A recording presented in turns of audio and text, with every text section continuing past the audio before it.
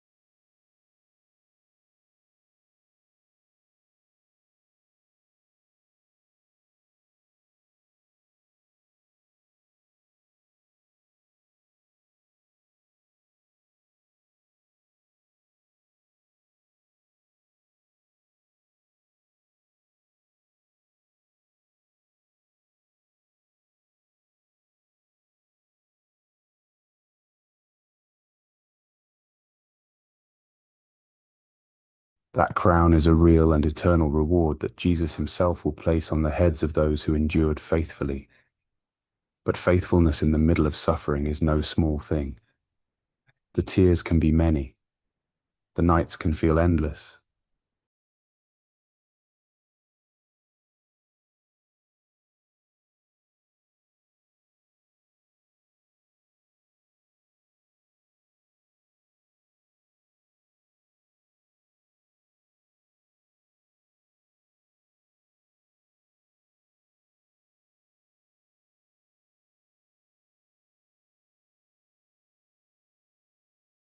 Of this beautiful hope. And when the chief shepherd appears, you will receive the unfading crown of glory.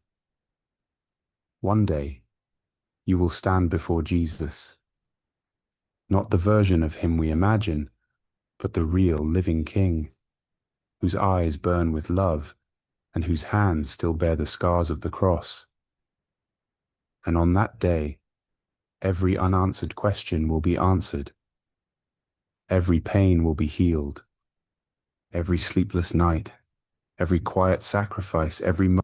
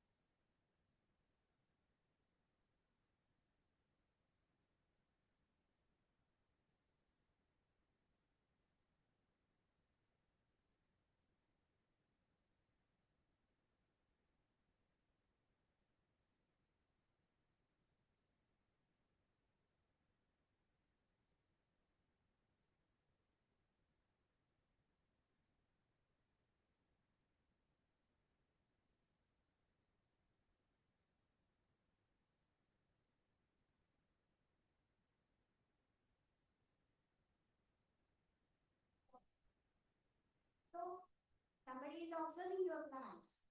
So you have to plan your things and then see the result. Because God loves your plannings. And you can see the result. Because whatever we thought about our action, the result is something else, something more. Like we are planning our workshop as a national, it becomes international. Because God was observing our plannings. And the result is something else. So keep planning your things for the future career as a academician or as a researcher. Just keep planning, put your efforts, and then see the result. Because as my friend used to say, universe has their own plans. So you just keep walking, keep planning. So thank you so much again for this opportunity to interact with JD Institute people. We have this academic collaboration.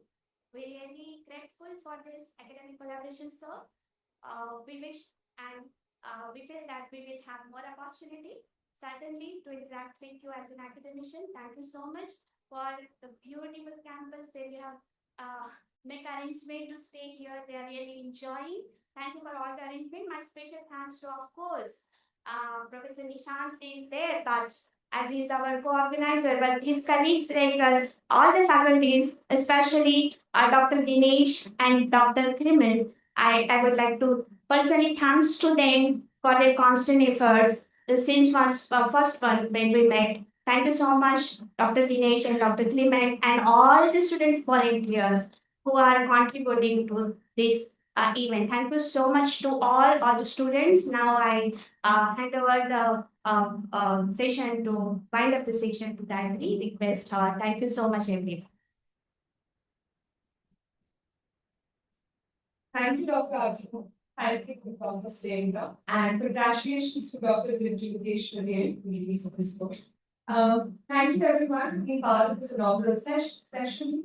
I now invite you to proceed for tea, which is served outside. Kindly be seated by 9:55 because we have our keynote speaker session. by Dr. Jega. Thank you.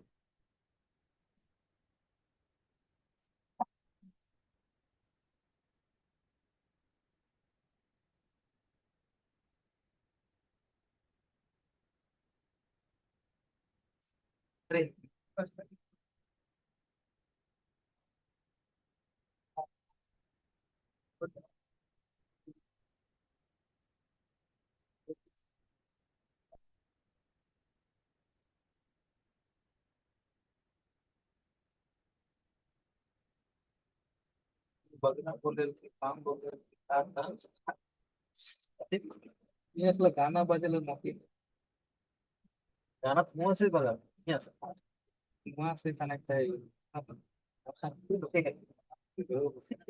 काम की play के तुम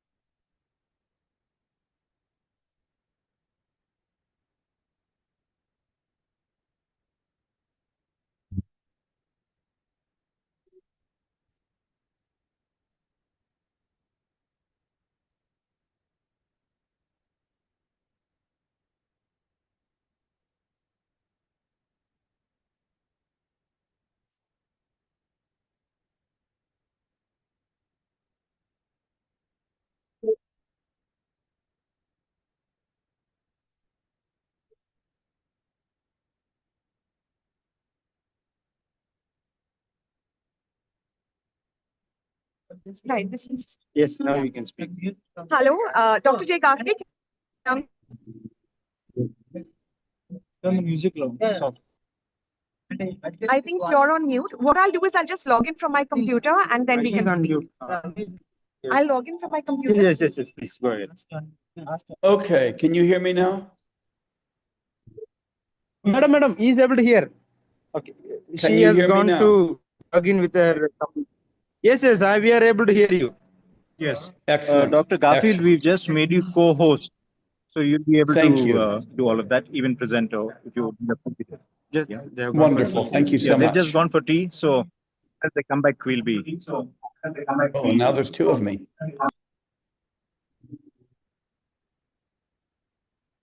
Excellent.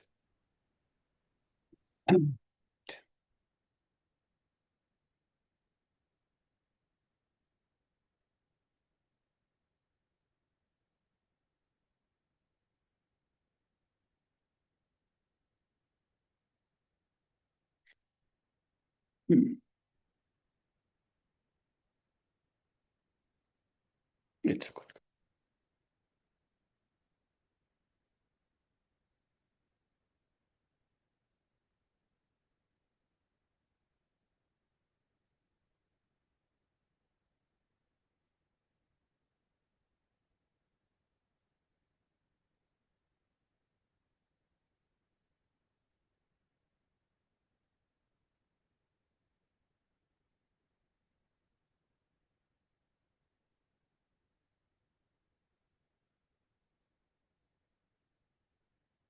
Hello, Gayatri. Oh, I can't hear you. Oh, finally, yes, we can now. I can now see you and hear you. Ah, good. And And I can see and hear you. Thank you for having me. no, thanks. Thank you so much for joining us. So we're just we will start at 10. Thank you. So I Yeah. didn't thank you. Of course, you would join earlier, and thank you for doing that because normally I- speakers just come exactly at 10. And but we really Yep. thank you for joining earlier. I just wanted to make sure all the tech was working. and to Right, give right, time to shoot problems if we had them, but it looks like everything is completely smooth. right. Yes. You want to Yes. try sharing your PPT? Let me try it and see what happens. Right. Just a second. Yes. Um, Yes. okay, so what we're going to do is we're going to begin with a share, Right. and we're going to share the PowerPoint. As Let's see. Hold on, it's giving me troubles. Let me first get into that PowerPoint and open it and then try to share from there. Okay, so I've got the PowerPoint open, and now I'm trying to do the share. And Microsoft PowerPoint, share. Uh-oh, open the system settings. Zoom. I'm not sure. I'm having trouble here. It's not, for some reason, it's not letting me share. PowerPoint share, open system settings. And it says I've got to, oh, I see, I've got to do something here. Quit and reopen. I don't want it to record, so that's not a problem. I don't know why it's giving me trouble. I may have difficulties here. Let's try one more time. Share. Now I think it's going to work. Okay. Now let me see if it works. If I put it into presenter view, how's it looking to you? Is it clicking through as it should?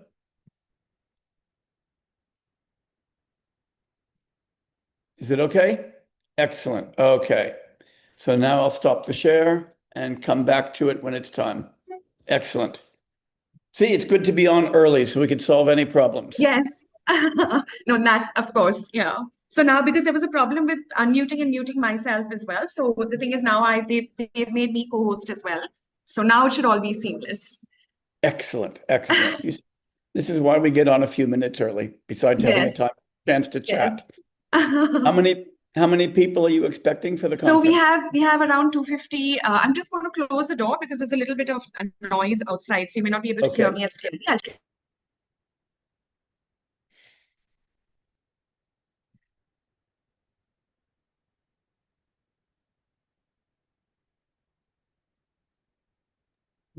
All right, so we have around 250 participants. So we have philosophy professors, undergraduate students, postgraduate students, we have research scholars, we have professors who've come from IIT in Bombay, then University of Delhi, University of Mumbai. We have Dr. Wow. Sonam Kachru who will be presenting tomorrow. Oh, that's And great. In there's person? Dr. Will he Pardon? be in person?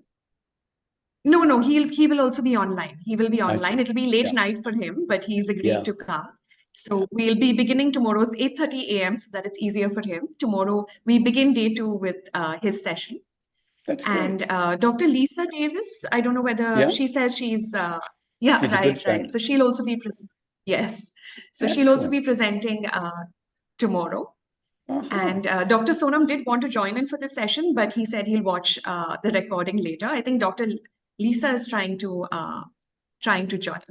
Oh, that's So great. because That's they all great. really wanted to hear you speak. Oh, that's flattering, but they're just good old friends.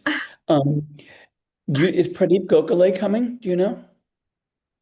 No, he's not coming. But there's Professor Oh, Harish, who is head of department at yeah, Pune University. Yes, yeah. at the philosophy department. Yes. And do you know if So Pravesh Jung is he will. coming from IIT?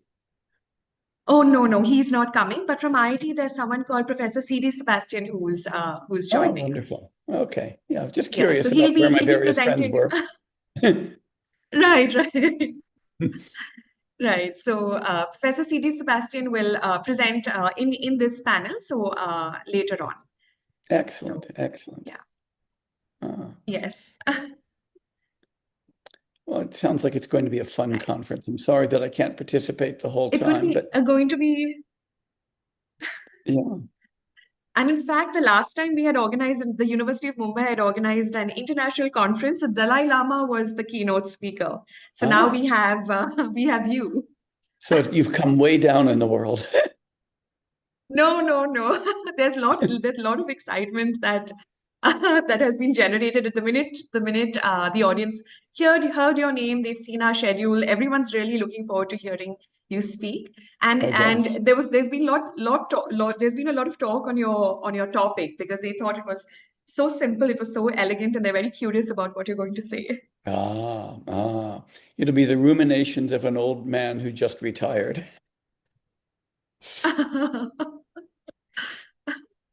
No, they're definitely looking forward to it. Many of the members in the audience, in fact, are either brothers, so they're in formation, and many of them Yeah. are fathers as well. And Ah. apart from that, then we have students and other scholars as well. Oh, that's very nice. That's very nice. Oh, I'm very happy to hear that. It sounds like a wonderful event indeed. Thanks for putting it all together, and thanks for organizing to get me on. No. Absolutely our pleasure and my pleasure to sort of be working on this, and the graciousness with which you responded. It's because sometimes one feels one shoots out an email and never hears back. So so I think it was just wonderful that you've tried to make this in spite of like major life changes in the middle of retirement, changing countries, and yeah, so to be able to carve out time for us is something that we're very grateful for. Well, I'm happy to be able to do it. I wasn't sure I'd be able to manage it, but we've succeeded. So this is good. Yes. Yeah. Oh. So so at 10 sharp we will Yep. begin. Okay, so that's about 3.5 minutes from now. That's cool. Yes.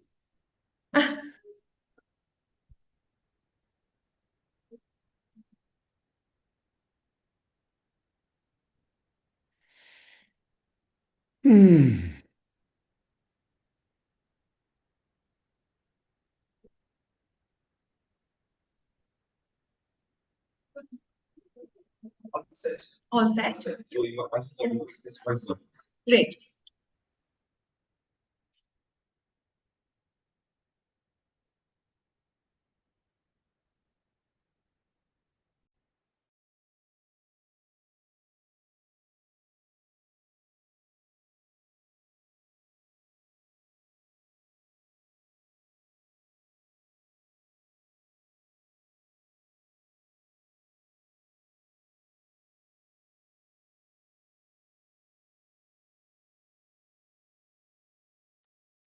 They're just returning from their tea break. So we thought we'll have a camera so that you can see some of the audience members, even though it's not as clear.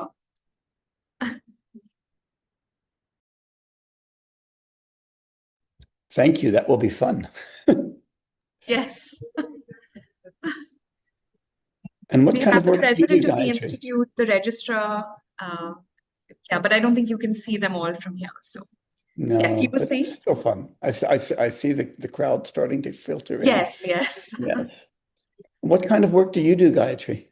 Right. So I'm actually very interested in, so I'm currently working on my PhD. I'm in the final stages. I'm also a professor, assistant professor at Symbiosis. I don't know whether you've heard of Symbiosis International University in Pune. I've heard of it, but I don't know much about it. Right. So I teach courses in literature and philosophy there.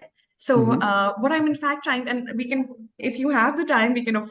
I would love to sort of talk about my topic in more detail, but it's I'm trying to look at the state of shunyata, trying to explore that and sort of find resonances in the poetry of Kabir. So Oh, how right, nice. and within Buddhism, because it's an ocean, I'm focusing on Mahamudra because that seemed the most obvious choice to look at the mind Sure. state of shunyata. Oh, that's cool. That's cool. And That sounds really I interesting. end up because of my love for literature, I end up working a lot with poetry, right? Because I'm looking at the Mahamudra poetry and I'm looking for resonances in the poetry of Kabir. So it's an absolute delight. You've seen Arvind Mehrotra's translations of Kabir, right? Yes, I have. Just gorgeous work, I think. Yes. Yeah. I think he clearly had a lot of fun doing them. Absolutely. You should contact Arvind. He's a wonderful advisor and a wonderful person with whom to work. Yeah. All right. Thanks for that. I will reach out to him. Yeah. That sounds really interesting. Really interesting. Yes. Wow. So if you're interested in poetry and religious states, yes. Does Arun Kolatkar, somebody who of course, Arun interesting? Kolatkar, yes, is brilliant because I've written a paper with some colleagues of mine as well on Arun Kolatkar's Jejuri poems. Okay, I was just going to say, it sounds to me like Jejuri is the other voice that should be in. Yes. Okay, great. And the thing is, and because Jejuri is quite close to Pune where we stay, so I've had a chance to visit it as well. So good. It's wonderful to be able to read the poems and also visit the place. I think it's a fabulous collection of poems. Yes. Some of his very best work. And I love Kolatkar's work. Yes. Oh, I'm happy to hear you doing this. That's great. Yeah. Right. Good morning, Professor Jay and Dr. Dr. Clement, we can't hear you as clearly. Is that Dr. Clement speaking? Yeah, we can see you now. Thank you. Can you hear me now? Is it okay? Yes, I can hear you now. Okay, so shall we begin the session? I think we can. I'll just close the door because someone's opened it and we can start. Yeah.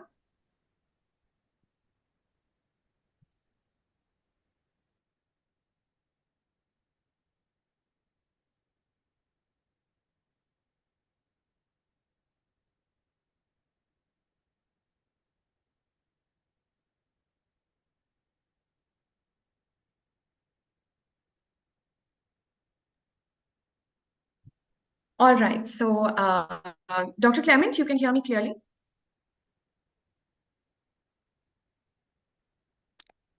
I'm hoping you can. And yes. Yeah, we can hear you. Yes, and like you said, that you could hear Dr. J. Garfield when he was speaking as well, right? Yeah, we are all hearing you. We are waiting for your presentation, Doctor. Right. So let's begin. Yes. So right. So we welcome Dr. Garfield to our conference. We're so glad that you could join us in spite of retiring and changing countries. Thank you for carving out time to speak to us. So this conference is in honor of our dear Professor Geeta Ramana, a much beloved professor of philosophy at the University of Mumbai, whom we lost quite suddenly to cancer. Her area of research interest was consciousness studies. She has published a wonderful book on human action, consciousness, and problems of representation. This conference is a collaboration between Professor Geeta Ramana Memorial Research Scholars Forum, University of Mumbai, and Jnana Deepa, Institute of Philosophy and Theology, which was founded by Pope Leo XIII in 1893. Further, the last time the Department of Philosophy, University of Mumbai organized an international conference, it was by Dr. Geeta Ramana and Dr. Archana as convener. We had the Dalai Lama himself who spoke on compassion and the need for universal responsibility. Today, there has been much excitement around our keynote speaker, Dr. Jay Garfield, or Jay as he likes us to call him. So I'll begin right away by introducing Jay to all of you. So Dr. Jay Garfield is the Doris Silbert Professor in the Humanities and Professor of Philosophy and Buddhist Studies at Smith College, Emeritus, and Professor of Philosophy at Melbourne University.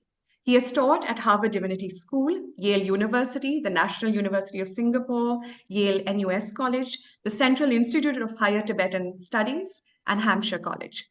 He has been identified as one of the 50 most influential philosophers in the world. Dr. Garfield's research addresses topics in the foundations of cognitive science, the philosophy of mind, metaphysics, the history of modern Indian philosophy, normativity, epistemology and ethics, the philosophy of logic, methodology in cross-cultural interpretation, and topics in Buddhist philosophy, particularly Indo-Tibetan, Madhyamika, and Yogacara. He is the author or editor of over 30 books and over 200 articles, chapters, and reviews.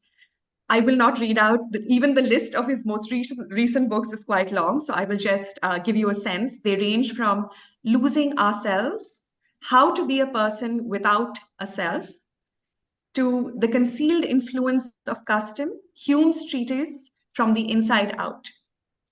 We are also looking forward to 4 more books by Jay this year, and some of them are collaborative projects.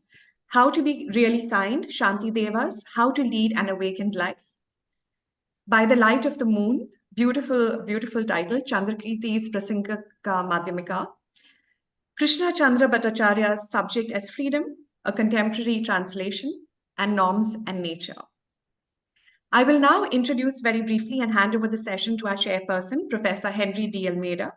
Professor D. Almeida is an Indian philosopher and head of department at the Indian Science Department and the licentiate program coordinator at Jnana Deepa, where he teaches logic, Indian philosophy, Sanskrit, Pali, Buddhist classics, faith and reason, Summa Theologia, and the Bhagavad Gita. He is also a visiting staff member. Can you hear me now?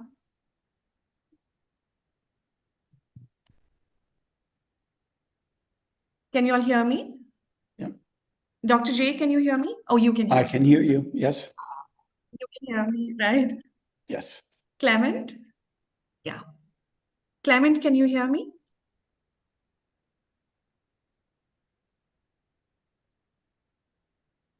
Uh-oh. I think they're... Hello?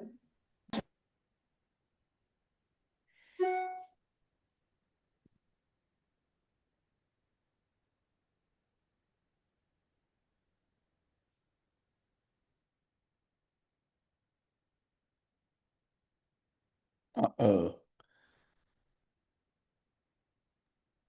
All right, Dinesh, can you hear us now?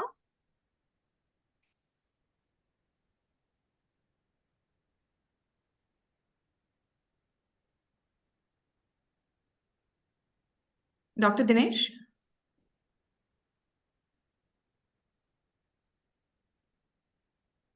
Yeah, it's come back. It's come back. Okay. All That's right, perfect. So we'll continue then. So Professor, so I'll just end. I'll just begin a little earlier. So Professor D. Almeida teaches logic, Indian philosophy, Sanskrit, Pali, Buddhist classics, faith and reason, and the Bhagavad Gita. He is also a visiting staff member at the Regional Formation Center, Bangalore, and Matarthi Institute, Goa. His areas of research interest are logic, Indian hermeneutics, and philosophy of language. The scriptural hermeneutics of Madhavacharya was the area of his doctoral work. Over to you, Professor D. Almeida.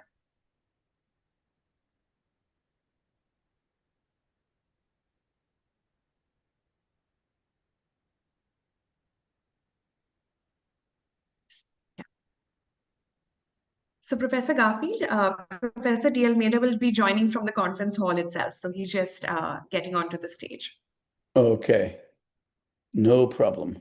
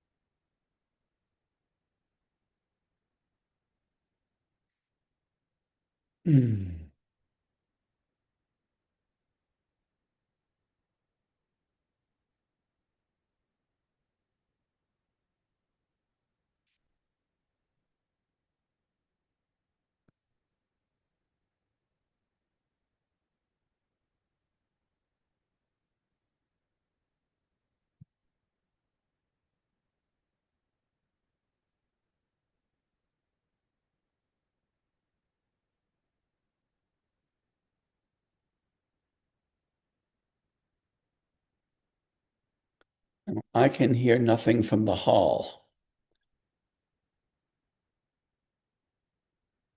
Hello, Professor Garfield, we can hear you. Now I can hear you again. That's good. Should I begin? Yes, please. Thank you. Sorry for all of the technical confusions and sorry to have to join from such a great distance from wintry Tasmania. Let me begin by thanking you all for inviting me to present this address, and especially thanking Gayatri Mandana for all of the organization and for making all of this possible. And once again, apologies that I have to appear on screen. It would be much nicer to be with you in Pune, but alas, life doesn't permit that. So now that we've gone through some of the technical stuff, I'm going to hope we can accomplish one more technical feat, and that is a screen share. And then I'm going to give you a little talk. So let's try the screen share and see if it works. And let's hope that it does. And I hope that you are seeing the presentation now. Is that working? I hope it is. Okay. Assuming that all is well, I'm going to tell you a little bit about this talk. The first thing to say is that I'll be giving you a shorter version of a much longer talk, so it may be a little bit compressed. And what it really is my own ruminations about philosophy and the practice of philosophy at the end of a 50-year career. As many of you will know, I retired about a month ago. And so I'm at that kind of stage where I'm thinking about what it is that I've been doing for all of this time. So this is what we'll be doing today. So I want to begin by talking about the arc of philosophy as a sadhana. Most of us, in a kind of natural attitude towards the world, as Husserl so beautifully put it, begin our lives by simply taking the world that we experience to exist exactly as it appears to us. In doing so, we take ourselves instinctively to be subjects outside of the world, and to be and to have the world and everybody and everything in it as our object. And even though that may not make much sense in the end, I think that's the ordinary way that most of us experience the world and our lives. Once we notice that, we notice that we are constantly subjects of a massive kind of cognitive and perceptual illusion. It's the illusion of standing outside of existence as spectators, experiencing it, and as standing outside of it as agents, acting on it. I'm having some trouble with, there we go.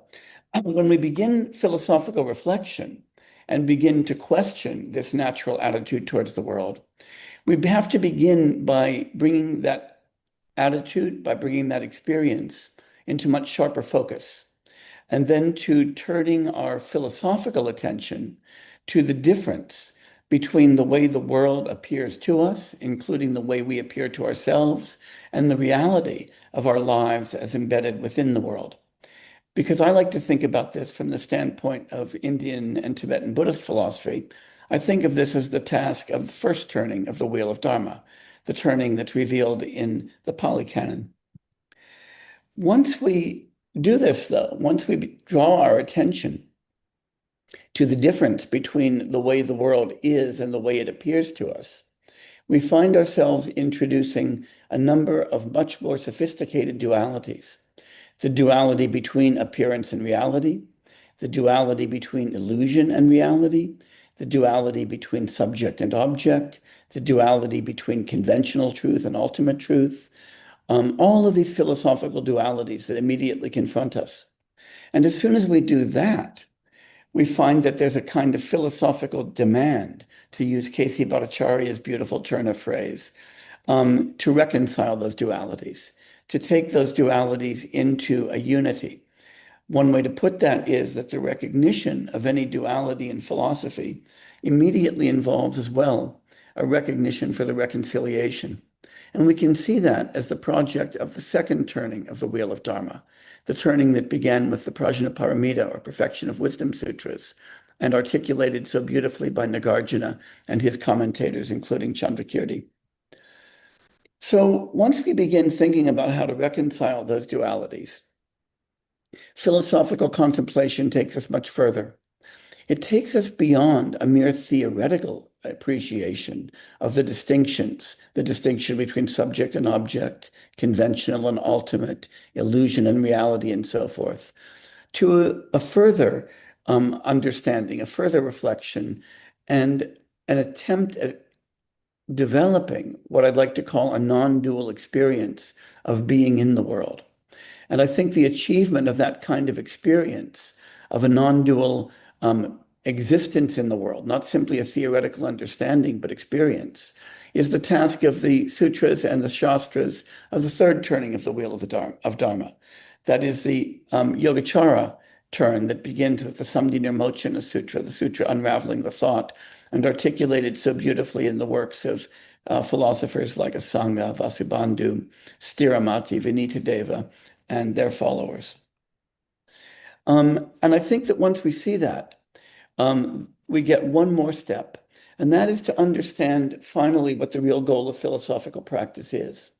And the way that I like to think about that at my stage of philosophical life is the re-enchantment of our pre-reflective experience of the world, to return to that experience of the world, but to return to it, understanding it not in a naive way, but in a deeper, more sophisticated way that allows us to see that the world is already enchanted by a kind of transcendent vision.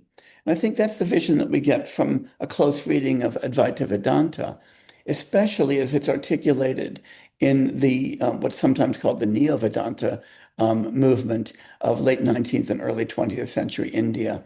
And in my own life, it's been examination of the philosophical work of people like Anukul Chandra Mukherjee and K.C. Bhattacharya that's taken me to that kind of understanding of what philosophy can deliver to us. So one way to think about this is that I'll be looking for a kind of reconciliation of some ideas from Buddhist philosophy, some ideas from Advaita Vedanta, but also some ideas from contemporary Western philosophy as we go through this understanding of philosophy as a sadhana. Let's see, why am I? Okay, so I want to begin by talking about the limits of reflection. And to do that, I'm going to go back to the beginning of my own training in philosophy and recur to the work of my own principal teacher, Wilfrid Sellars. And there's a beautiful line that Wilfrid Sellars uses at the beginning of one of his most famous essays, Philosophy and the Scientific Image of Man, written in 1963, where he says, "The aim of philosophy, abstractly formulated, is to understand how things, in the broadest sense of that term, hang together in the broadest sense of that term." Now, I've cited that line many, many times in my life, most often when somebody asks me, "Oh, you're a philosopher. What's philosophy? Or what do you do?" And so I end up citing this beautiful line from Sellars. But as I've got older, I've come to think that there's something a little bit limited about that vision. That is, Sellars thought of philosophy as an attempt at understanding. And I think that philosophy has to be instead an attempt at a different kind of living or seeing or perception. That is, if we think about this from kind of the standpoint of Sanskritic action theory, I would see the understanding as the instrument of the action of philosophy, but the goal, a different way of being, a different way of inhabiting the world, informed by that understanding, but that goes a little bit beyond a more theoretical understanding.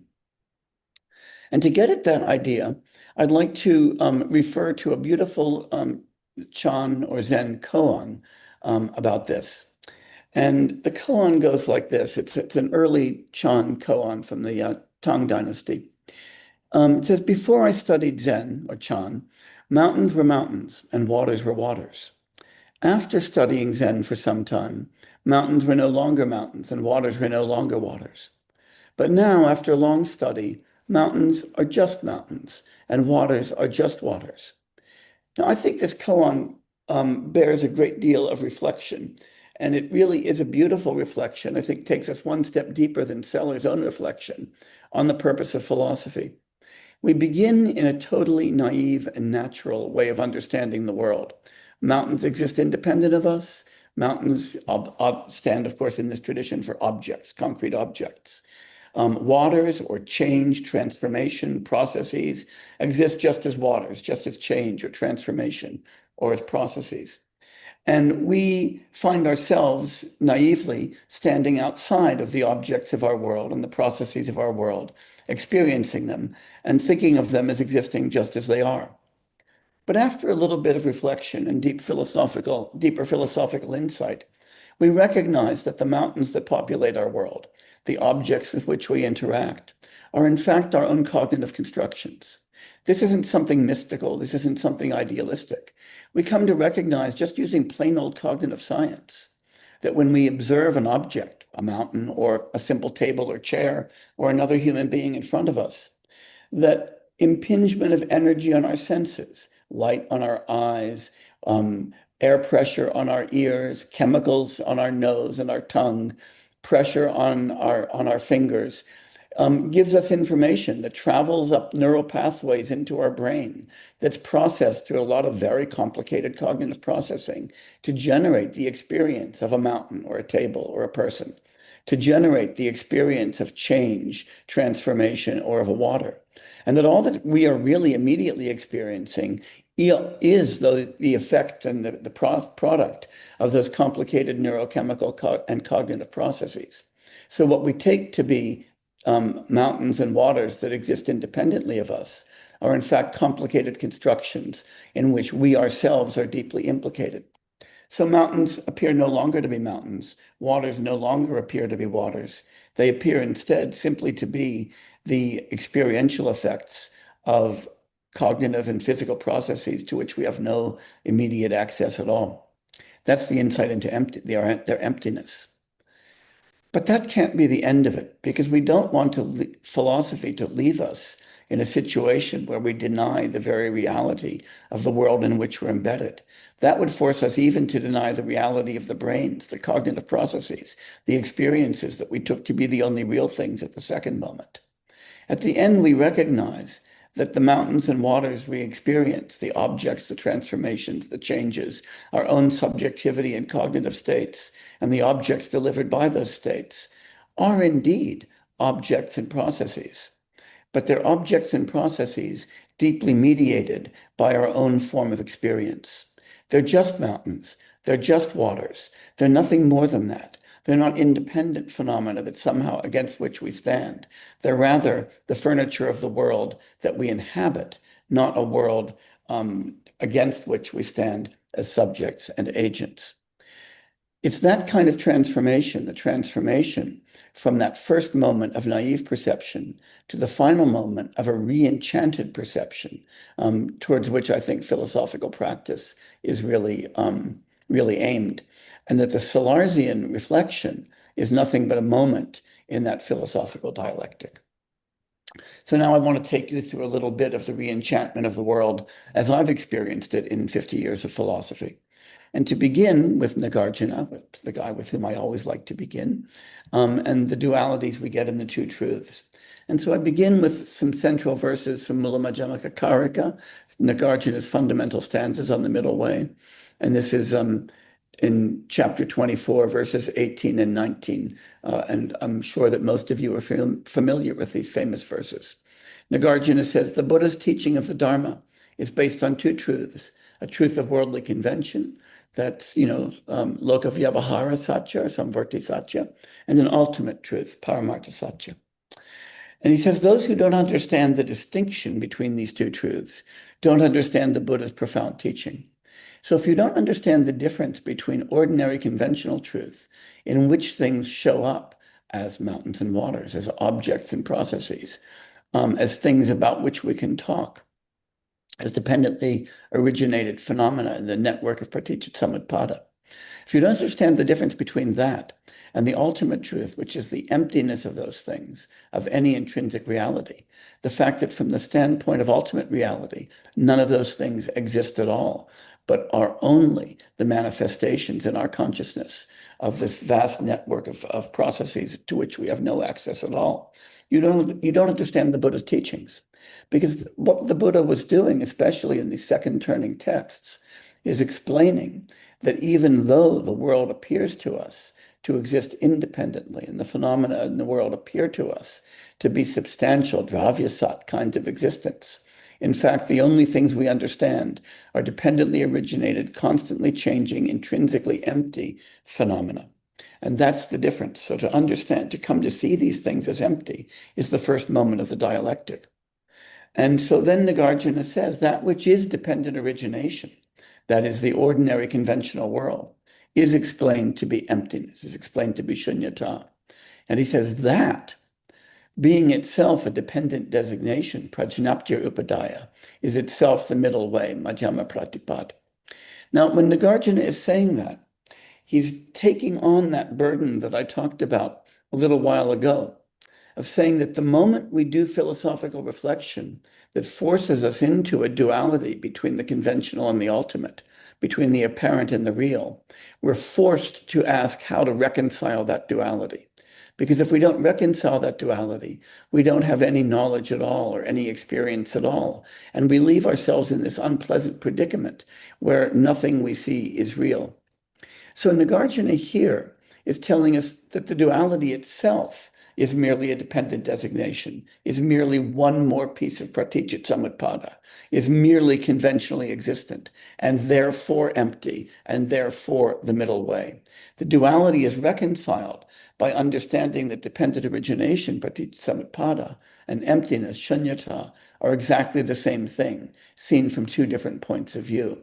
As the great Tibetan exegete Tsongkhapa puts it, they are intentionally distinct, but extensionally equivalent, two different cognitive perspectives on the same reality. And so Nagarjuna concludes that there doesn't exist anything that's not dependently originated, because everything exists within the web of Praticca. There doesn't exist anything that is not empty. Everything we encounter is shunya, is empty of intrinsic identity, empty of intrinsic reality. But because it's empty of intrinsic reality, is able to be dependently originated, impermanent, and co-present with us as conventionally real. So what Nagarjuna does is first distinguish two truths and then reconcile them by identifying them in a very philosophical vein in Mula Madhyamika Karika. So what we find here in Nagarjuna's own encounter of duality and reconciliation of duality is first the idea that the two truths, conventional reality of samvarti satya and ultimate reality or paramartha satya, are distinct from one another. They have to be. Otherwise, anybody who knew anything that was conventionally true would know ultimate truth. And most of us go through our lives understanding conventional reality perfectly well, but not knowing anything about ultimate truth. So that can't be.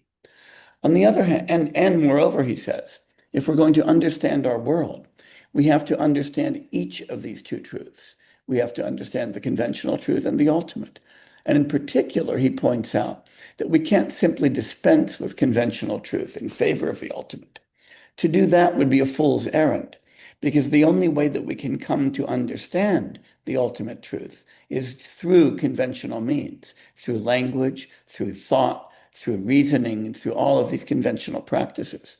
So it's not as though this is something that we can simply jettison and say, just give me the quick shortcut to ultimate reality. We can't understand ultimate reality at all without the conventional. So in this sense, the two truths are identical to one another. Conventional reality is just what is dependently designated. To be dependently designated, though, is to be empty. So one way of saying what it is to be empty is for the conventional to be merely conventional, for mountains to be just mountains. And that transcendent understanding that brings us both the distinction between the two truths and an understanding of their deep identity requires us to understand that that identity is an identity born of difference. So we can't just simply go for a boring, everything is the same as everything else monism. We have to begin by drawing that careful distinction and then dialectically reconcile that duality. Now, where does that take us? That I want to take you through that by looking at Chandrakirti's explanation. Chandrakirti, as most of you know, is a 7th century exegete of Nagarjuna who taught at Nalanda University, and I think gives us some of the deepest understanding of what Nagarjuna was up to. Okay, so Chandrakirti in Madhyamaka Avatara, his introduction to the Middle Way in chapter 6, verse 23, glosses Nagarjuna's understanding in the following way. He says, through seeing all phenomena both as real and unreal, that is, both as conventionally real but as ultimately empty, one understands the two natures of the objects that are perceived.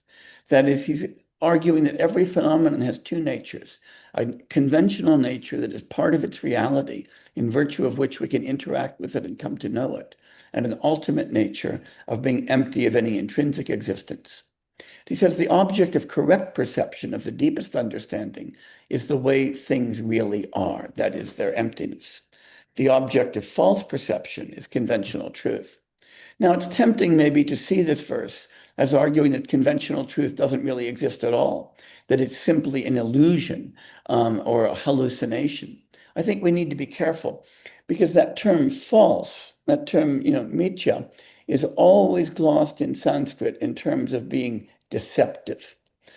So when Chandrakirti is talking about false perception, he's talking about deceptive perception. And the thing about conventional truth is that it always deceives us into thinking that it's more real than it is, thinking of mountains and waters as completely independent phenomena that exist just as they appear to us and are simply correctly registered by our senses, instead of understanding them as things that we construct in constant interaction to the world. That's the deceptiveness to which Chandrakirti is directing our attention in verse 23. When we turn our attention to Chandrakirti's own gloss on that verse in the Bhashya, he says all internal and external phenomena. And I think that's really important to see. Chandrakirti is not just talking about the external world. He's talking about our own minds. He's talking about our own cognitive processes, which are presented to us conventionally just as much as the external world is presented to us conventionally. And so presented to us deceptively, just as much as the external world is presented to us deceptively. Such as he has personality characteristics, internal phenomena, and sprouts, external phenomena. They each have two natures of their own, a conventional nature and an ultimate nature. Really important to point out that Chandrakirti isn't saying that these are two ways we understand things, but that these are two natures that things have. Of these, the ultimate nature is the one that the object, specifically of primordial wisdom, of those who see things correctly, non-deceptively, even though it doesn't exist essentially, that is not, emptiness itself is empty, it is the same in all things. The other one, that is the deceptive conventional nature, is the nature perceived by ordinary people whose wisdom is impaired by the cataracts of primal confusion. Chandrakirti's insight here is really profound, and that is that each of us, whenever, not only when we look at the external world, but also when we examine ourselves in introspective consciousness, don't find things as they are. We don't find the external world just as it is and just register it as kind of world meters. Nor do we find our own minds and our own inner states just as they are, just given to us in immediate consciousness.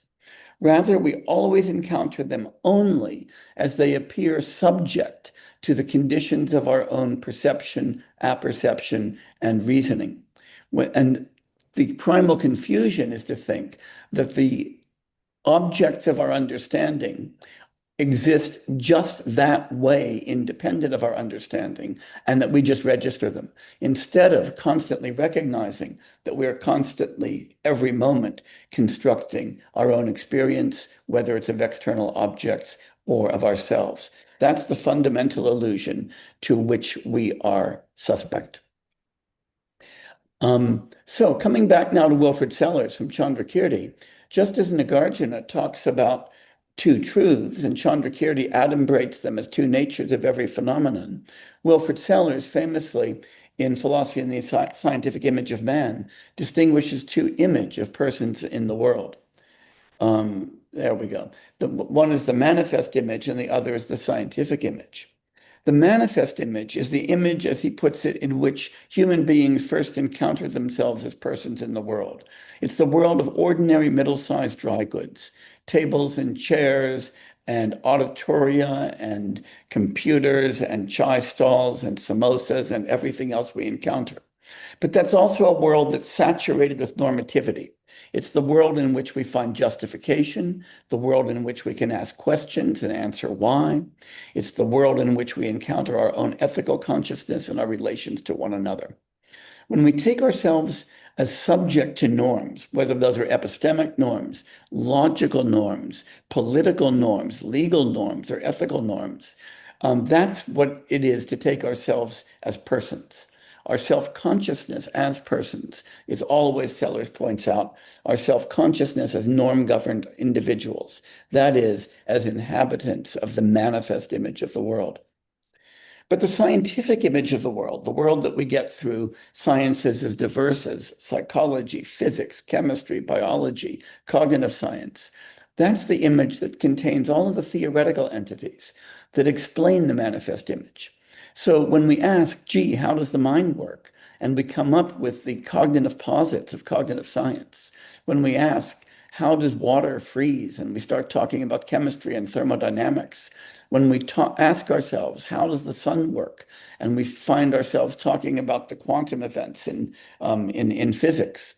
We find that we've got a world that doesn't contain tables and chairs, people and cats and dogs, not a world that contains norms, but rather a world of electrons, a world of genes, a world of quantum fields, a world of economic constructs and so forth. And we find that the world of the manifest image seems to disappear and get replaced with the scientific world. The scientific image threatens the manifest image in several different ways. One is that it suggests that the manifest image is just appearance, while the scientific image is the reality that explains that appearance. And so we might find scientists say, oh, there really aren't people. There are really conglomerations of cells. You might find the chemists saying, no, no, no, there aren't even conglomerations of cells. There's just molecules. And the physicists saying, no, molecules themselves aren't real. There's just atoms and quantum phenomena. And the quantum scientist then says, no, no, no, there's just disturbances in the quantum field. All of the other stuff is just imaginary. The entities of the manifest image then, we might say, once we do science, appear to be constituted by those of the scientific image. So we might say that the only kind of reality they have is a kind of superficial reality. Maybe we might even say a merely conventional reality, while the entities of the scientific image are ultimately real. But we can't, and this threat we can see in the work of Nagarjuna, the threat that conventional truth looks to be wholly non-existent and ultimate truth or emptiness appears to be the only thing. We can see it in the work of Chandrakirti, where our understanding of conventional reality appears to be just what ordinary deluded people have, whereas ultimate reality is what's seen is reality seen correctly. Or we could see it in Sellers' terms as the manifest image being mere appearance and the scientific image being reality. In every case, we see the construction of the duality and a threat to what seems like the world that we ordinarily inhabit.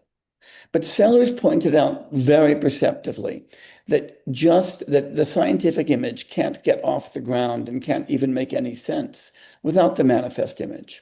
And he pointed out that that's because science itself rests on normative practices, in particular epistemic as well as ethical practices, that can only be constituted by persons in the manifest image. You can't do science without asking what's justified. You can't do science by asking what we know and how we know it, and whether the evidence substantiates a theory. And those are all manifest image normative constructions. So if the snake of science swallows the tail of the manifest image, we don't get science alone at the end and just the reality of the scientific image. We don't get anything at all, because you can't do science without persons, and you can't do science without the epistemic norms that govern inquiry. And that's also why Nagarjuna can say that whatever is dependently originated is emptiness. You can't have emptiness without the conventional world, because then there's nothing to be empty. If you want to say that all that exists is ultimate truth, then there are no conventional phenomena of which ultimate truth is true. So from the standpoint of Madhyamaka, we also can't jettison conventional reality and hang on only to ultimate reality. The moment we generate that duality, we need to find a way to hold on to both sides of it and to unify them. And one way to put that is that emptiness, even in Madhyamaka, is not the independent ground of the conventional. It's an aspect of the conventional. It's a property of the conventional world, and so is dependent on it. So just as scientific practice is dependent upon our own epistemic norms, emptiness is dependent upon the conventional truth. And that deep homology between the Salarzian project and the project of Madhyamaka is one that's animated a lot of my thought over the years. Each of them involves this recognition of duality and then a brilliant approach to reconciliation. A lot of this is what we also find in the work of Schopenhauer, who, of course, was one of the first European philosophers to take Indian philosophy seriously. And in particular, he was enamored of Vedanta, but also of Buddhism.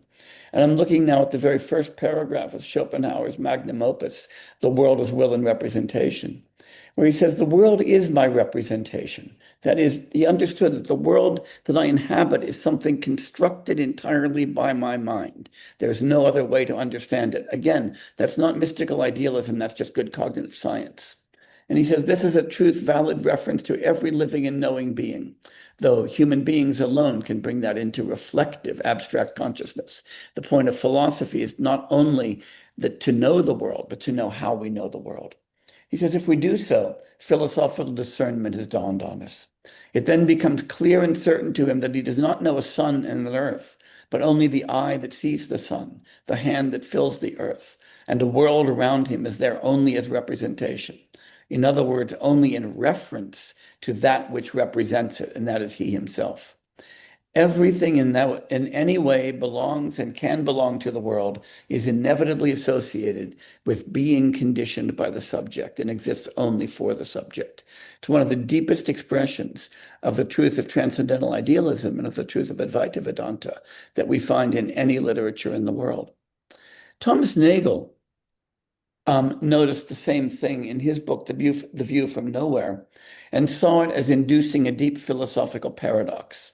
And I think this is actually quite profound, that philosophy always takes us to paradox, and philosophy always takes us to a recognition that the world we think we understand is in fact a deeply paradoxical world. So Nagel says it's necessary to go beyond the distinction between appearance and reality, again, to reconcile that apparent distinction, by including the existence of appearances in an elaborated reality, by understanding that the real world is a world in which we as subjects in our appearances function, as Schopenhauer pointed out. And it's funny that Nagel had never read Schopenhauer, but kind of reinvented him. He says, nothing then will be left outside. Everything is representation, as Schopenhauer would put it. But this expanded reality, like a physical reality, is centerless. That is, there's no room for a transcendental subject here. We exist in the world of a scientific image only as biological organisms who interact with other phenomena in the world. Though the subjective features of our own minds are at the center of our world, we must try to conceive of them as just one manifestation of the mental in a world that is not given especially to the human point of view, as a world that is simply a world with an indifferent physical structure, the world of dependent origination. This is itself, I recognize, says Nagel, a paradoxical enterprise. The paradox is Schopenhauer's paradox, that we can only understand the world as something that is our object to a transcendental subject. But then when we understand it that way, we represent that we realize that that subject itself is one more object in the world and not the special subject that gives it. So we can now reflect again on the arc of the philosophical sadhana. We began unreflectively taking the world as it appears to be given to us, which involves taking ourselves as subjects and everything else as objects. The moment we examine that and bring it into sharper focus, we see that we have to reconcile that duality, that we can't accept the fact that we are somehow the only special subject in the world and the rest of it is object. And that reconciliation has to take us beyond a mere theoretical understanding to a kind of experience. And that's where we're going now, to think about the experience. And so I begin with the work here of Vasubandhu and Asanga. When we move to the Yogacara approach to Buddhist philosophy, as Adam rated in the Samdhina Mochana Sutra, the Sutra Unraveling the Thought, we find that it's organized around this discipline of three natures, of three svabhavas that every entity has and that every moment of consciousness has. First is an imagined nature. The imagined nature is simply the way things naturally appear as objects of a subject, that we think of ourselves as simply accurate world detectors and the world existing independently of us and simply presented to us as it is. And of course, what this implicates primarily is subject-object duality, the idea that the structure of our experience is primordially that of a subject standing over and against a world. But there's also a second nature that phenomena has, a dependent nature. And that's the fact that every object we ever experience comes to be an object only as a result of countless physical and psychological processes of which we are completely unaware that deliver objects to us. So even as I'm looking at the image of the lecture hall in which you sit in Pune, and I think about that, I think that I'm just seeing a group of really nice people paying attention to a boring lecture. But in fact, what's happening is light is bouncing off of you, being registered by a camera, going through the internet, coming out of my screen, going into my eyes, being registered as chemical events by my optic nerve, transduced into other neurochemical events in my occipital cortex in ways that nobody really understands to give me visual experience. But that's not how I experience you as stimuli for experience in the occipital cortex of my brain. Instead, I think I'm just seeing people. So that's the difference between the imagined nature and the dependent nature. But then, as the Yogacharans point out, there's a consummate nature to things. And that is to understand that the dependent nature, the set of causal processes that generate our experience and that embed us in the worlds that we inhabit, are completely empty of the imagined nature. That subject-object duality and that our existence as subjects distinct from our objects is completely superimposed and imaginary. And that subject-object duality, thought of as me, the world detector, standing over and against a world that I accurately detect, is the most primordial illusion of all. And that takes us to this notion of realization towards which philosophy, I think, is directed. The idea of nishya, not just a theoretical understanding of the world as Sellers thought that we were after, but a deep realization of what the world is and what we are in that world. Yogacara promises us to take us through philosophical reflection, through this intellectual sadhana, into a mode of experience in which, instead of experiencing ourselves as independent subjects, simply standing over and against the world and encountering it through transparent epistemic channels, to an experience of a world that manifests itself in our experience directly and non-dually. That's a world not that we experience, but a world that we inhabit. So it's a promise to take us from external subjects to inhabitants of the world, to make that experience of inhabiting the world just as natural, just as immediate as our pre-theoretical, pre-philosophical experience as external subjects of the world. Importantly, I think, and this is, I think, deeply important for really understanding the purport both of Yogacara and of Advaita Vedanta, it's not the experience that idealism promises us, the experience of being a pure subject with no object. It's not that we are the reality as subjects and our objects are non-existent, but it's also not the transparent experience of objects that just appear with no subject. Instead, it's the experience of an immersed subject, immersed in a field of objectivity. And what that requires is that we stop thematizing the distinction between subject and object in our experience. That instinctive primordial way of taking up with the world is one that philosophy promises can be shed. And what that also does is to stop us from thinking of an outer world that's reproduced in us in an inner world. I often think, and I know that many of my colleagues in the audience there are scholastic colleagues. I think of the kind of original sin here as Augustine's original sin of distinguishing the inner world of thought from the outer world of objects, and thinking of our experience as somehow transposing or reflecting the outer world in an inner world. The moment we do that, we reconstruct the subject-object duality.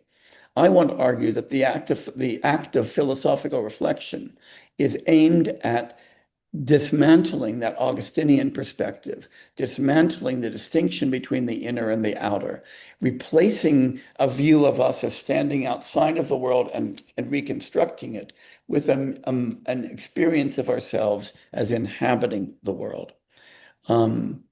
So when we come now again to thinking about the arc of this sadhana, I want to say that we can think about it this way.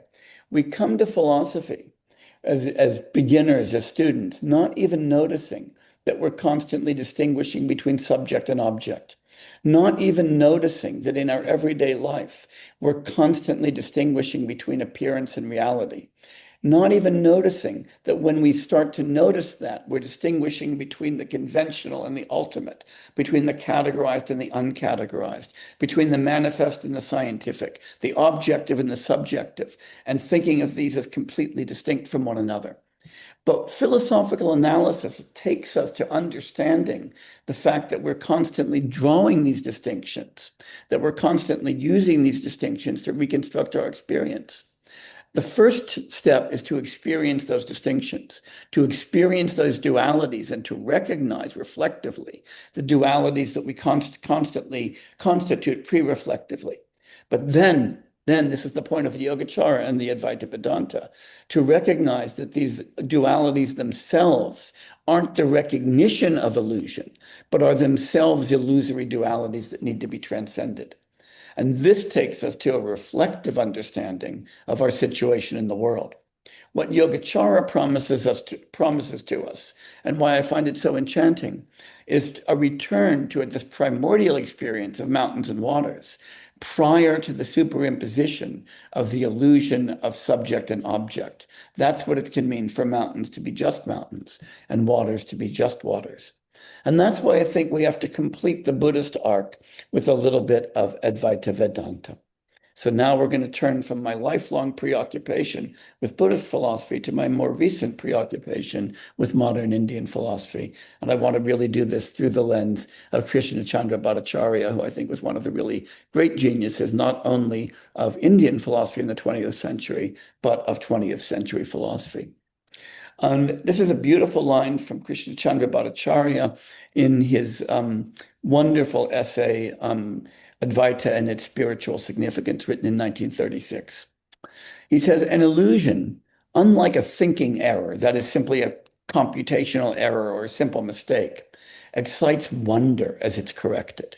When we've corrected a genuine illusion, we have this experience of, oh my God, how could I have seen otherwise? One's apprehension of something as illusory involves a peculiar feeling of the scales falling from the eyes. To be aware of our individuality as illusory, that is, our existence as subjects standing against the world as objects, would be then to wonder how we could ever feel as an individual at all, how we could have ever occupied that stance of thinking of ourselves as external to the world.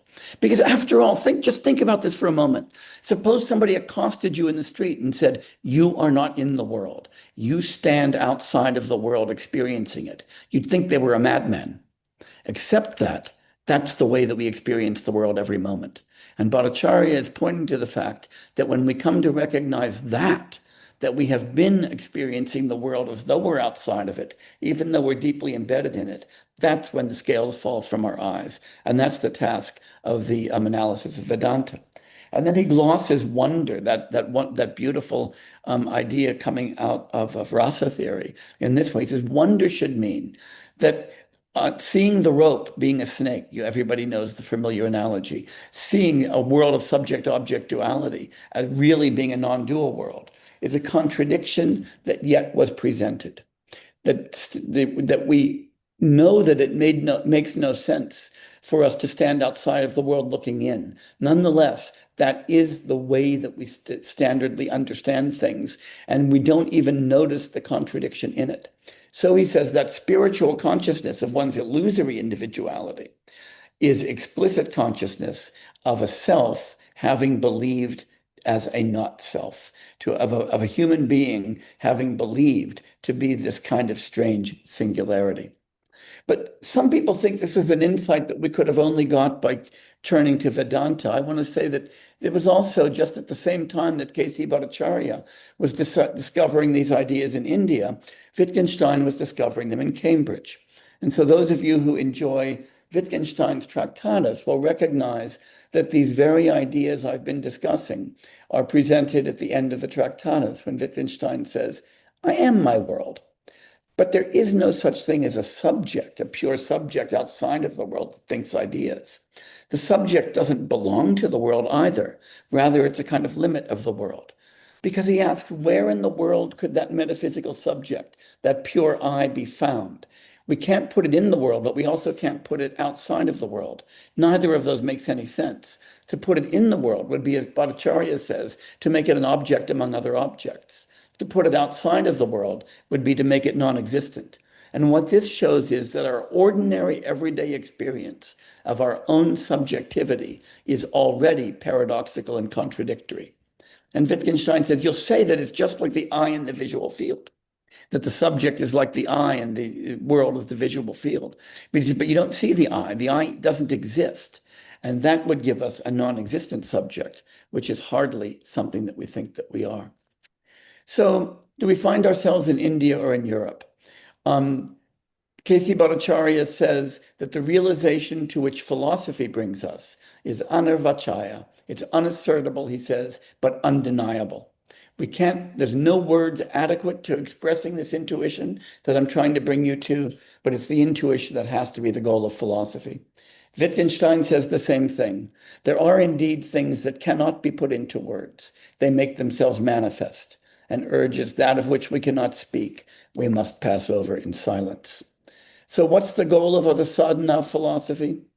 It is, as I think that Bhattacharya and Sellers both put it, Bhattacharya says it's the apprehension of I as not even distinct in itself, the indication, the consciousness of the subjective illusion, of the illusion that I'm the subject of the world rather than part of the world.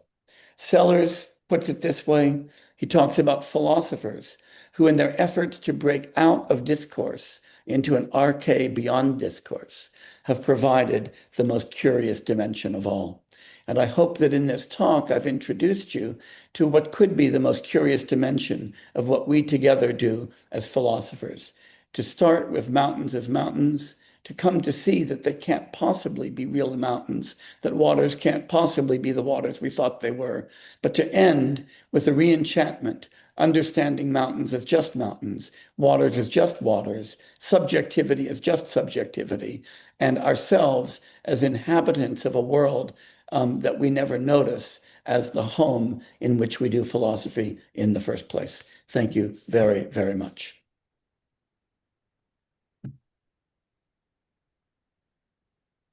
Thank you, Professor Jael Garfield, for your enlightening keynote address on philosophy as sadhana from the perspective of Shunyata, especially taking Nagarjuna and his commentator Chandrakirti and finding its resonances in Sellers, Wittgenstein, K.C. Bhattacharya, and Advaita. I think you have given us so much food for thought. Now there is some time for interaction, so people will be asking some clarifications or questions. Thank you. Sure. And thank you.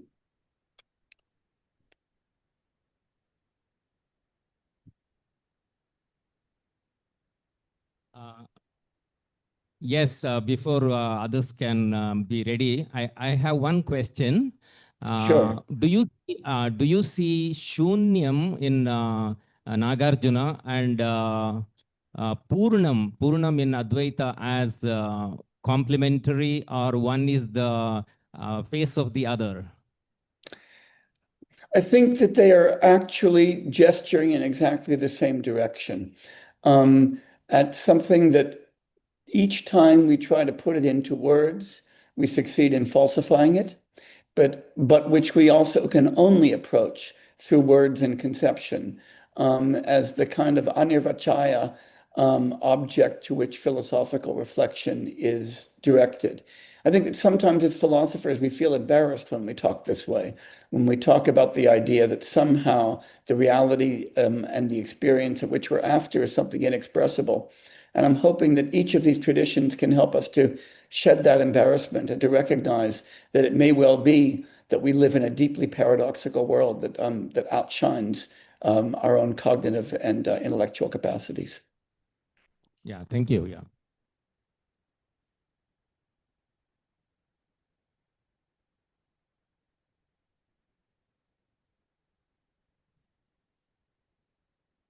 When you had, this is Romero, and when you had mentioned about, beautifully mentioned about when you saw in the beginning ocean as ocean, water as water, and you concluded also the similar way.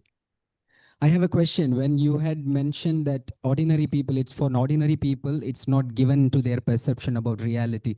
Then later on, you said that we have to fall back to our primordial experiences before you get into the superimposition of illusion. My question is it really possible to know what you know is the right path towards liberation is actually right or wrong? That's a really good question and a really hard question, because it may well be that this entire philosophical practice just takes us into deeper illusion. And I suppose there's really not a way of being confident of that's not the case. But we can say this. I think that the recognition of the primordial illusion of subject-object duality and the recognition of the primordial illusion in the natural attitude of taking things to exist simply as we experience them is one that we can definitely come to recognize as an illusion. So shedding that illusion, while it may not be something that takes us to, say, full awakening, at least has to be a step on the way. Whether it takes us to yet another illusory state, that's a really interesting question. And I don't think that we have the power to answer that one. Thank you for that.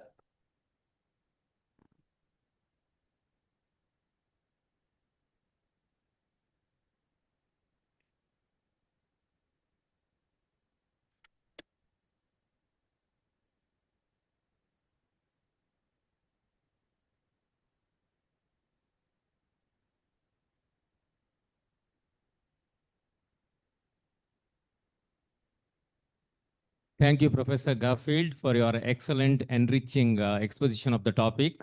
Let us all put our hands together and applaud the speaker.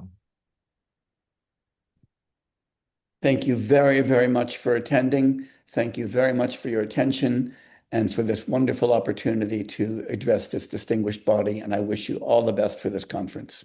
Thank you so much. Thank you.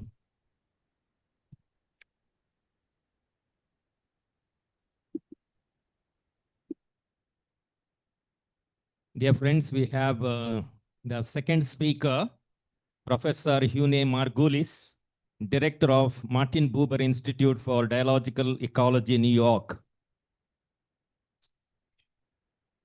The organizers tell me that we have to go to the next speaker, Professor V. Keshav Kumar of Department of Philosophy, University of Delhi. He'll be talking to us on the topic, Ambedkar's Approach to Indian Philosophy, a Critical Buddhist Perspective. I request Gayatri to give a brief introduction.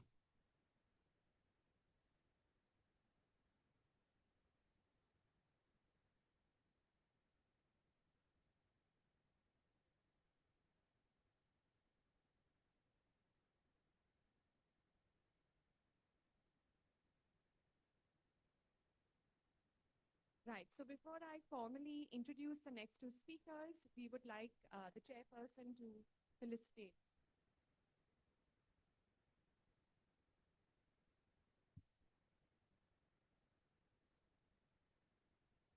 So now I invite Dr. Archana to felicitate our chairperson, Professor Henry D. Elmer.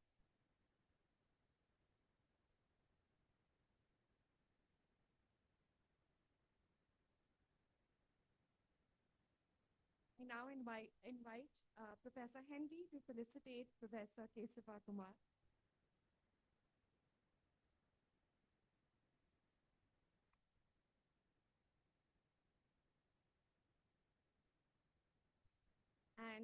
And Professor Dr. C.D. Sebastian.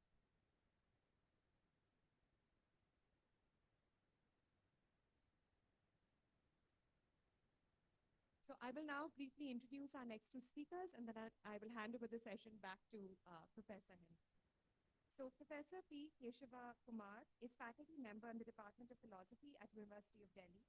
He earned his PhD from the University of Hyderabad.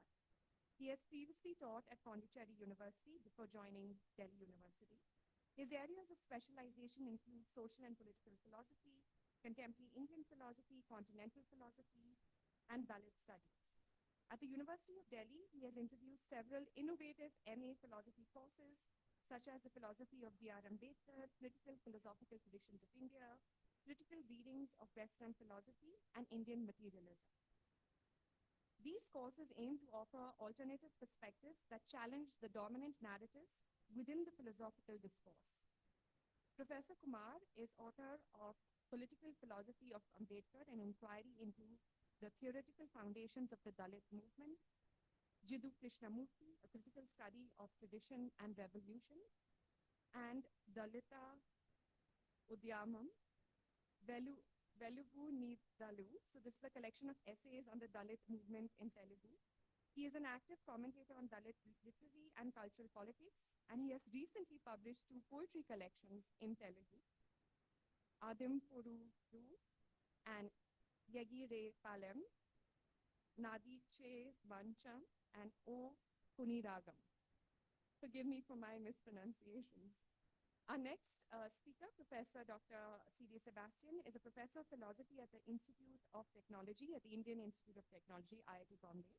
He holds his MA first rank with 2 gold medals and PhD degrees in Indian philosophy from Banaras Hindu University, Varanasi. He did his postdoctoral research at the University of Bristol, UK. He was a Dart Fellow at the University of Erfurt, Germany, and an Erasmus Mundus visiting scholar at the University of Warsaw, Poland. He was honored 3 times with the Excellence in Teaching Award at IIT Bombay. He is an established scholar and researcher in Buddhism, Indian philosophy, and comparative philosophy. He has published over 130 research papers in reputed international journals. His books include Metaphysics and Mysticism in Mahayana Buddhism, recent researches in Buddhist studies, The Cloud of Nothingness, The Negative Day in Nagarjuna and John of the Cross. We are also looking forward to his upcoming book, Buddhism, Essays in Ethics and Religion. Dr. Sebastian is also a member of the Society for Asian and Comparative Philosophy and Society for Intercultural Philosophy. I now thank our chairperson. So I now hand over to our chairperson and the invited speakers. Thank you. Okay, thank you, Gayatri. So now we have Professor P. Keshav Kumar addressing us on, once again, Ambedkar's approach to Indian philosophy, a critical Buddhist perspective. Professor Keshav Kumar, you have 30 minutes to expose your topic. Then after that, around 10 minutes, we'll have interaction. So over to you.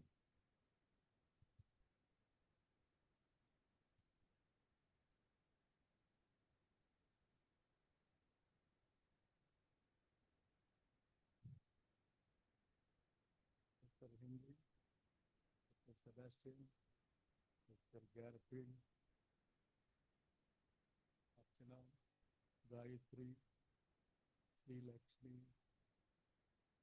Nishant, and my good friend Peter, and the fraternity of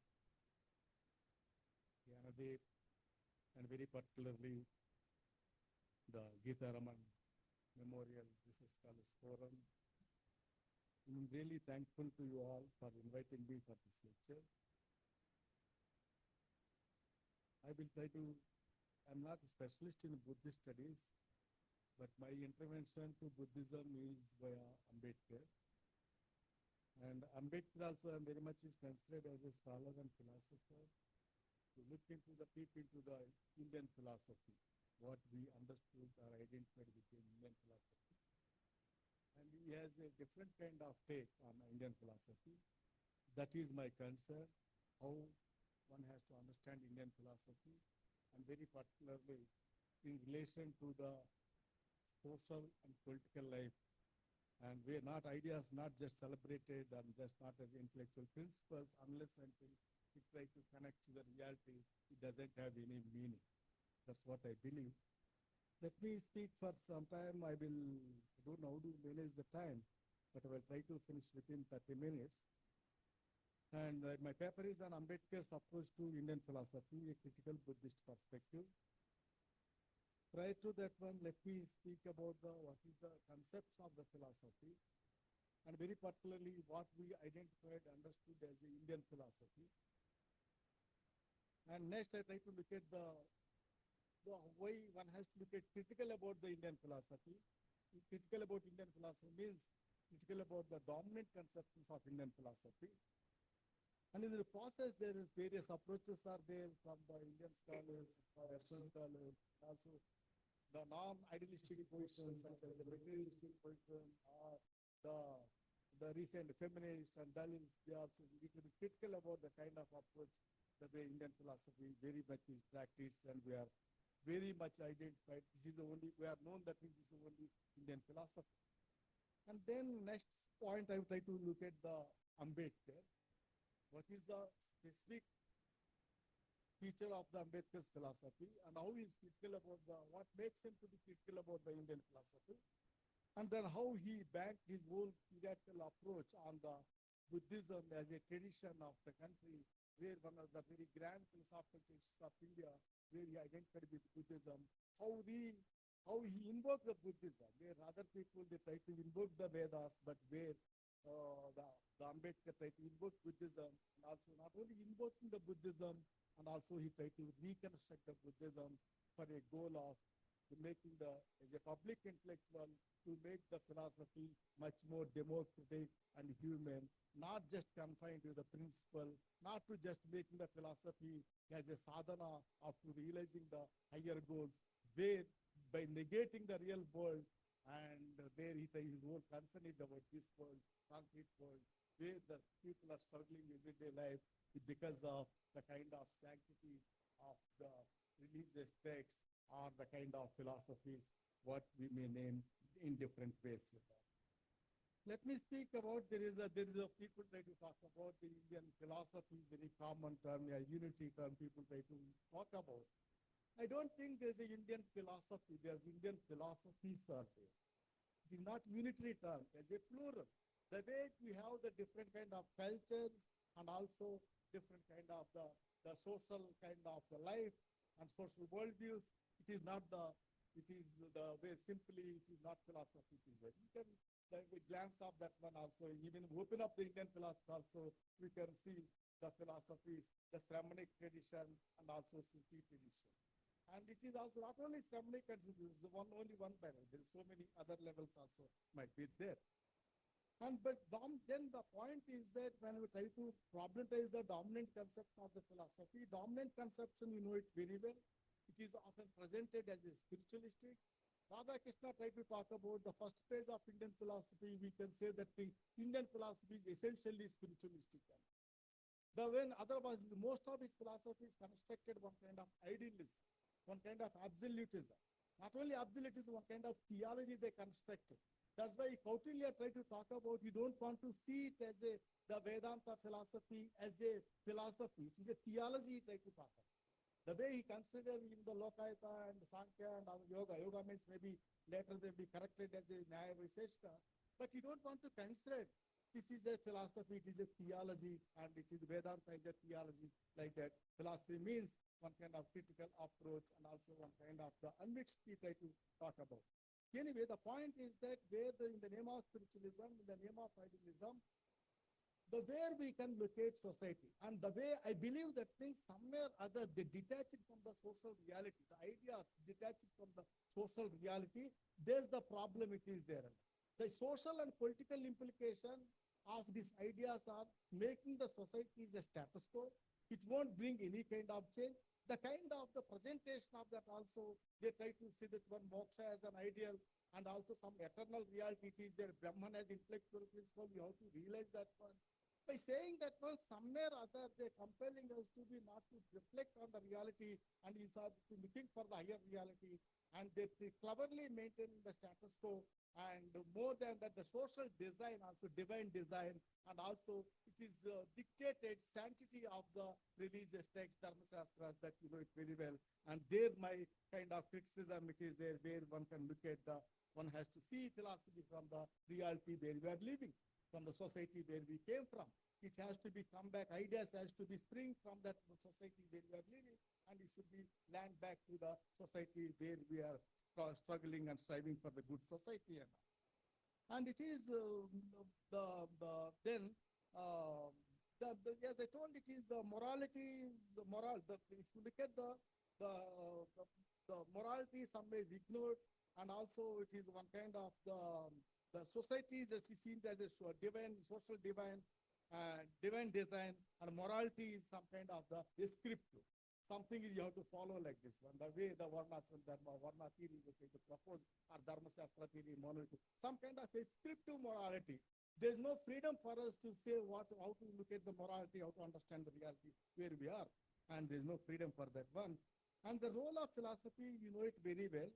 It is a critical and skeptical, and more than that, it should be emancipatory. Emancipatory, not in the sense of the moksha. Moksha, somebody said it's a myth. The way Daya Krishna tried to talk about is a myth. Initially, even most of them, they presented in Indian philosophy is a moksha-centric. The way people try to differentiate Indian philosophy from Western philosophy, we are something different. Different in the sense we are much more, we are way of life, or it is connected to the religion like that they used to talk about. The underlying principle is that it is not they don't want to see the way they try to look at the connected to religion, but it is some kind of the way the people to not act on their own or not making the responsible for their own kind of understanding of the world. But I believe the emancipation in the sense in everyday social life, we should feel power to present ourselves, articulate ourselves, stand in front of, we have the dignity and pride of oneself and all. But you know the kind of the social reality, the way the philosophy is presented, indignity it is there, somebody has the privilege, somebody has indignities, and the society, the way it is making as a lot of hierarchies and differences are there. You may present the equality in a spiritual realm, but it is totally missing in the material world. That is the way one has to look at. And the philosophy, I believe, as a social expression, and philosophy as a social expression means when philosophy can be explained through the language. Language is social act. Language you have to communicate to others. Communicate to others means it also needs one kind of dialogue. In a dialogical process is also some kind of evaluation of language also there, and some kind of morality where Charles Taylor very often used to talk about. Some kind of moral evaluation is also there in a dialogical process. It is a social act. That way it is social expression. And then further, apart from that one social expression, and also it's a critical aspect where it is the philosophy as a moral stance. Somebody said, Levinas tried to talk about ethics as a first philosophy. That's what he tried to talk about, not the intellectual act. Then when come to other level, the philosophy as a strength, which is not only his strength of the making the concept, philosophy, function of the philosophy is it's a demanding something, it is not already given, demanded in the way to look at for some other purpose, and it is also it is creation of the concept. Creation of the concept not come about, it is come from the immanence. And then later people try to talk about the very abstract and concrete reality, and you have to realize the other level. But more than that, one has to look at philosophy as a praxis. The theory doesn't mean anything unless you are deviated from the reality where you are. And at the same time, it is the reality also doesn't have just by presenting it make any sense. unless until it is interpreted and also conceptualized. That way conceptualizing can be help us to be comprehend the reality, and we can develop some kind of the concept, some kind of principles. That is, I believe, that is the beauty of the philosophy, and most of us have agreed with that position and all. But then I try to look at Ambedkar's political philosophy, Ambedkar's philosophy. He tried to approach the critico-historical perspective and also ethico-rationalistic perspective. For him, the philosophy is just for how to have the good society, just society, how do we live better way and all. That way, morality plays important role. In the process of look at the morality, then he tried to look at the rationality. We want to justify his philosophy based on the rationality. That way, rationality is subordinated to the morality. And that's why he tried to talk about, I'm least bothered about philosophy. I'm more concerned about the way of life, the way it is we try to talk about. I'm concerned about the religion. Religion means philosophy of religion, if I talk about. Philosophy of religion means you want to live by truth, not just by knowing the truth, you want to live by the truth. That's what he tried to talk about. Then, in this process, the philosophy, the function of the philosophy, he tried to talk about the going in the line of the John Dewey, the pragmatic thinker. He tried to see the reconstruction of the social. In the process, he redefined the social, one kind of the way Charles said, a redescription of the reality, where we can't articulate, and there's an articulation of the inarticulated our life and social beliefs and practices, and there the strength it is there for looking at the philosophy. Then in the process, he has a critical about, as I told, he is critical about the Indian philosophy, dominant conceptions of the philosophy. And the dominant philosophy, however, logical, argumentative, but the spiritual principles they propose are never connected to the cultural and social life. In fact, supported in the conversation of conservation of tradition in the name of the Dharma is nothing but the rules and social obligations and the distribution of the privileges and indignities. And that way, as a dominant philosophy, subservient to the social authority and the spiritual authority, there may be spiritual, maybe Vedic authority, you can say. Ambedkar adopted critical and ethical approach, and that way one can look at his philosophy. And the interesting point is that it is not just by the way they talk about the intellectual activity, just critical, developing the methodology or developing some kind of epistemology. That is not the point. He's never be deviated from people try talk. Doesn't mean that our traditions are the problem, culture is the problem and all. That is a wrong understanding of the Ambedkar. Ambedkar tried to talk about how philosophy has to be, the social and political meaning should have. It is very much deeply embedded in tradition. The tradition which is not the dead tradition, the tradition which stands for the reason, the tradition which stands for morality, which tradition which stands for some kind of relevance. Such kind of traditions in the process, he tried to connect the Buddhism as even the religion, which is the way it is, the way it's connected to Buddhism. In that sense, he tried to identify with this one. He went to the extent of defining the philosophy, and the way he's formulating the philosophy. They talk about discard the authority of the Shastras and destroy the religion of the Shastras. That's level he tried to his position about the philosophy. Then let me come to what is his problem with as I told, he's identified with the religion. At the same time, he's critical about the Hinduism, or Hinduism in a sense, the way he tried to define the religion identified as one sense of the driving social force. It is also evolved. It is evolved to the level of the normative level and also higher level. It is also goes on changing. It is not the static. It is not eternal. It is also religious revolution taking place in view of having some kind of the normative kind of principles to realize the normative principles he tried to talk about. And there we can see the savage religion to the primitive religions, or savage religion to the civilized religions or modern religions. He tried to understand the whole phenomena. What is the underlying principles of the religion? Religion not the one rituals and practices, magic. He tried to talk about religion is nothing but one kind of the principles of longing for life. It is the underlying principle of religion. It is transformed from the one level to other. He tried to talk about in the process.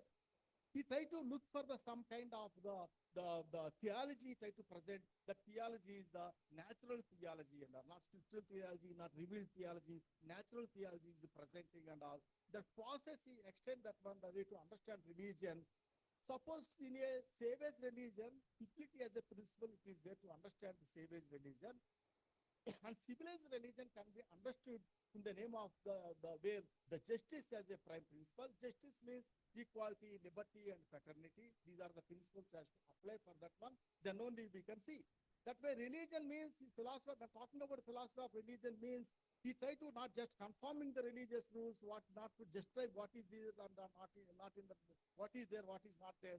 He try to justify the philosophy, he try to look at the philosophy from a critical point of view.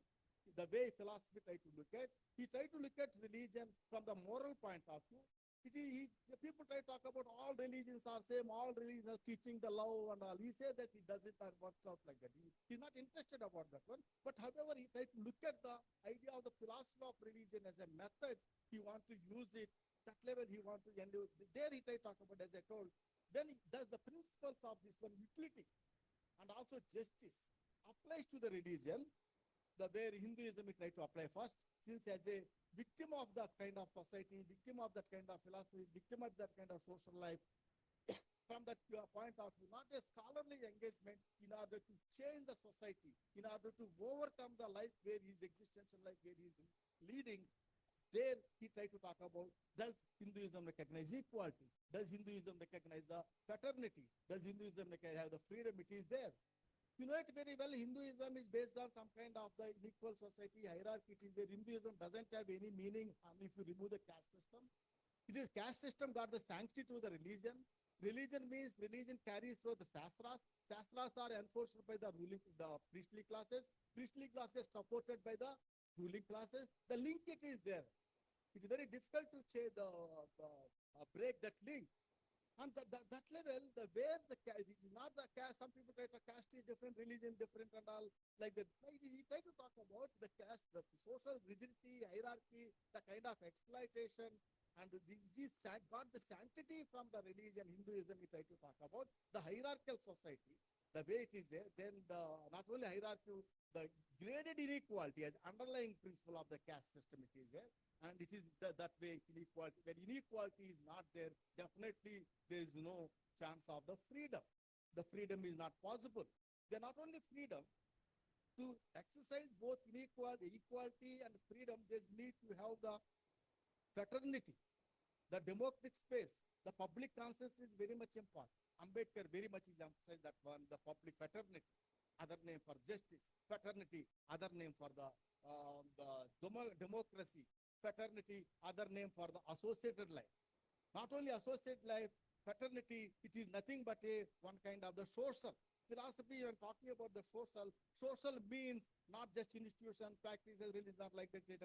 Social means the people can participate, people can share suffering and also joy.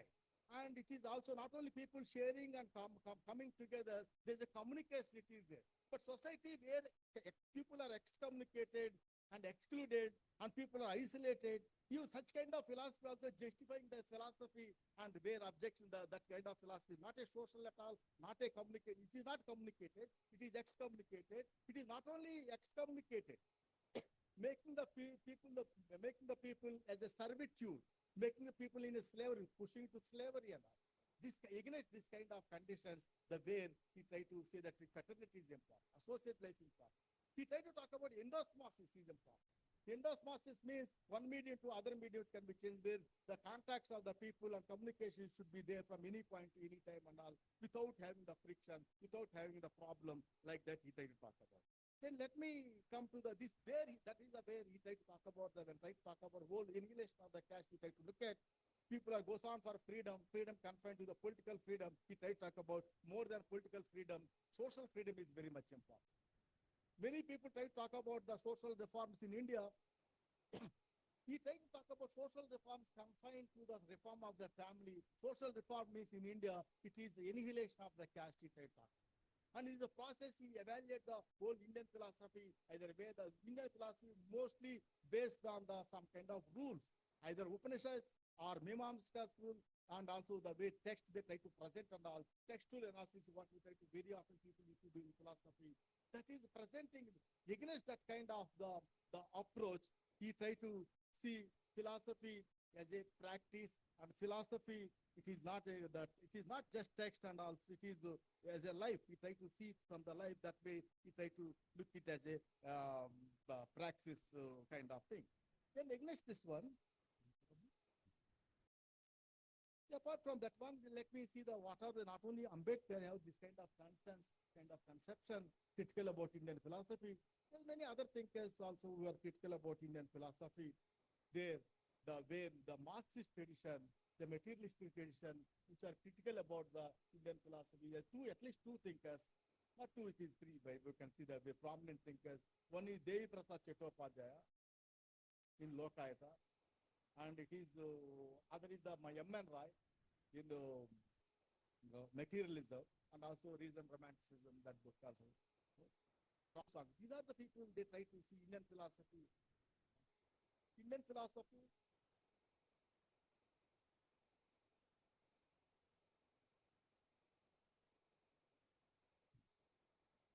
philosophy not essentially spiritual, it is also equally materialistic also.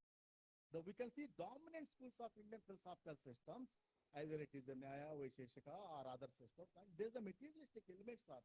And more than that, they try to develop some kind of construct the philosophy, essentially like any world philosophy, the way initiated, speculated, it is from the materialistic position, like that they talk about. Apart from that one, the very prominent Indian philosophers, such as S.N. Dasgupta, who has written, Surendranath Dasgupta, who has written Indian philosophy, the history of Indian philosophy has written, and he tried to talk about there are the certain dogmas in Indian philosophy are there. One is authority, and other one is that the karma theory and also punarjanma theory, these are the dogmas.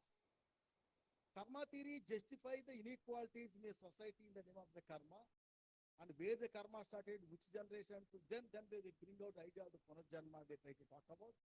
Unless until one should keep away from this one, clear about the Indian philosophy can never be flourished. But we never see nobody's questioning such kind of thing. Then later, Daya Krishna tried to talk about, there's a myths about, he continuation of that one, he tried to talk about there's a myths of Indian philosophy in terms of authority, in terms of the division of the orthodox and heterodox, and in terms of the moksha and ideal and all. He tried to say it is a whole philosophy is constructed around that one is the problem, and he's also talking about philosophy as a living tradition, and that level he also critical about. But however, even though these people are critical, we didn't find any kind of further reflection, growth in Indian philosophy by taking the clues from this, the people who try to talk about. But however, there's the people outside the academy, outside the university system, outside the intellectual activities. But at the same time, from the contempt, the very classical times, Ramana tradition onwards, very against the Buddhist, very against the Vedic tradition, medieval time, where Hinduism revived in the name of the Bhakti tradition, the late subaltern saints, today talking about Tukaram, they talk about some kind of proceedings going on. The Tukaram, or it is the Chokamela, or some of the medieval saints, Kabir, Vemana, many people are there. The medieval side, they revived the kind of tradition, philosophy, the very much the kind of the same kind of the religious principles where they proposed by the dominant Bhakti tradition, they extended to the social, and that way they try to climb for some kind of social equality. That way philosophy, the link between the spiritualism and cultural, these people only they put forward, that way philosophy is flourished. And modern times, outside this, Pune started, the way the place of this, this is the Pune is the place of Pune, where the philosophy flourished here and there. The way the critics criticizing the way the philosophy, what the philosophy based on the myth, lies, and also exploitation and treachery it is there. The avatara theory is a problem, the way Gulamgiri tried to talk about. Against that one, he tried to bring over the way the philosophy means, the cultivating the mind and also enlightening the mind, and that level he tried to change the philosophy. But people never try to look at the university's level to come to the Kulo into the university level, even now also very difficult now. In this process, among them, Ambedkar is also one philosopher, which is also, it is still recent time, is not recognized. People say that we do not want to recognize Ambedkar as a philosopher. He may be social reformer, he is a constitutional drafting committee chairman, but never try to see the philosopher. However, today we can see the importance of the Ambedkar's philosophy. The way he tried to talk about, as I told, the last part it is there, since time is 3 minutes is there. Last part of my lecture it is there. the where Ambedkar tried to identify the Buddhism. In before Buddhism come to the talking about the Buddhism is long awaited project, the way it's converted, the fag end of land only is converted is one, but it's constantly engaging with the Hinduism, Indian society. How is it a possibility of reforming the Hinduism? Annihilation of caste is a project to reform the Hinduism. Later I understood it's very difficult. Then he tried to talk about philosophy of Hinduism is written and all. It is philosophy Hinduism, there is no Hinduism not be qualified as either religion nor philosophy try to talk about. That kind of confusion. Then in the riddles of Hinduism, further extension, there are a lot of inconsistencies, there contradictions are there, he tried to talk about. He engagement with the constantly, like any other scholar, he engaged with the Indian philosophy, even the way he tried to see Indian philosophy, Indian history, nothing but the conflict between the Buddhism and Brahmanism, he tried to talk. And not only went to that one, Buddhism identified as a revolutionary kind of thing, the Brahmanism identified as a counter-revolutionary. The triumph of counter-revolutionary, how did it happen, he tried to talk about. In the same way, the counter-revolutionary text it is there, that is the Bhagavad Gita he tried to talk about. Is a text defended the counter-revolution on some kind of philosophical ground.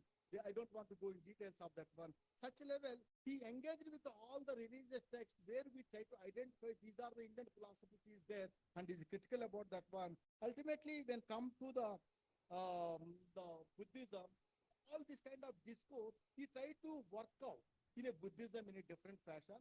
The different fashion in the sense, the where he tried to reconstruct the Buddhism in a different fashion. He's a modernized, secularized, rationalized, and Buddhism also has undergone a lot of changes, and so many schools are there, so many basically there, and there he tried to talk about the way he tried to the discourse of the Indian philosophy where it is there. We can see in Buddha and Dharma the way it is locating the Buddha and his life history and also his philosophy. Very particularly, the important aspect of the Buddhist philosophy identified Dhamma, Adhamma, and Saddhamma. Dhamma to be Saddhamma, he tried to talk there. He tried to talk about which is believing the soul, believing the supernatural, believing the infallibility of Vedas.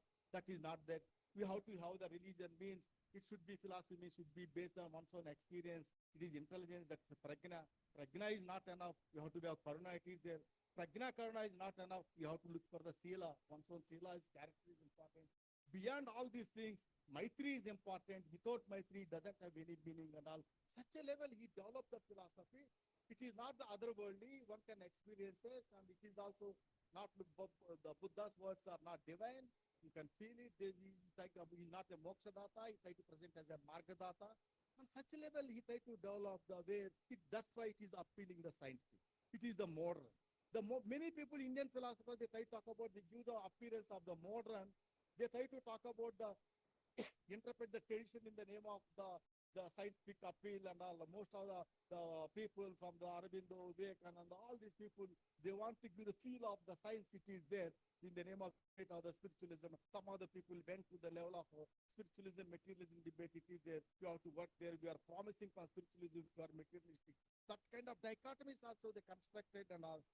And the way the Ambedkar seems to be, but at the same time, one can see the kind of modernity they presented, one kind of hollowness can be seen. Where Ambedkar can be seen, real sense modernity doesn't mean that it is modernity, doesn't mean that negating the tradition. It is engaging the tradition and also engaging the social life, but at the same time, the way he tried to work out in a different level, which is there. And that's why where Pradeep Gokhale make a point that one, the Ambedkar Buddhist philosophy is radical deviation from the tradition and modernize the Buddhism, one kind of engaged Buddhism. Then it is, first of all, Ambedkar was a source that people try to talk about which school is they talk. Many of the traditional philosophers or the Buddhist scholars also oppose Ambedkar's kind of approach. What kind of Buddhism you can talk about? You are corrupting the practice section when talking about others. He tried to talk about he's a good practice of the Hinayana, Mahayana taken. He's a trans-Buddhism is presented. The more before coming to Buddhism not only point. He tried to have the one theme of philosophy. There he want to identify the Buddhism as a religion based on some kind of righteous life. Yeah, Professor, just try to wind up, yeah. Just last conclude this one. Where he tried to look at the the way, rather than not counterposing against Hinduism and tradition is not counterposing any other thing, and only try to bring forward again the democratic tradition. You want to invoke the democratic traditions of India, and that also identify Buddhism. That Buddhism identify going back to his own traditions like that. I talk about, and he try talk about Ambedkar was socially engaged and modern, and then become Buddhist. That level one can see to that the way the strength of the Ambedkar's philosophy, and it is also redefine the philosophy and also redefine the religion, and it is also brings a new debate in a philosophy, the philosophy in India connecting to the social and political life, and ultimately democratizing the philosophy.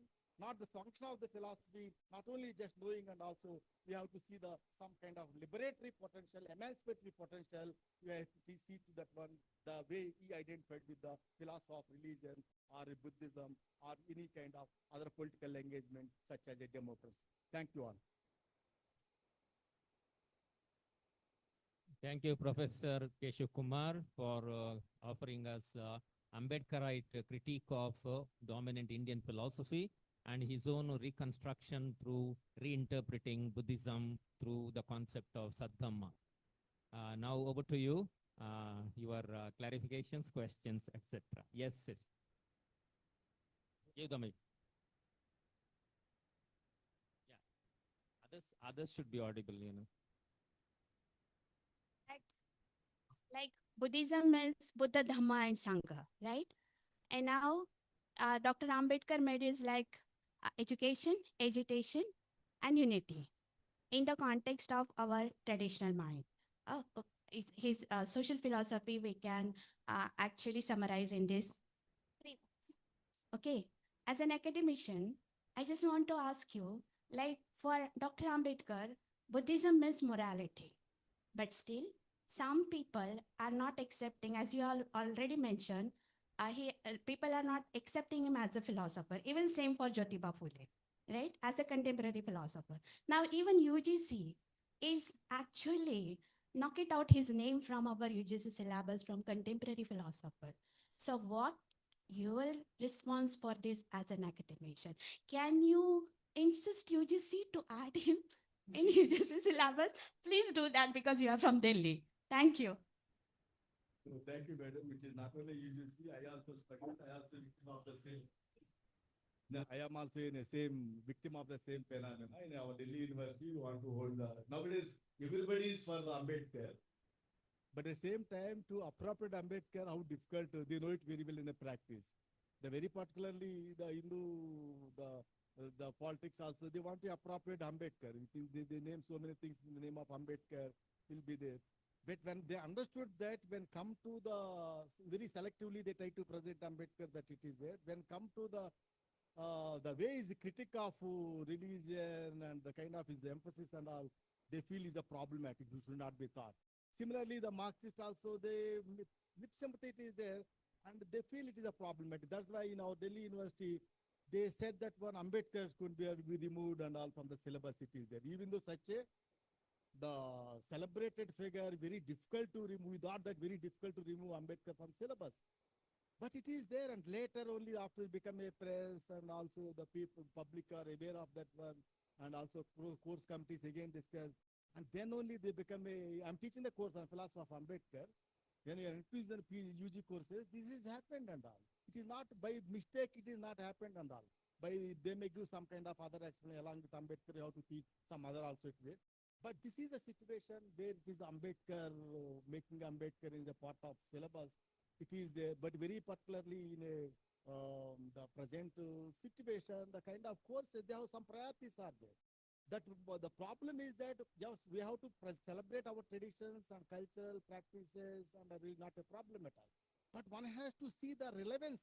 The issues has to be related to the contemporary time. That is missing. We are for tradition. That's why in the name of that one, any idea related to the caste and gender or tribe, let us not have that one and all. It may, even in value-added ethics and also Indian culture, this is the problem it is there. They thought that very cleverly they try to bring forward, put forward their kind of agenda and all. But that's why we can see the courses not be moved further, flourished and all. That's why we reach the dead end, it is reaching. Already dead philosophy, it is in a coma, they are making further, it is situation much more worse. And you know the way the departments are closing one after another. This situation it is there.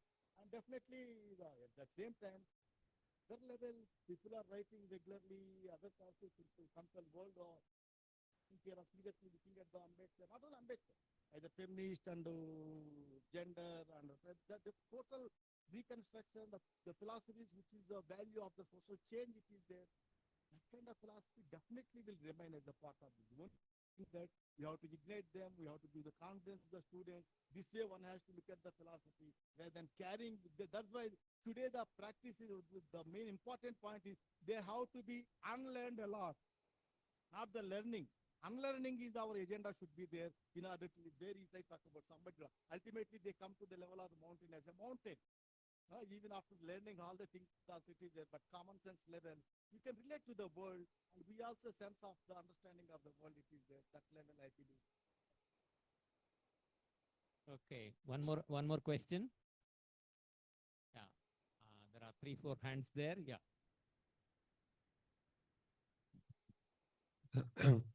So thank you, Professor, for very insightful lecture. So I'm research scholar from IIT Bombay. Many of the critics are known, like Devi Prasad Chattopadhyay and others have also pointed out. But one of these things which intrigues me is about Ambedkar. Now, he was a defender of social justice. He wrote so much about caste discrimination, and one of the chairman of the drafting members of our constitution committee, and a very secular, democratic, modern personality. Then why succumb to religion after all? Because it is a pre-modern category. And even his conversion to Buddhism at a later age of his life, it also reinforces this very Orientalist notion that religion is the core of Oriental life. And ultimately, it is the language of religion and not political categories. Be quite brief. We Yeah. don't have too much time. Yeah. Yeah. Lastly, I want to say that even Buddhism, in Japan, we know how Buddhism succumbed to this fascist narrative. In Myanmar and Sri Lanka, we know how it is. So what are your thoughts on that? Yes, you are right in a sense of religion as a primordial identity, and also Oriental construction already started at Indian philosophy. But where is the take of the religion? People also very doubtful about the Ambedkar concept of religion, very particularly Buddhism.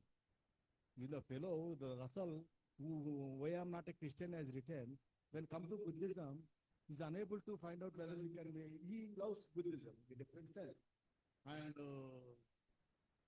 where it is very difficult to place it, the Buddhism as a religion. It is a godless religion, so the soulless religion, and also where morality plays, rationality plays, where the qualification of the science you are talking about, which you are critical of, we are critical about the primordiality based on the rationality, based on the morality, but this quality is very much it is there. Ambedkar, he equated this Buddhism to the level of the Marxism also. Both are relating to the facts of life, only means might be different. And there, with this kind of religion, we can't apply the same kind of conception of the religion, what they talk about, when try to relate to this one. Today, the main the challenge is that the most of the alternative forces, they fail to understand the world. Everybody can be easily problematic and all.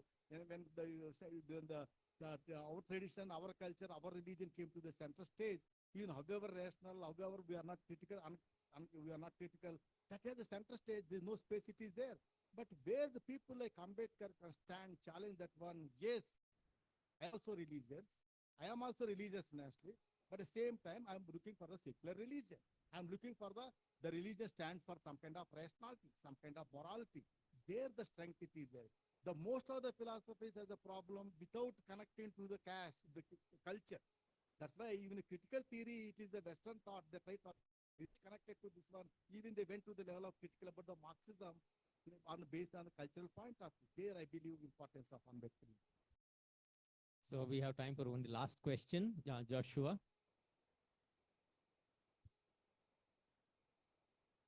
Thank you, Professor, for the wonderful presentation. I'm Joshua. I'm doing my PG in philosophy here at Gnanadiba.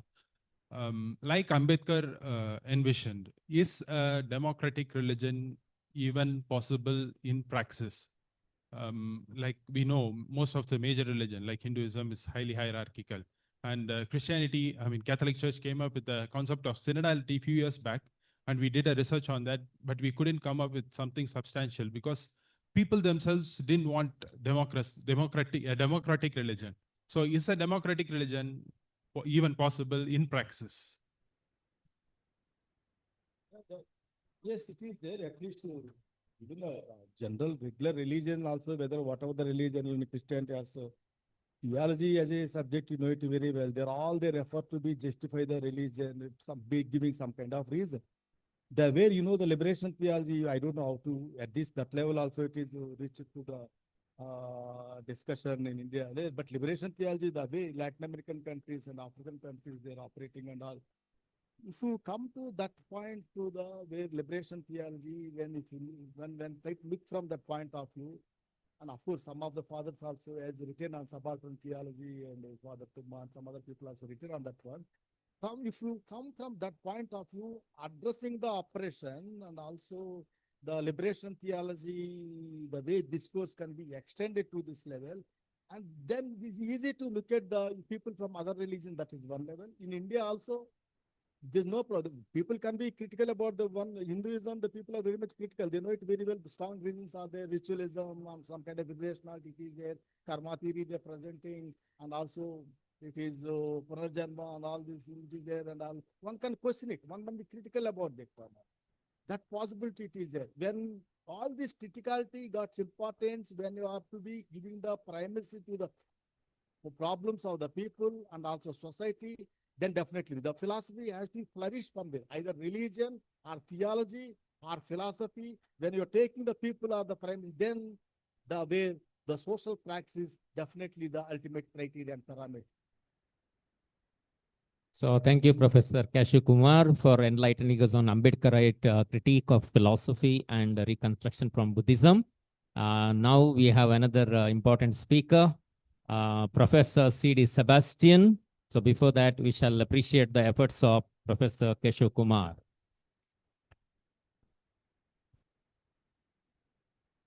So I request Gayatri. Gayatri has already given the brief introduction. So over to you, Professor C.D. Sebastian. Professor Henry Almeida, the chair of the session. Professor Keshav Kumar, my good friend. Professor Archana Malikore, again my good friend. Professor Gayatri Nandana, she disappeared. She is there. Professor Nishant Vedasan.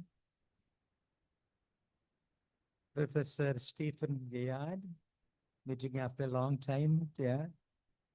Dr. Sudhindra Makhanakalli, Dr. Jivadesh Patil, Professor Dr. C. Lakshmi Dadada, faculty members of Gnanadeepa, students, both undergraduate and PG, doctoral students of Gnanadeepa, and all of you, ladies and gentlemen. I'm immensely happy to be here with you today.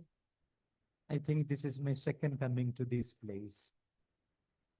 And I was there the other side of this campus in the Bethany last year. Friends, Kalparno had a question by, I would like to answer that question and begin. This was Keshav's question, but I am elucidating upon that one. Why did Ambedkar chose religion? Kalparno, I thought very much about it. You should know that Ambedkar is an engaged Buddhist. Ambedkar, on the 14th of October 1956, when he, along with the 3.65 lakhs people, embraced Buddhism, he had a point in mind. Indian psyche per se cannot live without a theological or a religious mooring. If he abnegated the religion where he was born, he had to give something substitute for the people. Otherwise, they would have gone after some other religions. So it was the wisest move of Ambedkar that he gave them a religious form and also a democratic religion.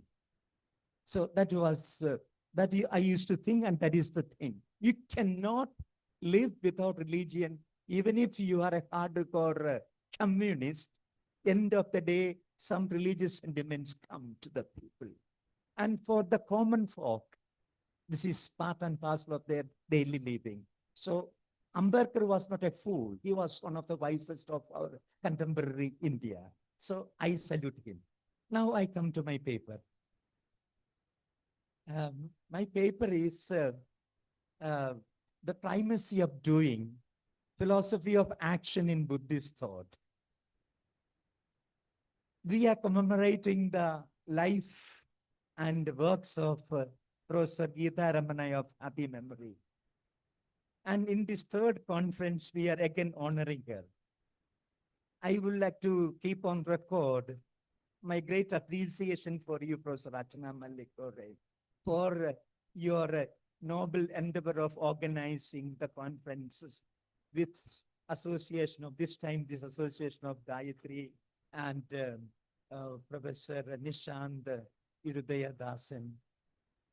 I remember being part of the first conference in Mumbai University, the second conference at IIT Bombay last year, and this is the third. Congratulations and appreciations for keeping the memory of Professor Geeta Ramanai alive. Please do continue to do the same work. My appreciation are due to Jnanadipa Pontifical Athenaeum, Institute of Philosophy and Theology, Pune, for hosting this event, this academic event, and to you, Dean, in a special way, Nishant. See, I am supposed to speak on the philosophy of doing. Let me begin with something special which I used to think. I used to ask the students of philosophy, doing is primary or being is primary? Doing is primary or being is primary? And majority of the people are saying that being is primary. I am what I am, so whatever comes out of me because of my nature, my being. But for the Buddhist, it's the other way. There is no being as such. There is only constant becoming. And what is primary is the doing, the action. And for me too, what is primary is the action. What is my doing gives rise to my being. I give you an example. Kalpanav is my student, and 3 of my PhD students are here today. When they complete their graduation, they graduate as a doctoral candidate, complete their PhD, they apply for a job. Then wherever they apply, there will be a letter coming to me asking for a letter of reference. I have to give a recommendation. It's not a recommendation. It's all about the person. I do not know my PhD scholars, those who stayed with me for last 5 years, 6 years, or 4 years. I do not know what is their being is. But I know what they did. I know they're doing. I make an assessment of them, and the fathers also make assessment of the seminarians here, not on the basis of your being, on the basis of your doing.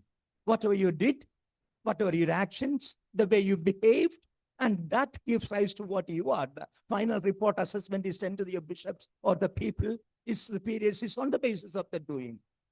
So for me, doing is primary. When you go somewhere, the people are going to assess you, not on the basis of your coming from Dhanadipa, educated there, or you come from IIT Bombay, or they will assess you on the basis of your doing, what you do. So the doing is primary. And I'm a person, I am a student of philosophy who gives emphasis to this doing. That's why Jesus said, the tree is known by the fruits. आपका कर्म से, आपके करने से, आप कौन है वो पता चलता है. We will come to know you from your actions. So action is primary. And that's what I wanted to highlight upon. I have a prologue to my paper. I did not look at the clock. Otherwise, Father Almeida will short my time. 57. I hope I took 5 minutes. Yeah. Yeah. Otherwise, you say a warning will come because chairman's role is a dignified timekeeper, right? Nothing other than that.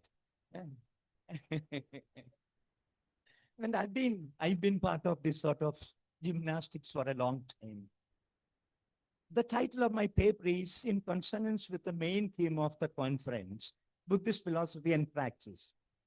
And I have titled this as the primacy of doing, Buddhist philosophy action Buddhism. Buddhism as an academic discipline, mind you, not as a religious enterprise, I'm asking, as an academic discipline, permeates into,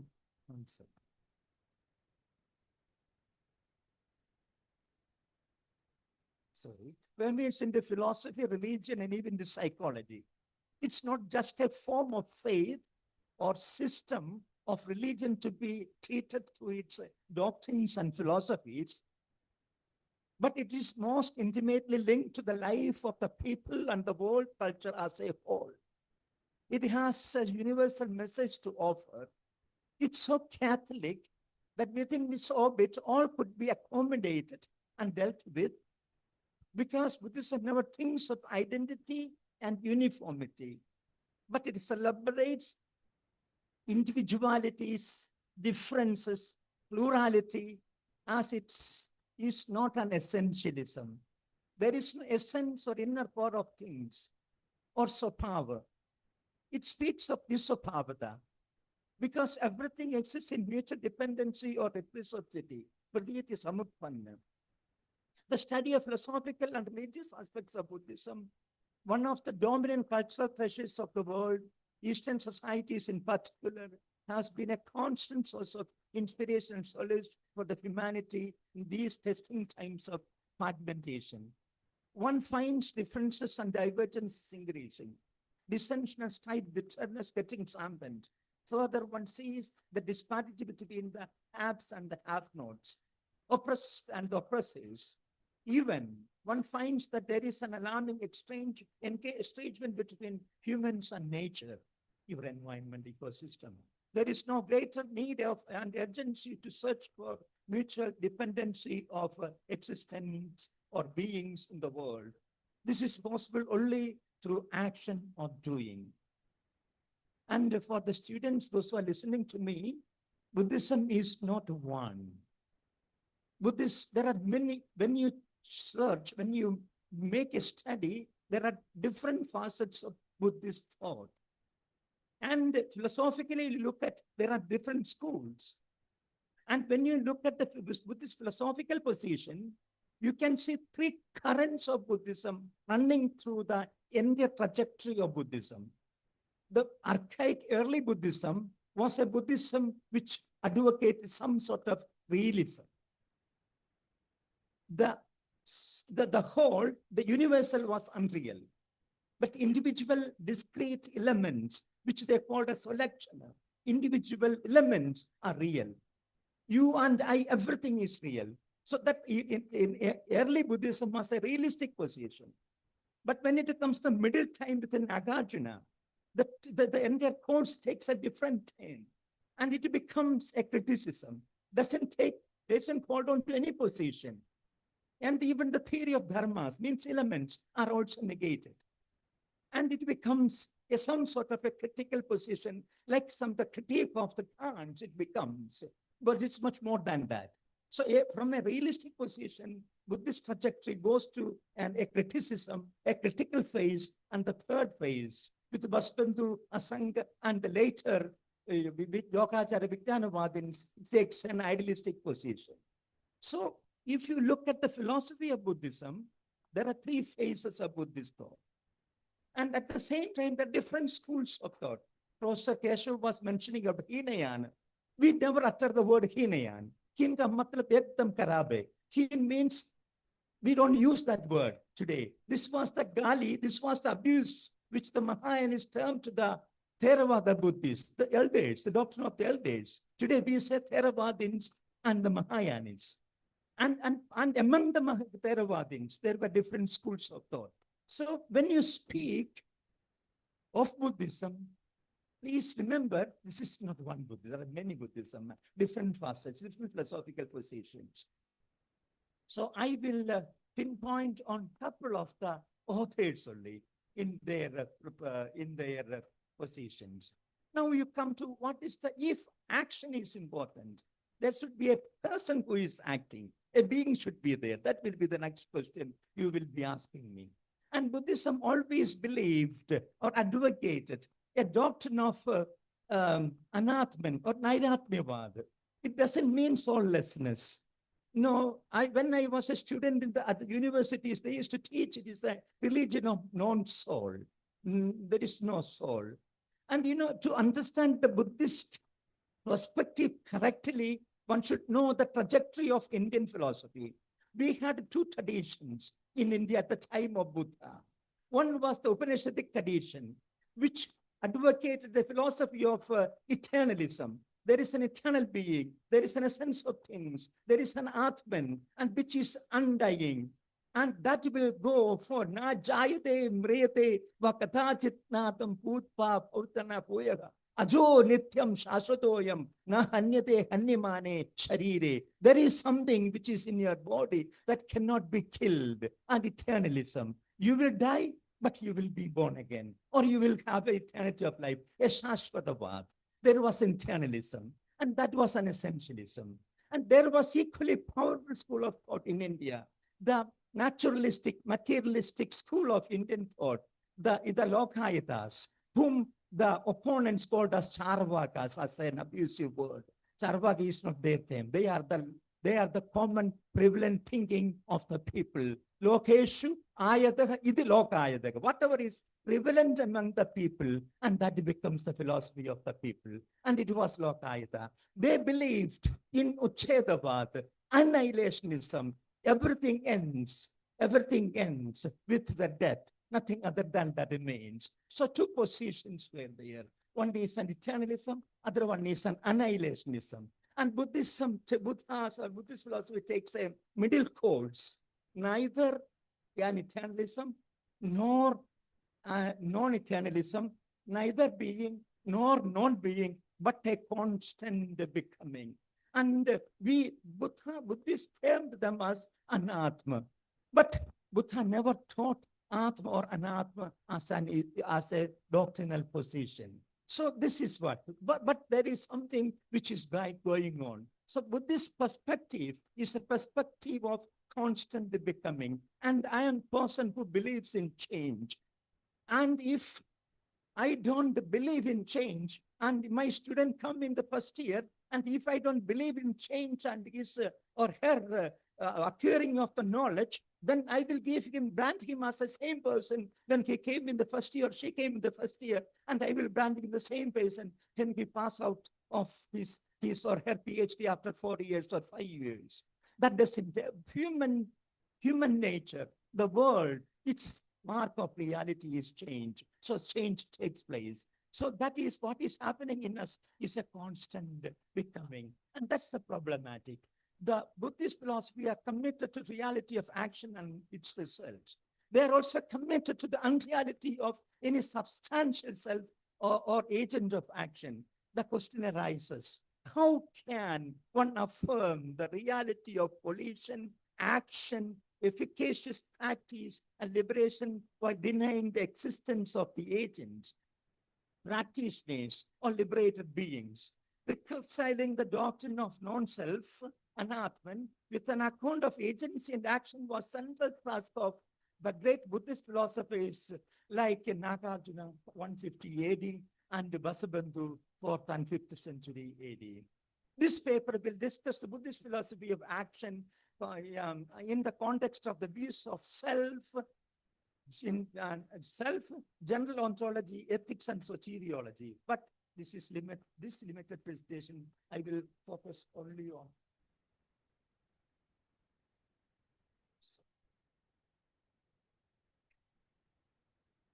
So I spoke about the being and becoming. I'm leaving that part. And you know what happens? In action is important. Becoming is important. There comes the Buddhist philosophy, because once doing or action can change the predicament and suffering in the lives of others and oneself. Well-meaning and auspicious actions, kushala karma, can transform oneself and also others. In Buddhist paradigm, actions are said to be three types: bodily, verbal, and mental. Manasa, vaca, mana actions. Buddha had exhorted his disciples to lead a life of becoming, constant change, constant action, constant dealing. And you know, they were asked to be leading a life of doing. He told them to wander and preach the truth for the welfare and liberation of the people. And he loved his fellow creatures and he had compassion for them. He said when he sent forth his disciples, Saraka Pikkave, Behujana Hitaya, Behujana Sukhaya, Loka Anukambaya, Attaya Sukhaya Deva Manusanam. You go forth amongst for the well-being and welfare of the human beings. And you do live whatever you can do for that one. And that was the philosophy of action was the sending forth message or the commissioning message of the Buddha. Then I would like to come to a next point, the reality of the world and the Buddhist virtues in praxis. Buddhist ethics gives primary importance to action, as I said. Life here and now is real for the Buddhists. It's not Maya. It's not illusion. And I can do anything for my liberation only in my life. My body is sacred. And the elements of my body are also equal in Father Almeida or Keshav Kumar, whether he is born next family or Y family or Z family, all of us are in metaphysical component, our bodies are the same, the four elements or the five elements, the metaphysics of the body. And that body is sacred because spiritual practice for a Buddhist is only possible when one exists in his body or her body. So body is a necessity and that body is sacred, the philosophy of the body. So that body lives in this world. So this is not some abstraction of Maya. It's not an illusion. It's a reality. It is real. World is real and all of us are real. That's why Nagarjuna says, well, I have spent my 30 years studying Nagarjuna. Nagarjuna says in his 24th chapter of Mula Madhyamika Karika, Vyavahara manasritya paramartho na deshyate, paramartha managamya nirvanam na adhigamyate. Without being here in this world and being here, you can never know what is real. Vyavahara manasritya paramartho na deshyate. Paramartha managamya. If you have not understood what is real, then you will never get liberated. You will not know, you will not have the realization. Paramartha managamya nirvanam na adhigamyate. That's what Nagarjuna says. Again, he says, again in the 25th chapter, Nirvana Pariksha, he writes like this, 19th verse, 24th chapter. Na sansarasya nirvanat kinchit asti visheshanam. Na nirvanasya sansarat kinchit asti visheshanam. There is not even a slightest difference between sansara and nirvana. And there is not even a slightest difference between nirvana and sansara. Means whatever you do here and now. And here and now is not an illusion. You can do and live and do things in your life, only in this life. So the reality of the world, reality of the action, and the fruits of that action. That's what the reality of the world is important as far as Buddhist concern is concerned. And only world existence can bring forth the four excellences that was inculcated by Buddhism to the humanity. You know what is the four excellences? This is termed as Brahma Viharas. Brahma means that which is growing, brh, dhatu se aata hai, that comes from the brh, that means spreading, that which is all embracing, that which is always, that is the highest excellences. Viharas means states. The highest states or excellences. What are they? First is Maitri, the friendliness. That is the first Bhagavata. Second is Karuna, compassion, and that empathy. So these are the facets which makes you what you are. The third one is Mudita. Mudita is very hard to practice because Mudita means that sympathetic or empathetic joy at the success or at the success of others or at the happiness of others. And it's so hard for human beings to be happy with the happiness of others. Me and Keshav, we are class fellows. We are writing the same examination. And Keshav is going to get the first rank. Do you think that Sebastian will be happy with that one? Will I be happy with the happiness of his? Will I be happy with the success of his? And human psyche is such that it will always have that, what is that? That temperament, that feeling. I always compare my lack of things with his. So this is the quality one is asked to cultivate, the mudita, happy at the happiness of others. And that's a strong practice after cultivating Maitri and Karuna. And the fourth one is upeksha or upekha in Pali. And that is that one. That's the equanimity, impartiality, not concerned with one's own favoritism. And that's the highest stage. So this is possible, not in other world. It have to be done in this world here and now, the four excellences. And also, the same impetus for action is called in the Panchashil, the principles of Panchashil. The 5 members of Panchashil are not just principles or norms to be kept as form of theory, but they are guidelines for action. And what are they? We call it as ahimsa. We call it, but Buddhist texts will not call it as ahimsa. It will say not to take the lives of any sentient being, not to take the lives. Second one is not to tell the lie. It is not telling the truth, not to tell the truth, not tell the lie. Third one is not to take that which is not given to you. And the fourth one is to practice the sexual morality, whether you are a monk, whether you are a nun, whether you are a householder, all of us have got. And the term they used as brahmacharya, nothing to do with brahmacharya alone. This is sexual morality which the Buddhists are saying. And the fifth one was abstaining oneself, not indulging in oneself with the intoxicants. That intoxicants, nasha chalna, matlab, it is not only drugs, it is not only daru. It is even the power can make you intoxicated. Even the position can make you intoxicated. These are the Panchashil principles. And these principles are present in the one's present life calls for actions and morally correct actions. And that's what the Buddhism is standing for. Father, I have time? Yeah, I have time. You know, this is very important for me to tell the all philosophers here. And that's in Jnanadipa.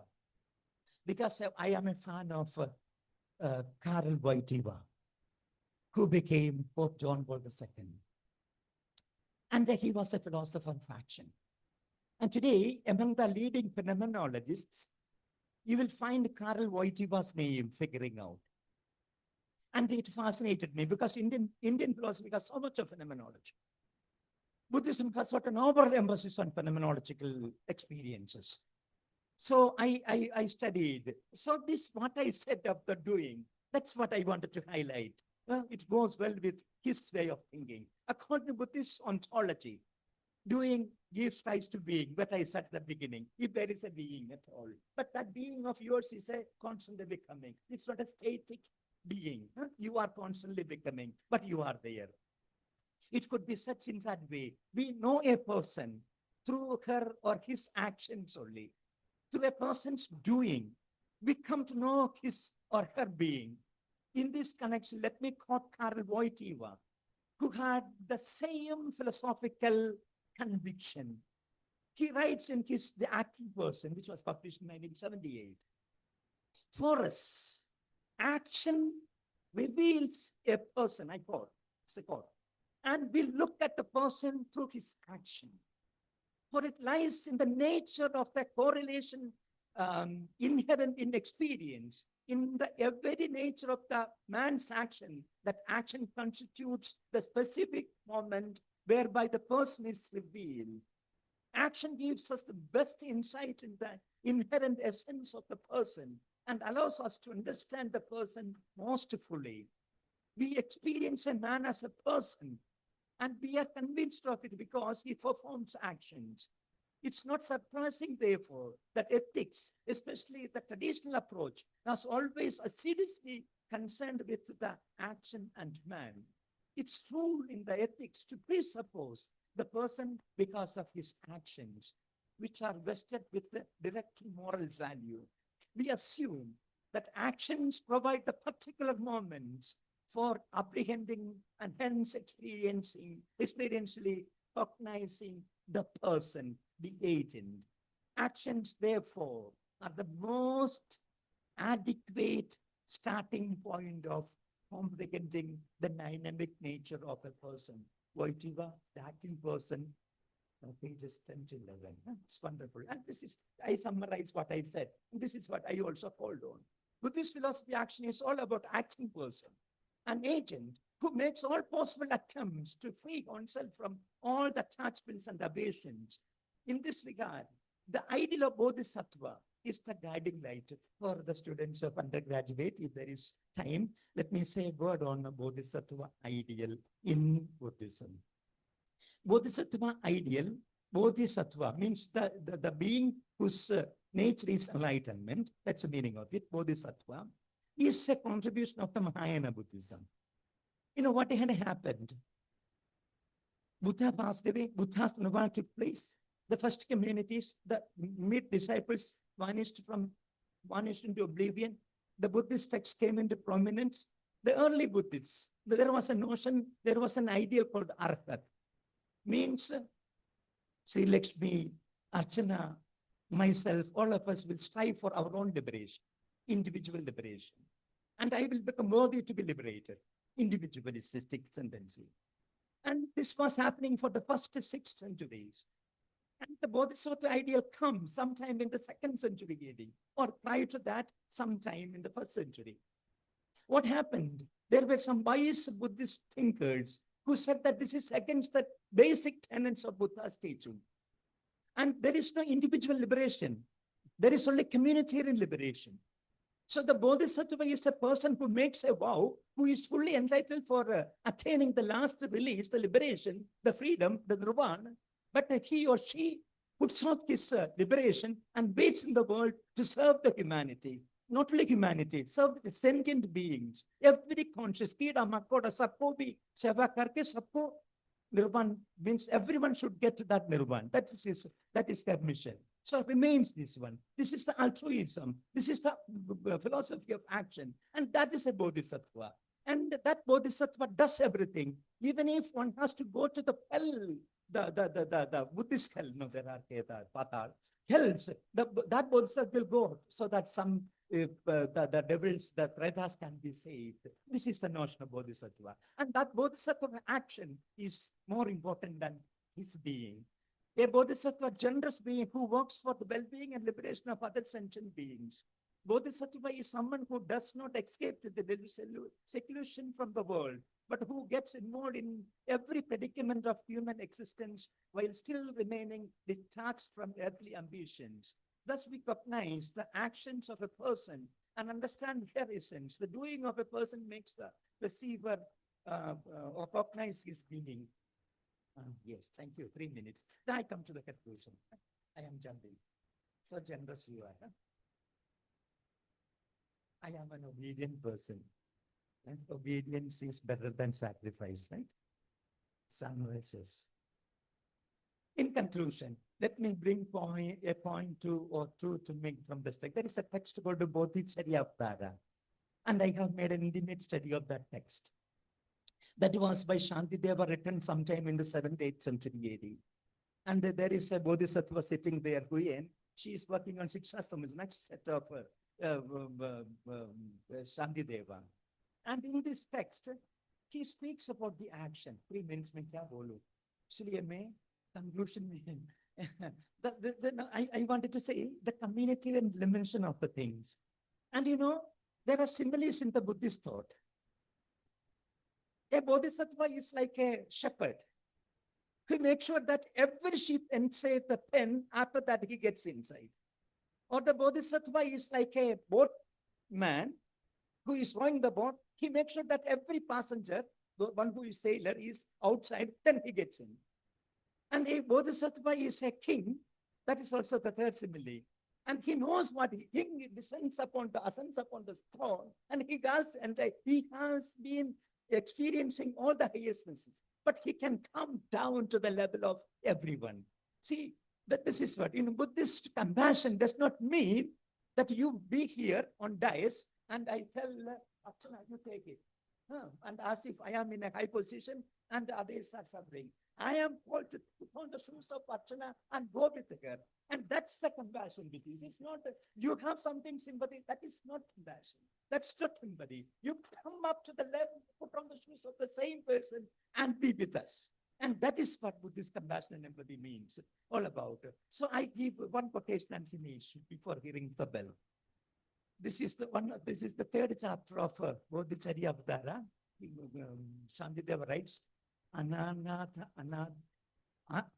Anathanam Nathaga Sartavakasya Yayina means Anatha Logam ke liye mein Nath ban. Let me become a person who is a Lord for the carer for those who are the orphans. And those who are going, let me become a boat. Yayina Parepsunam cha, now one who was crossing the sea, let me become the boat or the river, or Bhutaka Setu, if there is a narrow path, let me become the bridge. Devathina, one who is looking for a lamp, let me become a lamp. Shaya Shayathina Maham, let me become a bird for those who are waiting for sick, bedridden people, sickly people, those who need care and protection. And for them, let me become a bird so that they can be cared for. Dasathinam Aham Daso, I will become a servant to serve the people, those who want that das. That doesn't mean that it's money. It means one who cannot do anything on his own or her own.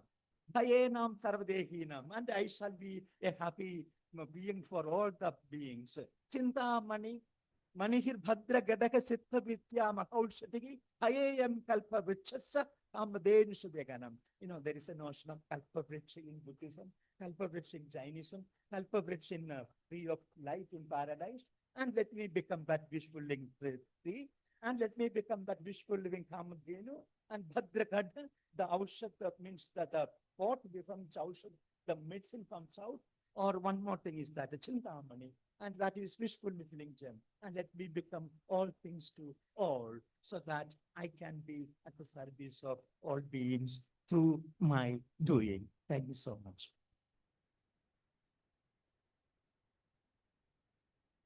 So thank you, Professor C.D. Sebastian, for illustrating the primacy of doing in Buddhism by your insights on Brahma Viharas, Panchasilas, concept of Bodhisattva, and bringing the views of Shantideva, and also suffusing your explanation with the original text in Sanskrit, Pali, and also humor. Thank you so much.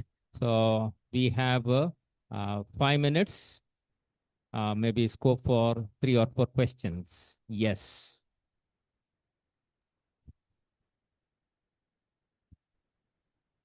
Yeah, Professor Lakshmi.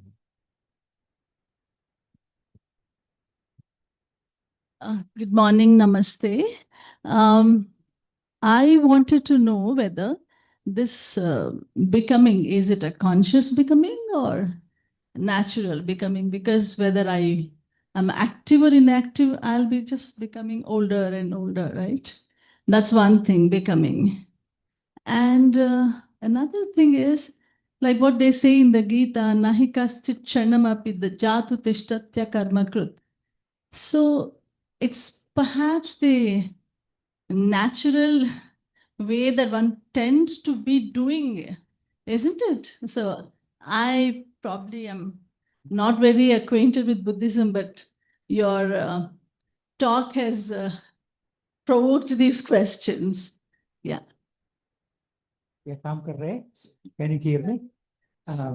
See, unlike other traditions, Buddhism always emphasizes conscious effort. Conscious effort, both chit, because conscious effort should be there. It's the natural tendency of you and I is a tendency of selfishness. Tendency that is our swabhav is a selfish nature. I'm not telling that selfishness is something bad. पहले मैं अपना देखूंगा, इसके बाद मैं आपको देखूंगा. Trust me, my family, अपनापन तो है. There is that selfishness. Yes. That there should be some conscious effort for that becoming. Everything should be cultivated. By my birth, I am nothing. But my conscious effort of practice, there is something called the Bodhisattva Charya, the practice of the Bodhisattva. And there is something called the Shat Paramitas, 6 perfections. And there is something called the Dasha Bhumis, 10 states. You climb up, you cultivate, you become what you are. Nobody is born with what essence or nature of one's own. मैं इसको refine करके consciously I perfect myself day by day, and that goes on. That's my answer to you. Yeah, okay, yeah.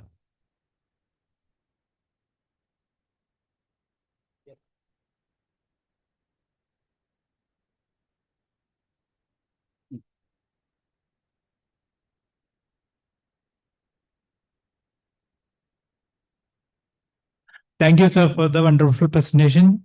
I would like to know about the attitude of Buddhists regarding the world, because in somewhere in the text it is stated that sarvam dukkham, sarvam anityam. So everything is miserable in the world. And in your talk, you have depicted that the world is necessary for attaining the 4 excellences. So how can you reconcile these contradictory statements? So what is the Buddhist attitude? Not attitude, there is a position. There is a Buddhist position. Buddha said, Sarvam Dukkham Dukkham, Sarvam Chanigam Chanigam, Sarvam Anatmam Anatmam. These are the three primary pronouncements. Dukkham means there is suffering. If there is something existing, then it should have an origin, logical possibility. And if something is originated, it should have an end. And if that is ended, there should be a way to. These are the Paul Noble truths. I'm not going to that one. But why this world is real? As long as I am living in this world, as I am relating with you, my world is real. You are real. And you are not being. And you are not Tattvamasi nahi hai. Aham Brahmasmi nahi hai. You are not me. You are not I. You are different. You have your individuality. You are your own particulars. Because Buddhism always emphasized particular, not the universal. Because universal is an imagined conception, which is a parikalpit. This is a kalpana. This is only an imagination. I give an example. I know that tulsi leaves can heal me when I have cold. I make tea out of it. But the universal concept of the tulsiness, that tulsi never will heal me. I have to go to that particular plant, pluck it, and make it. So particular is real. The imagined wholeness, oneness is unreal. And that is living in this world of space of here and now. In that sense, they are realists. Okay, yeah.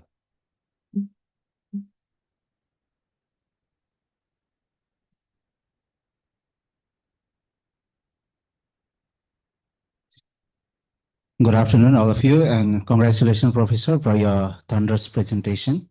My name is David, and I'm doing my first year PG in JD. I grew up in the society where Buddhism is second dominant religion. And as I made a little research, they must be belonging to Vajrayana. Kind of Tantism is also practiced there. And I have witnessed two different kind of funerals. Obviously, all of them had natural death. One was cremated and another one was buried.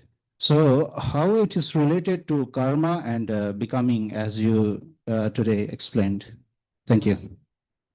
Nice to hear that you grew up with Buddhism. That means either you are from Sikkim or Darjeeling, not from Ladakh anyway. See, the funeral rituals have something to do with the rituals of the Buddhism. But it speaks of some theological convictions of the Buddhists. Buddhists believe in theory of karma. There is something which, this is something like whatever you do, that you have to have an account of that one. And they have two notions, kushala karma, akushala karma. If bad things are done, you do it, then there is some residues. Don't say some karmas, some residues, some dispositions which are coming with you. And the burial and the cremation, I'm not sure. Maybe cultural practices, I do not know. With regard to Vajrayana Buddhism, remember, Vajrayana Buddhism is part of Mahayana Buddhism, but that is Tantric Buddhism. And where Tibetan Tantric practices take upper hand. And I'm not competent to speak on Tibetan Buddhism. I'm not competent to speak on Japanese Buddhism. I'm not competent to speak on Chinese Buddhism. I know only Sanskrit Buddhism and some Pali Buddhism, because mine is a textual philosophical study, not the practices, but the concept, philosophical notions. Sorry. Okay, thank you. So last question. Jaya.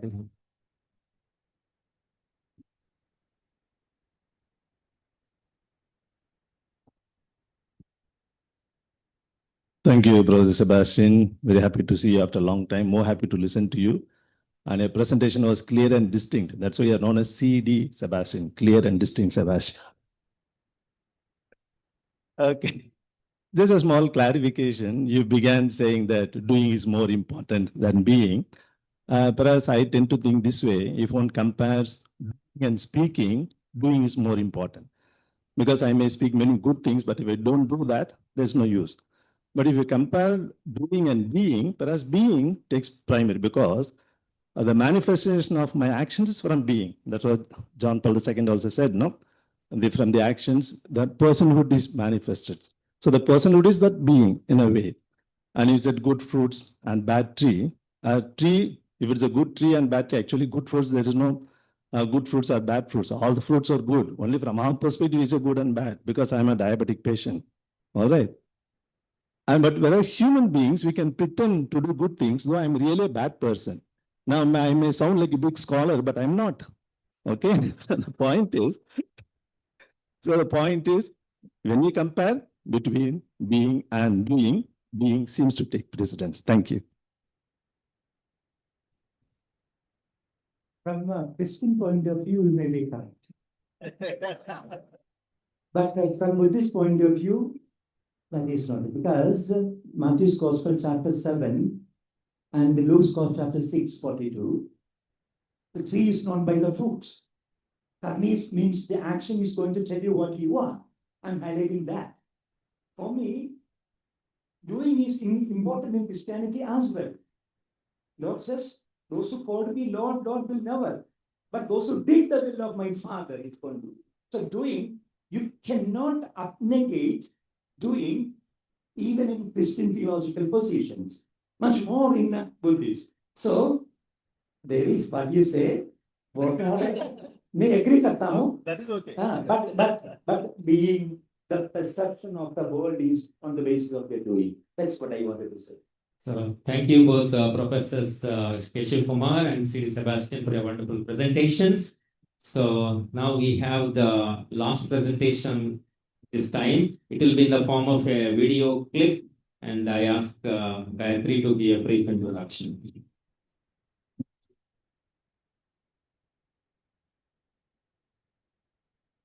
So I'll introduce our final speaker, so Dr. Hune Margulies.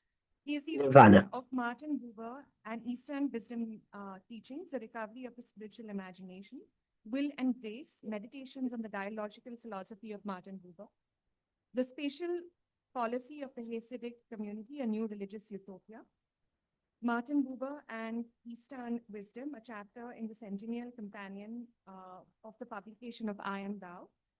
He has also published a number of journal articles.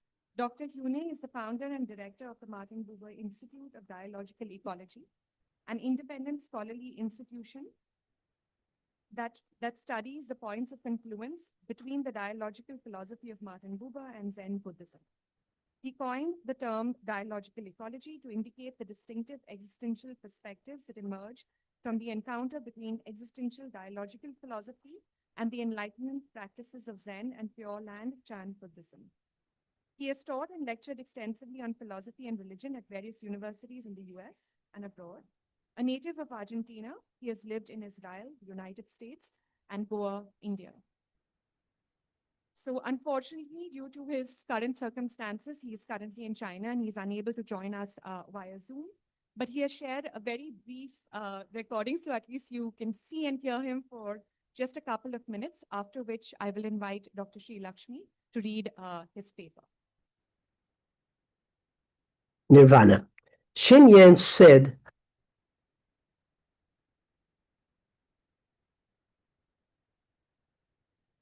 That's it.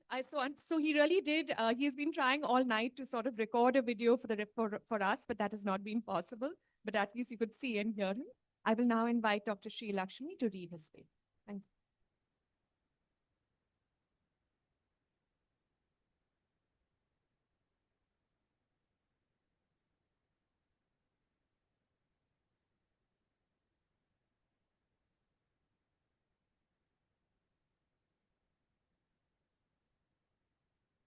Good afternoon. I'm reading, as Gayatri mentioned, I'm reading Dr. Hune's paper. And he has dedicated this paper to, thank you. He has dedicated this paper to Indita's memory. And with great regret, he expresses his great regret that he couldn't be here, nor could it be possible for him to send the video clip. So I'm reading an edited version of his paper, and the complete paper, the entire paper is there in the journal. So you may please refer to that. The Dharma of Buddha and God, that's the title of his paper, between Ambedkar's Indian Navayana Buddhism, Shengyan's Chinese Pure Land Shan Buddhism, and Martin Buber. Compassion as path, dialogical dharma in the thought of Shengyan, B.R. Ambedkar, and Martin Buber.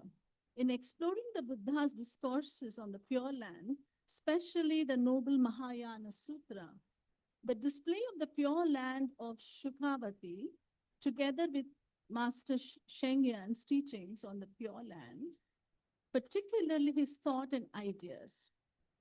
A pure land on earth, environmental protection, and spiritual and environmental protection, and bodhisattva actions. The bodhisattva precepts, and then studying Bhimarao Ambedkar's The Buddha and his Dhamma and the annihilation of caste, we can discern the progression of the original teachings concerning Amitabha's Pure Land into the fully developed practices of engaged Buddhism or engaged compassion in the present realm of human existence. Based on this analysis, we are able to comprehend the compatibility and foundational accordance between the Dharma teachings of Master Shengyan and B.R. Ambedkar. Master Shengyan offered a comprehensive interpretation of Pure Land Zen Buddhism through his teachings on environmental and social ethics. His vision of a pure land on earth affirmed the doctrinal integration of spiritual practice with collective physical well-being. Rooted in the Mahayana tradition, Shen Yan's teachings were a reformulation of Pure Land doctrine, which traditionally described a celestial realm presided over by Amitabha Buddha. Shen Yan posited a pure land that is not a distinct otherworldly place, but an existential pure land that is not a but an existential realm of practice achievable through ethical action and mindfulness in the daily life of this earth. There is a recognition that society in its current format is an hindrance to enlightenment. Therefore, in Shen Yan's teaching, the task is to create the Amitabha pure land in the here and now on earth. He argued that creating harmonious relationships among people and between humanity and nature was not only essential for spiritual progress, but constitute the actual pure land. In his many words, Master Shen Yan emphasized the importance of ecological responsibility as a form of Buddhist practice, and that implies the necessity to reconstruct the present economic and political structures on principles leading to the implementation of an enlightened dharmic society. His founding of Drum Mountain Monastery as a center for education, meditation, and environmental awareness reflected his commitment to the creation of a sustainable and compassionate society. Martin Buber, 1878 to 1965, project in his I and Thou was the recovery of primordial spirituality, that is, a spirituality embodied and actualized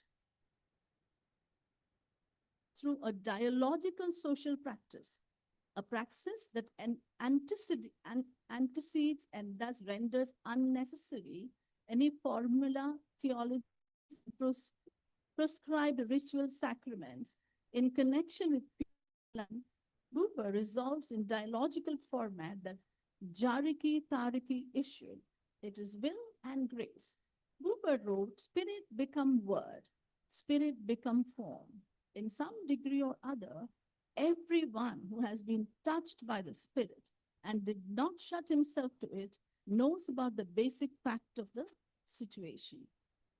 That this does not germinate and grow in man's world without being sown, but arises from this world's meeting with the other. In other words, I and thou dialogue precedes existence, and existence pieces essence and spirit. For Buber, the I-thou relationship transcends the interpersonal, for it requires an overall restructuring of society according to principles of humanistic socialism, or as he often referred to it, religious socialism. Master Shen Yan and Dr. Bhimarao Ambedkar regarded Buddhism as a call for social amelioration.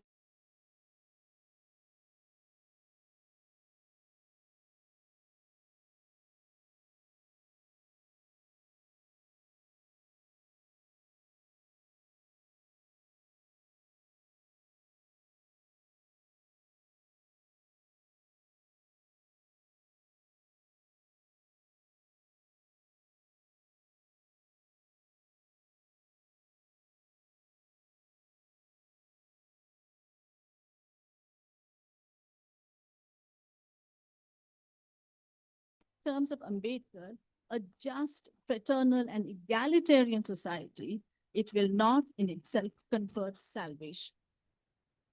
Ambedkar, as did Buber in regard to institutional religions in general, insisted on a Buddhism practiced with minimal regard to sacramental activities, focused instead on the creation of a dharmic society of justice and fraternity.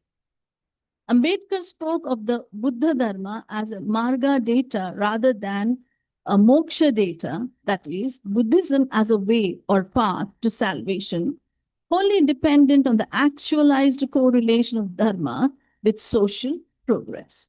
Ambedkar wrote, religion must mainly be a matter of principles only, It cannot be a matter of rules. The moment it degenerates into rules, it ceases to be a religion, as it kills responsibility, which is the essence of a truly religious act. Ambedkar, Shanyan, and Ruber argued for an engaged spirituality that relies entirely on social ethical practice of the deeds of dialogue. Accounting for the obvious differences in social context and topical emphasis, Shanyan and Ambedkar shared a similar understanding of Buddhism at its social spiritual core. Shanyan wrote, Dharma Drum Mountain's vision is to uplift the character of humanity and build a pure land on earth. For Buber, the manifestation of God in our lives, as for Ambedkar and Shanyan, the manifestation of Buddha nature does not depend at its inception, nor does it engenders as a consequence the founding of systems of creedal and institutional religion, for the entirety of the manifestation of God or Buddha is a standing in the between of I and thou. In essence, the teachings of both Master Shanyan and Dr. Ambedkar emphasize that Buddhist practice requires the establishment of a dharmic society in order for spiritual enlightenment to be actualized and made manifest. In his 4 steps to magical power, Shanyan explained that seeing into Buddha nature is a critical step along the way, but only a step. The true essence of dharma practice lies in what one does with this insight. As Ambedkar taught, a just and enlightened social democracy constitutes the ultimate test of a dharmic life. Dharma as relational practices. Shanyan, Ambedkar, and Buber in conversation. Societal engagement is often framed in strict legal, economic, or political terms.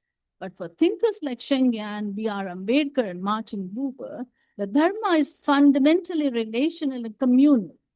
These figures, rooted respectively in Chinese Shan Buddhism, Indian Navayana Buddhism, and dialogical philosophy, converge on the idea that just societies emerge not merely from laws or policies, but from the quality of relationships between people and with nature.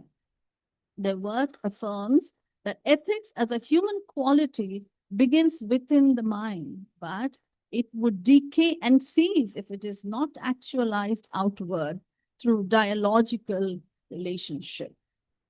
Despite their different religious and cultural contexts, Shanyan, Ambedkar, and Buber each emphasize that compassionate engagement in society is not an ancillary choice of dharma practitioners, but it is an integral and inseparable component of genuine dharma practice. All 3 reject the notion that spirituality is a private, inward pursuit disconnected from public life. Instead, they suggest that spiritual practice and ethical action are 2 sides of the same existential coin. Shanyan's emphasis on compassionate interbeing, Ambedkar's insistence on dignity as a spiritual imperative, and Buber's call from dialogical presence all point towards a dharmic relational humanism. We might call this a compassion of encounter. It does not begin with abstract principles, but with the lived reality of how we meet one another, whether with judgment or compassion, whether with control or mutual respect. For each of these thinkers, justice is not achieved by ideology alone, but through practices that affirm the worth and presence of the other. In an era marked by disconnection socially, spiritually, and ecologically, the recovery of relationship as the heart of spiritual life is not just a philosophical project, but an ethical and existential necessity. Across distinct traditions and cultural settings, the Chinese Shan master Shanyan, the Indian social reformer and Buddhist B.R. Ambedkar, and the Jewish philosopher Martin Buber converge on certain central insights. True spirituality is realized not in escape from the world, but in right relationship with it. Each thinker offers a profound critique of both religious formalism and spiritual isolation. In different ways, they affirm that the path to awakening, liberation, or redemption does not lie in abstract metaphysics or private enlightenment alone, but in our way of being with others through solidarity, compassion, justice, and presence. Dialogical Dharma. Intersections and synergies, while each thinker emerges from a distinct tradition, Margiles identifies a shared insight. Awakening is relational, whether termed bodhi, liberation, or I-thou. Spiritual realization unfolds not in private ecstasy or doctrinal purity, but in ethical and dialogical life. Several themes unite their visions. One, spirituality as relational praxis. All three reject individualistic or escapist models of spirituality. Liberation arises in the between through encounter, solidarity, and ethical responsiveness. Two, compassion beyond. Sentiment. For Shenyan, compassion arises from realizing interbeing. For Ambedkar, it is a social force dismantling injustice. For Buber, it is rooted in sacred presence. In all cases, compassion is active, structural, and dialogical. I'm almost coming to an end. Critique of formalism. All three thinkers resist ritualism, dogma, and privatized religiosity. Instead, they call for embodied ethics and social responsibility. 4. The sacred in the social. God, Buddha nature, or dharma is not otherworldly, but manifests in relationship, in the labor of justice, the mindfulness of care, and the courage of encounter. Relationality as ethical spiritual praxis, Schengen, Buber, and Ambedkar, towards a shared dharma. At the heart of this inquiry lies a shared conviction across traditions. To be human is to be in relation. Zen master Thich Han taught that to be is to interbe. For Han, it's not no being or one being, but a being in relation with the whole of being. In Theravada Buddhism, Buddha Dasa Bhikkhu spoke of Buddhist socialism. Humanistic Buddhism, each thinker, Martin Buber, B.R. Ambedkar, and Master Sheng Yan, frames this relationality in different philosophical terms as dialogical encounter, moral revolution, and compassionate interdependence, respectively. Yet, their differences merge and find confluence in the existential actualization of the inner core of their teachings. Their perspectives are shared insights, not in abstract terms, but as lived ethical commitments rooted in transformative vision. Now, in conclusion, by bringing together Sheng Yan's Shan ethics, Ambedkar's social dharma, and Buber's dialogical spirituality, a new model of awakening emerges. One that transcends religious boundaries while remaining rooted in deep tradition. This model invites us to reimagine dharma not as metaphysical truth, but as ethical relationship, a practice of being present, acting justly, and responding compassionately. It's a call to meet the world, not with detachment, but with loving responsibility. As Margiles succinctly affirms, to speak of God, Buddha, or liberation is to speak of our relationships with neighbors, strangers, society, and the earth. These traditions do not collapse into each other, but they resonate in a shared vision that to be human is to be for others, and that true liberation is relational. Their teachings collectively call for a compassionate dharma, whether framed as thou, dhamma, or Buddha nature, where justice, presence, and wisdom are not separable, but integral to the very act of living. While in Christianity, the focus is on the concept of sin, in Buddhism, the focus is on the concept of dukkha and its cessation. From those foundations, it derives the Christian belief in original sin, while Buddhism, in essential contrast, believes in original inborn Buddhahood. The key to understand is that in Buddhism, beliefs are of no consequence, but it is the praxis that determines whether dukkha is transformed by the power of Buddhahood. It is that praxis what brings together Shenyan, Ambedkar, and Buber, the praxis of a dharma of dialogue between I and thou. Thank you. So thank you, Professor Lakshmi, for the effective reading of the paper. Since the author is not with us, there will not be any interaction. Now over to the MC.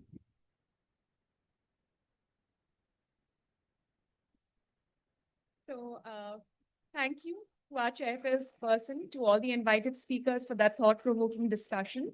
Of course, there's been a lot of work going on behind the scenes, so a big thank you to our organizers as well, who've been working very hard.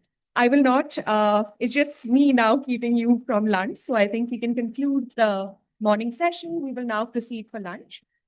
We will reconvene at 2:30 p.m., so hopefully we will see you then. See you. Bye-bye.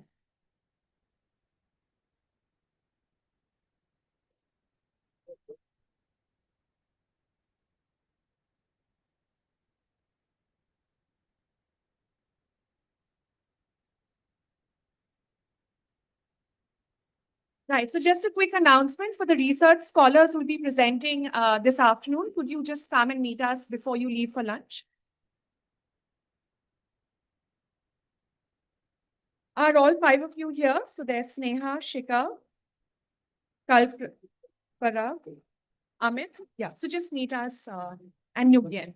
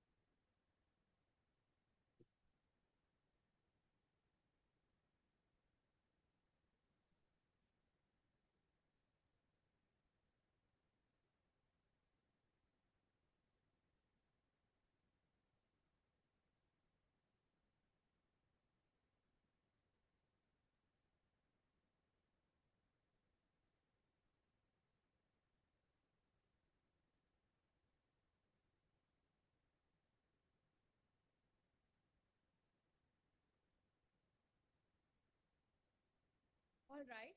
So good afternoon, everyone. I now welcome you to our third session of our conference, which will be paper presentations by our research scholars. I invite Dr. Sri Lakshmi Pedada to chair the session.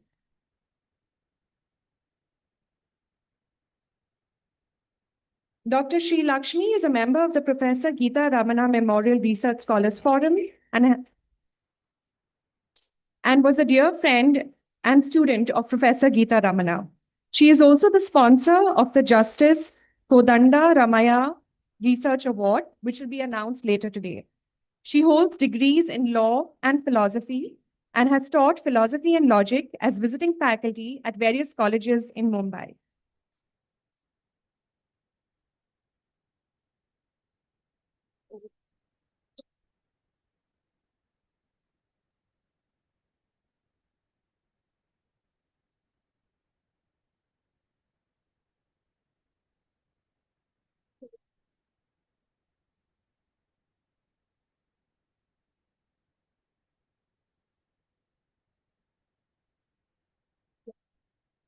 Thank you very much, Gayatri. It's an absolute delight to chair this session. And I must confess that we are highly encouraged by the kind of response we got for the,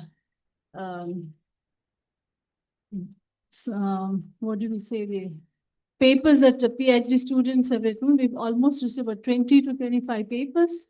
And out of this, a very well-informed and scholarly panel has evaluated, and we have shortlisted 5 papers. And these 5 papers, 6 papers altogether. But today, 5 presentations will be made.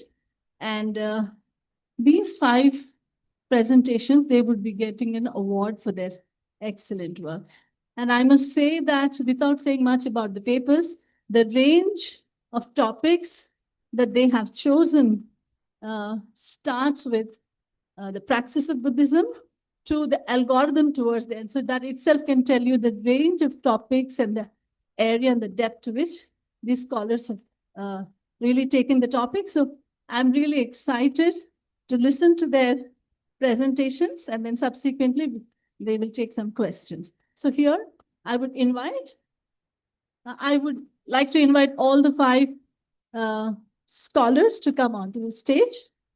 Yes, I'll call out their names. The Honorable Hu Yan, Venerable and Honorable Hu Yan. Hu Yan? Hu Yan, yes. Forgive me for the wrong pronunciation. Then Ms. Sneha Sharma. Yeah. Sneha Sharma. Then Shikha Chaube.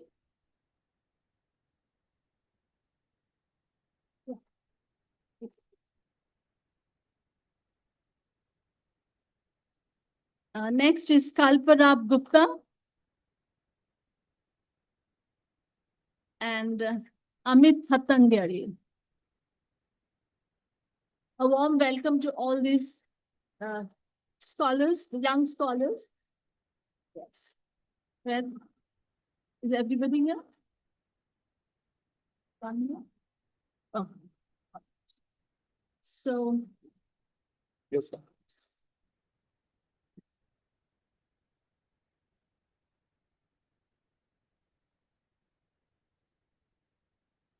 So just to tell you the guidelines, each presenter will have 15 minutes to share their research presentation, followed by a brief question answer session for 5 minutes. So what we'll do is, let us show how disciplined scholars you are, and let us try to keep to time so that each speaker has their full opportunity to present their paper. Okay, so without any further ado, let's just introduce our first speaker. Venerable Hu. Yes, please. We are just looking forward to listening to your paper.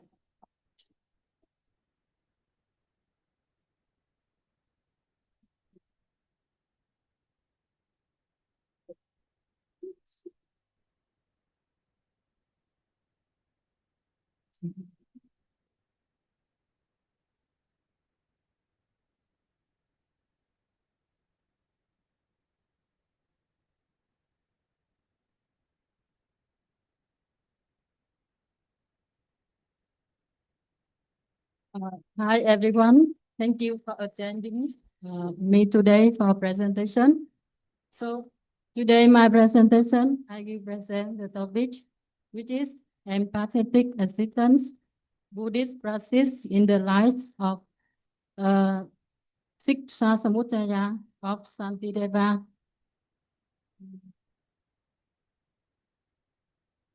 So, sorry.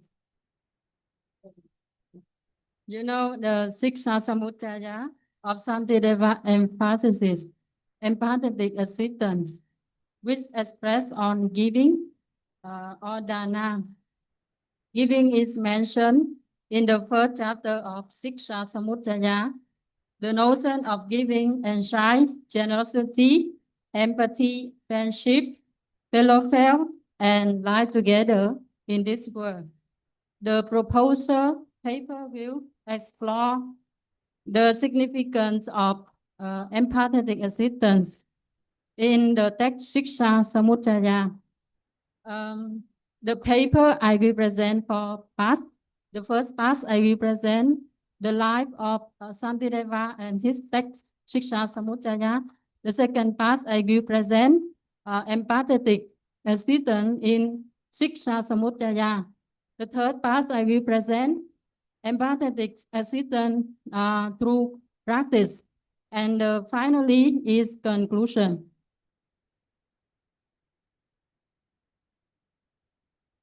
For the life of Santideva, He was a Mayamika philosopher. He was he may live in the early 8th century AD.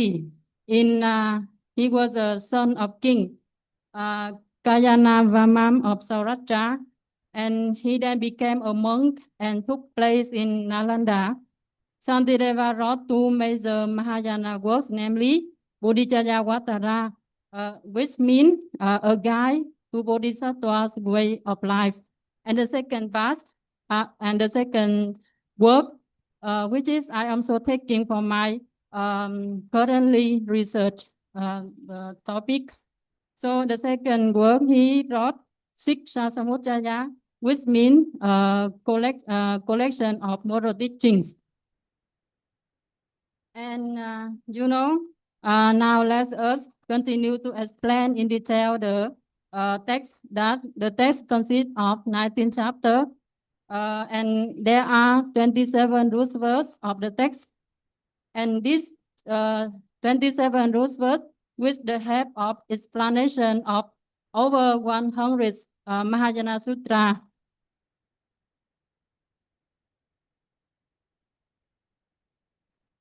In the fact that the 19 chapters are based on the cultivation of 6 paramita or Sat paramita or 6 perfection, but only 4 paramitas, which are Dana, Sila, Santi, and Vijaya, are explained in detail in this text. This means that Shantideva wanted to give importance of, to accumulation of virtue and moral discipline. The Sanskrit words mean puja sambara in his text. In order to make sense the context of Siksha Samudaya, Shantideva summarized is in the four vital points, which told in the final verse of chapter Dana Paramita, that giving oneself position, giving one position, and giving one merit. And from these 3 kinds of giving, he want to give his cultivation on beings, protecting, purifying, and enhancing these things. Now I'm going to present the second part, which is empathetic existence in Siksha Samudaya. Shantideva emphasizes the empathetic existence with an expression on the compassion of the Bodhisattva that the Bodhisattva wants to save on being. This is also called individual social transformation or collective enlightenment. This collective enlightenment also the Bodhisattva spiritual idea. This idea appears right at the very first verse of the first chapter of the text Siksha Samudaya. As mentioned here, as for me and others, sorrow and fear are not real, then God speaks about me. And thus protect myself, but not others. Why does compassion, or why does Bodhisattva wish to help others? According to this verse, Shantideva demonstrates the perspective of equality of oneself and of others, or the technical term known as Paratma Samatha, that the Bodhisattva recognize the sorrow and fear of all sentient beings are the same as his own. And the most important reason why the Bodhisattva wants to help all beings, because he sees all are equal in emptiness. This means that this perspective is proceed from the metaphysical position of an Atman or no-self. This doctrine of non-self proclaimed on phenomena including self and lack of intrinsic nature, and on arise dependently through relational origination. Nothing exists absolutely and independently, and on subject, change and interact of existence. Hence, the doctrine of the equality of oneself and of other as a corollary to the doctrine of Sunyata in which I and other are emptiness. There is no discrimination ground between oneself and other. For the Santideva's point of view, the doctrine of non-self or emptiness is regarded as the highest perfection of prajna or enlightenment. Understanding the notion of non-self or emptiness, the Bodhisattva denotes the notion of self-love, which is I and mine.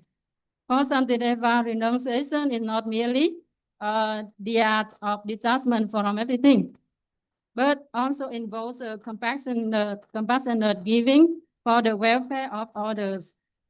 Because for Santideva, one who self-satisfies that person arouses bodhicitta or enlightenment. Hence, for Santideva, enlightenment should be completed by its partner, which is self-sacrifice or compassion.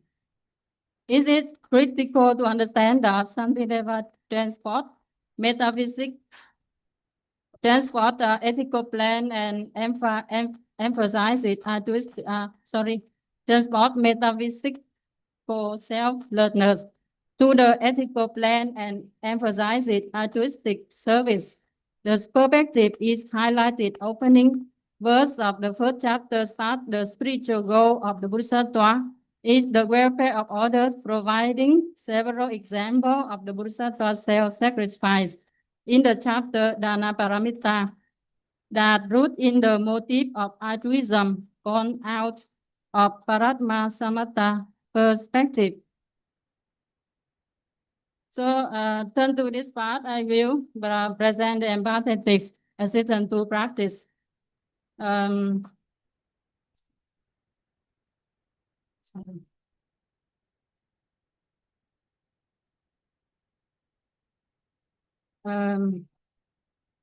You know, the text emphasizes that the Bodhisattva has to practice 6 paramita or the 4 vital bonds for the benefits of all beings. This goal is emerged for the first verse of the first chapter, which the Bodhisattva idea is to benefit all beings. In this regard, welfare for all beings is expressed on empathetic assistance. Also, empathy is expressed on dana. Hence, dana as the vital practice or priority to accomplish the spiritual goal of the Bodhisattva, that Bodhisattva takes benefit on being at his career.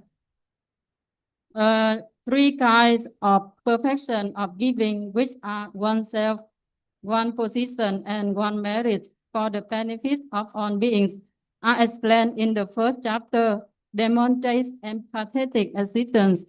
These activities of the Bodhisattva is based on the wisdom of sunyata, practice of giving, avoid the notion of self-love, which are I and mine. Like in the first chapter of the text, Santideva mentioned that keeping is suffering, but giving is wisdom. Or giving is happiness.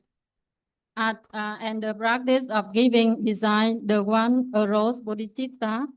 And at the end of this chapter, Santideva concludes that for a bodhisattva, dana itself is body.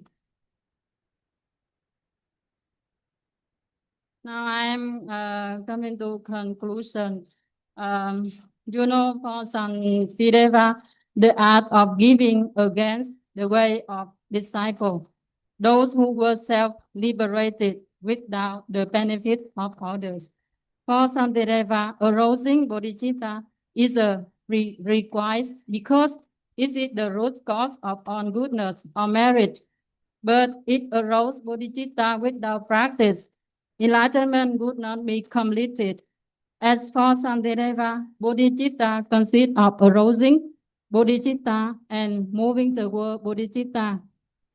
Hence, bodhicitta is argument or inner calm and moving toward moving toward bodhicitta is expressed through the practice of empathetic emotion, where giving emerges as a vital practice to complete enlightenment. This is my bibliography, and thank you so much.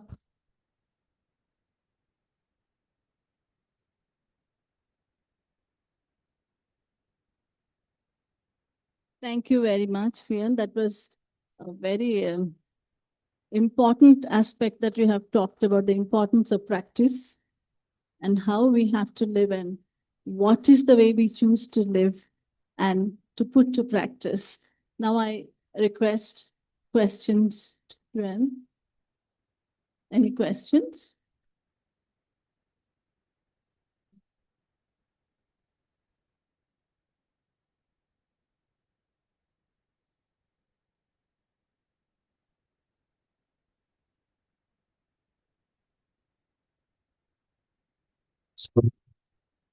Presentation. Congratulations. My question is on one statement that you made. Ethics is based on metaphysical position. No? I'm here. Yes, yes. Okay. Okay. So what is this metaphysical position on which ethics is based? My question is, ethics is based on a metaphysical position. So what is this metaphysical position on which ethics is based? He actually follow Mayamika tradition. Particularly, he follow Nagarjuna philosopher. So he developed empathetic assistance from his doctrine, which is the doctrine of Sunyata. So this is my understanding about Santideva.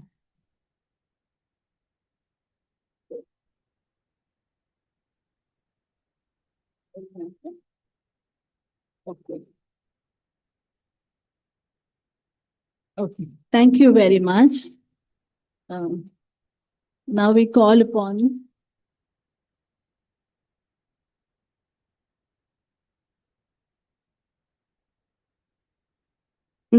upon the second speaker, Sneha Shah. She will be talking on rise and decline of Buddhist philosophy in the Middle Ages, a transformative psychological and historical dialogue with Advaita Vedantins. Thank you so much, ma'am, for the introduction. Good afternoon, everyone. Before I introduce myself or I go into the core of my topic, I would like to do a very simple exercise, and I would like you to all to notice what I did. So my name is Sneha Shah. The title of my research article is Rise and Decline of Buddhist Philosophy in Middle Ages, a transformative psychological and historical dialogue with Advaita Vedantins. I am from Nagpur. I am currently doing my PhD from Rashtra Sant Tukaroji Maharaj Nagpur University under the guideship of Rajasaheb Maharadkar. I am currently in Pune. I am speaking, I am presenting, and maybe I'm a little nervous. So if you all observed carefully, I am constantly repeating the word I. Now, this constant affirmation of my existence or my presence is not at all accidental. I am doing it incidentally. Now, it is very intentional because without the sense of I wouldn't be able to anchor myself into this world, into this existence. I wouldn't be able to portray my thoughts, my being, or what I could call as my soul in front of you guys. So now if I try to take this sense of I away from me, I think what we call as existential dread these days could be awakened. So before delving again into this, I would like to readdress. There was this book that I was reading called as Brahma Sutra Bhashya of Shankaracharya ji, where he uses this dialogue in a second chapter, Na Shunyam Asambhavat. So which means that it is impossible, that Brahma cannot be Shunya. It is just literally not possible, which triggered the thought in me, is really the concept of Shunyata and nothingness equivalent? So according to Nagarjun, and very eloquently translated by Professor J. Garfield, the concept Shunyata or emptiness is key to understanding reality. Now, emptiness in this context is not nothingness again. And it refers to the fact that all phenomena lack inherent independent existence, which he calls swabhav. Now, to describe swabhav, he gives a very beautiful example of fire. So for igniting fire, you need a lot of materials. You need wood, you need some sort of ignition to create a fire. So it cannot exist independently on its own. So for that concept, he says that everything in this world arises only in dependence of something else, which he calls the concept of pratitya samutpad. And I think Professor C.D. Sebastian very briefly and very in detailed manner, he in his speech talked about it. So to give a very recent example to again explain this concept, how many of you have watched the movie Lucy? It's a scientific fiction movie. Few hands I see in the public. So if you have seen the movie properly, the protagonist, Lucy itself, in the end of the movie, what she tries to do to demonstrate reality, she shows an example of car running in the screen. And she keeps on accelerating the car to a point where you cannot see the car because it has been accelerated to a very infinite amount of speed. Now, if you try to decode this topic, it's very much beyond science fiction. So this is more than science fiction. It is a visual metaphor for emptiness. If you speed up something extremely, or if you try to break down, or even if you try to pause time, for an instance, for example, if you become a youth scientist and you try to break time and you try to find what's reality in the current present, or in that current faction, you wouldn't be able to find anything, because it is constantly in the sense of transformation. As Sir said, it's in the constant phase of becoming. So even if you try to even speed it up, you will find the same result again and again, because you won't be able to find anything there, because it has already been transformed.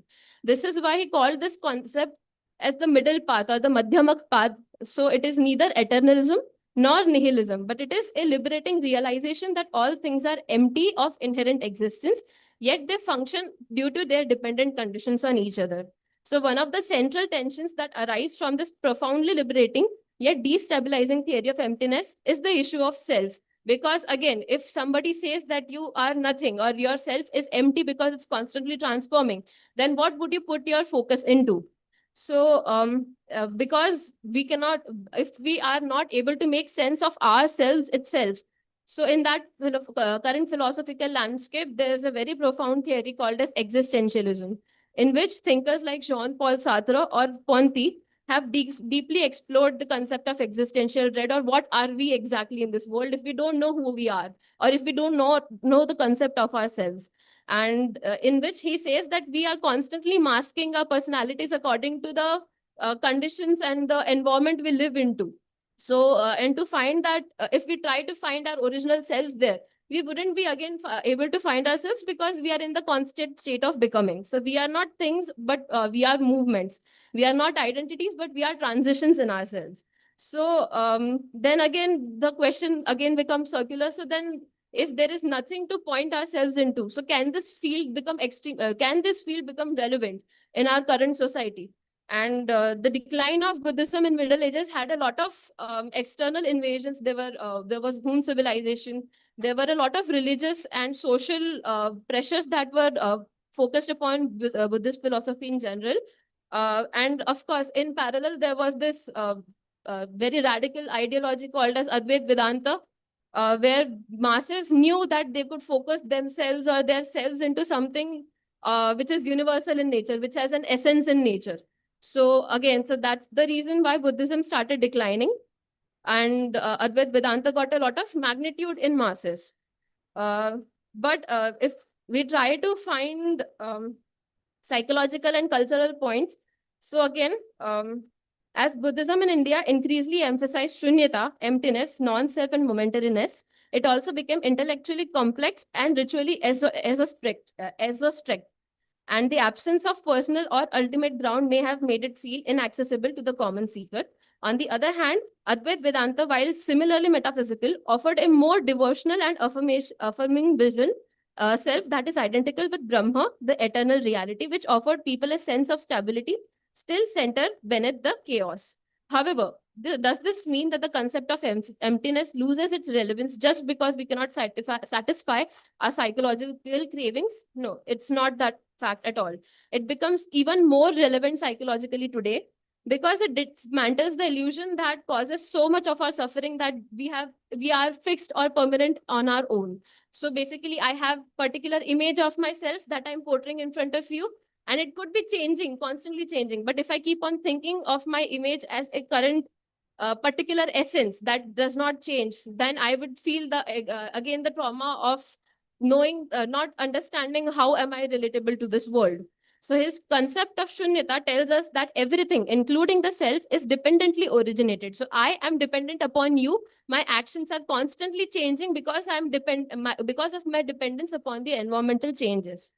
So while this may feel unsettling at first, it offers a profound kind of freedom. It means that we are not trapped by our past identities, failures, or social labels. We are not static. We are in constant becoming, and that allows for healing, transformation, and letting go. Modern psychology mirrors this insight. For example, there's a psychologist called as Carl Rogers, the founder of humanistic psychology. He spoke of fluid and changing self and emphasized the mental well-being that arises when we accept impermanence instead of resisting it. So rather than denying the self, Shunyata teaches us to live without clinging to it. It offers not despair, but chance to breathe, to become, to exist without the burden of being solid. In that sense, emptiness or Shunyata does not negate psychological self, it liberates it. Thank you.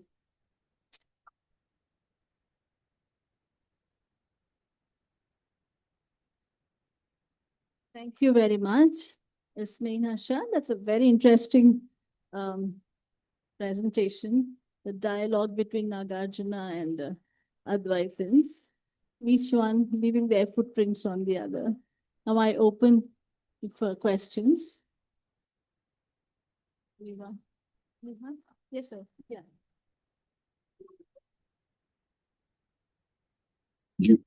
Presentation. I'm Thomas, also former student of Nagpur University. Happy to see someone from Sant Tukadoji Maharaj, Nagpur University, being a resident of Varda. Well, a very good presentation. I was wondering, apart from the historical conditions, what might have caused the decline of Buddhism in India, with no traces of any communities left, even in places like Kushinagar or Sarnath or Gaya and all. We don't have even a small Buddhist community remaining there. Is there any philosophical reasons, maybe some philosophical weakness which might have caused Buddhism to give its ground to Advaita?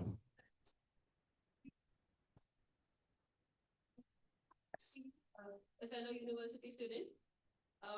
So I would not be able to give a lot of historical context considering that I'm not that experienced. But yes, on a philosophical note, I could give my subjective opinion on it, considering the amount of research that I've done. So basically, as Professor Sebastian said, Indian masses need something, some notion of religion to follow to. So when you say that you are if you say that yourself is nothing, if you're constantly transforming and you cannot actually focus on something at present or as a static self, so then what exactly are we? And that question takes a lot of logical reasoning and a lot of self-discipline to come out of.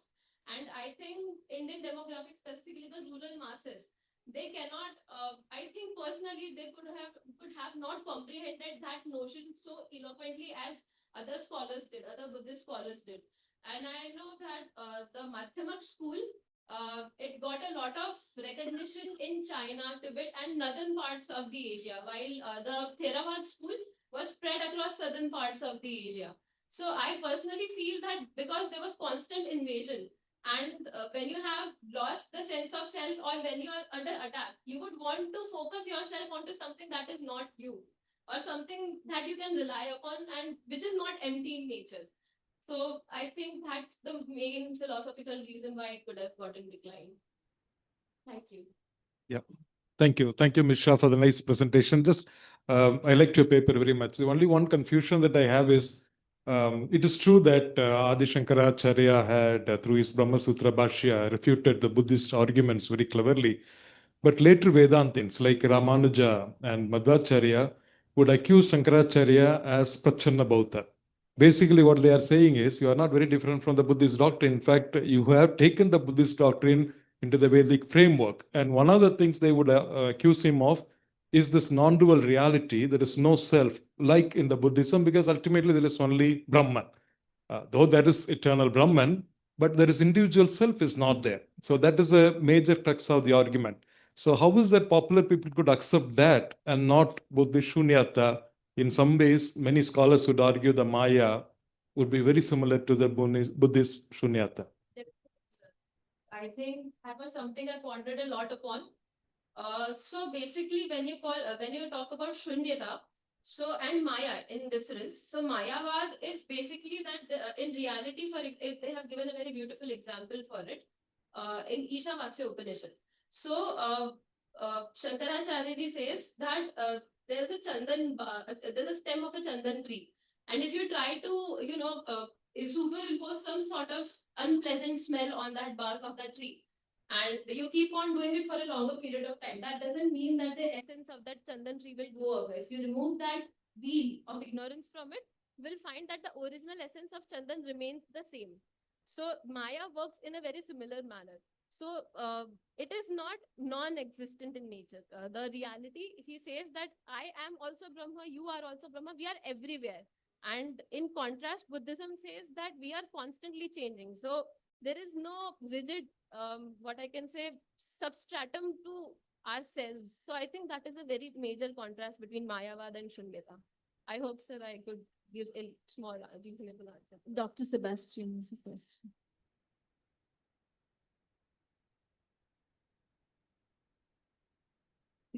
Sneha Shah, it's only a appreciation at the same time, the disagreement as well. Yeah, first thing, the decline of Buddhism is not at the hand of the Advaitins. Okay, there is it is not intellectual or religious reasons, there are physical reasons. First thing. Second thing, Advaita is not devotional. Whereas other Vedantins, Vishishtadvaita, Dvaita, Dvaita, Shuddhadvaita, they are bhakti related. There is no devotional aspect. Third, when it comes to Tarkapad is the second part of the second chapter of the Brahma Sutra. When it comes to Nagarjuna and Madhyamika, summarily Shankara dismisses it to one word. They are not worth commenting upon. Had he attempted to demolish Nagarjunian position, his own position would have demolished. So he was careful about it. That's why all other Vedantins call him Prachanna Buddha.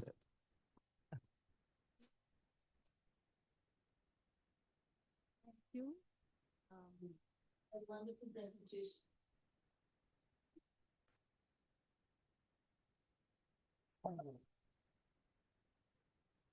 Now I call upon the third scholar, research scholar on is Shikha Chaube. She will be talking on the nature of phenomena, a study in the philosophy of Nagarjuna.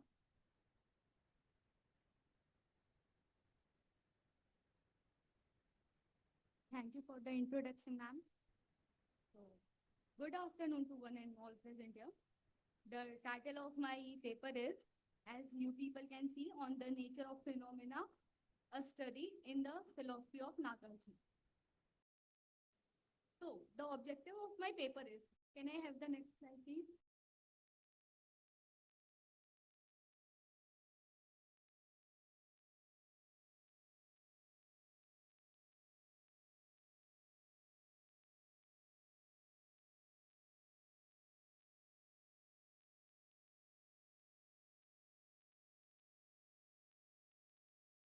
The second slide.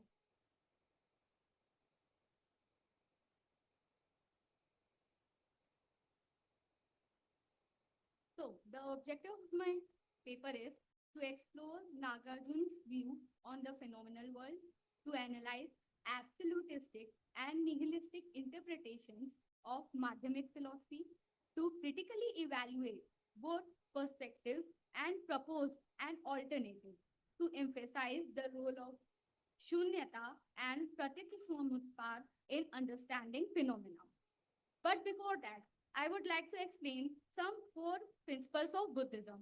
These are the principles of Shunyata, Pratyatsamutpad, and Madhyama Pratipad.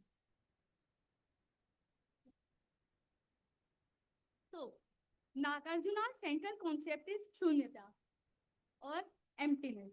He argues that all phenomena are empty of inherent existence. This means things do not exist independently or permanently. Rather, they exist only in dependence on other conditions. Emptiness is not nihilism. It reveals the dependent and interrelated nature of reality. Moving on to Pratitya Samutpad, Nagarjuna equates emptiness with the Buddha's teaching of dependent origination, that everything arises due to causes and conditions. According to him, understanding that nothing exists independently leads to wisdom and liberation from suffering. The last one is Madhyama Pratipad. Nagarjuna advocates the middle way that avoids the extremes of eternalism and nihilism. Through logical analysis and deconstruction of conceptual extremes, he leads the practitioner to the realization of non-duality, balance, and the path toward liberation. Next slide, please. So, Nagarjuna enters this philosophical terrain through his Madhyamika school and his writings, especially the Mool Madhyamik Karika, have given rise to two broad interpretations, the absolutistic interpretation and the nihilistic interpretation. According to the absolutist view, Nagarjuna does not deny reality altogether, but holds that the phenomenal world is merely an appearance that conceals a deeper, unchanging absolute. Scholars like T.R.B. Murthy, C.D. Sharma, and Sabetsky support this position. Murthy, for instance, places Nagarjuna in the lineage of non-dualistic traditions like Advaita Vedanta, arguing that the world of phenomena is a false appearance and behind it lies the real and absolute that is unconditioned and eternal. He calls Nagarjuna's system a form of transcendental idealism, where the absolute is the reality of the apparent. C.D. Sharma similarly sees shunyata or emptiness not as negation, but as a positive spiritual essence, comparable to Brahman in Vedanta. For him, Nagarjuna and the Vedantists are on a similar philosophical journey, beginning with negation but culminating in affirmation of the absolute. Sabetsky adds that while the parts of reality may be illusory, the totality or whole still carries substance. Next slide, please. In the Madhyamik, so accordingly, Murthy wrote, in the Madhyamik, Vigyanvad, and Vedanta system, the absolute is non-conceptual and non-empirical. It is realized in a transcendental non-dual experience, variously called by them Pragya Paramita, Lok Tantra Gyan, and Aparokshanubhuti, respectively. All emphasize the inapplicability of empirical determination to the absolute and employ the language of negation. They are agreed on the formal aspect of the absolute. Moving on to the critical evaluation and accordingly to the next slide. So, the critical evaluation, I'm now talking about the absolutistic interpretations. What are the problems associated with this this kind of interpretation? The critical evaluation of the absolutistic interpretation of Nagarjuna's conception of phenomena reveals that both approaches suffer from significant philosophical shortcomings and misrepresent the core of Madhyamik thought.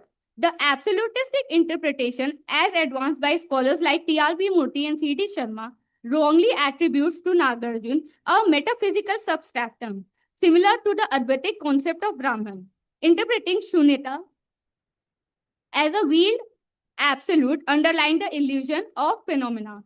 Opposing this, Professor Anand Mishra asserts Madhyamik philosophy can never be called an absolutistic philosophy, nor does the Madhyamik Shunyata have any affinity with the philosopher's absolute.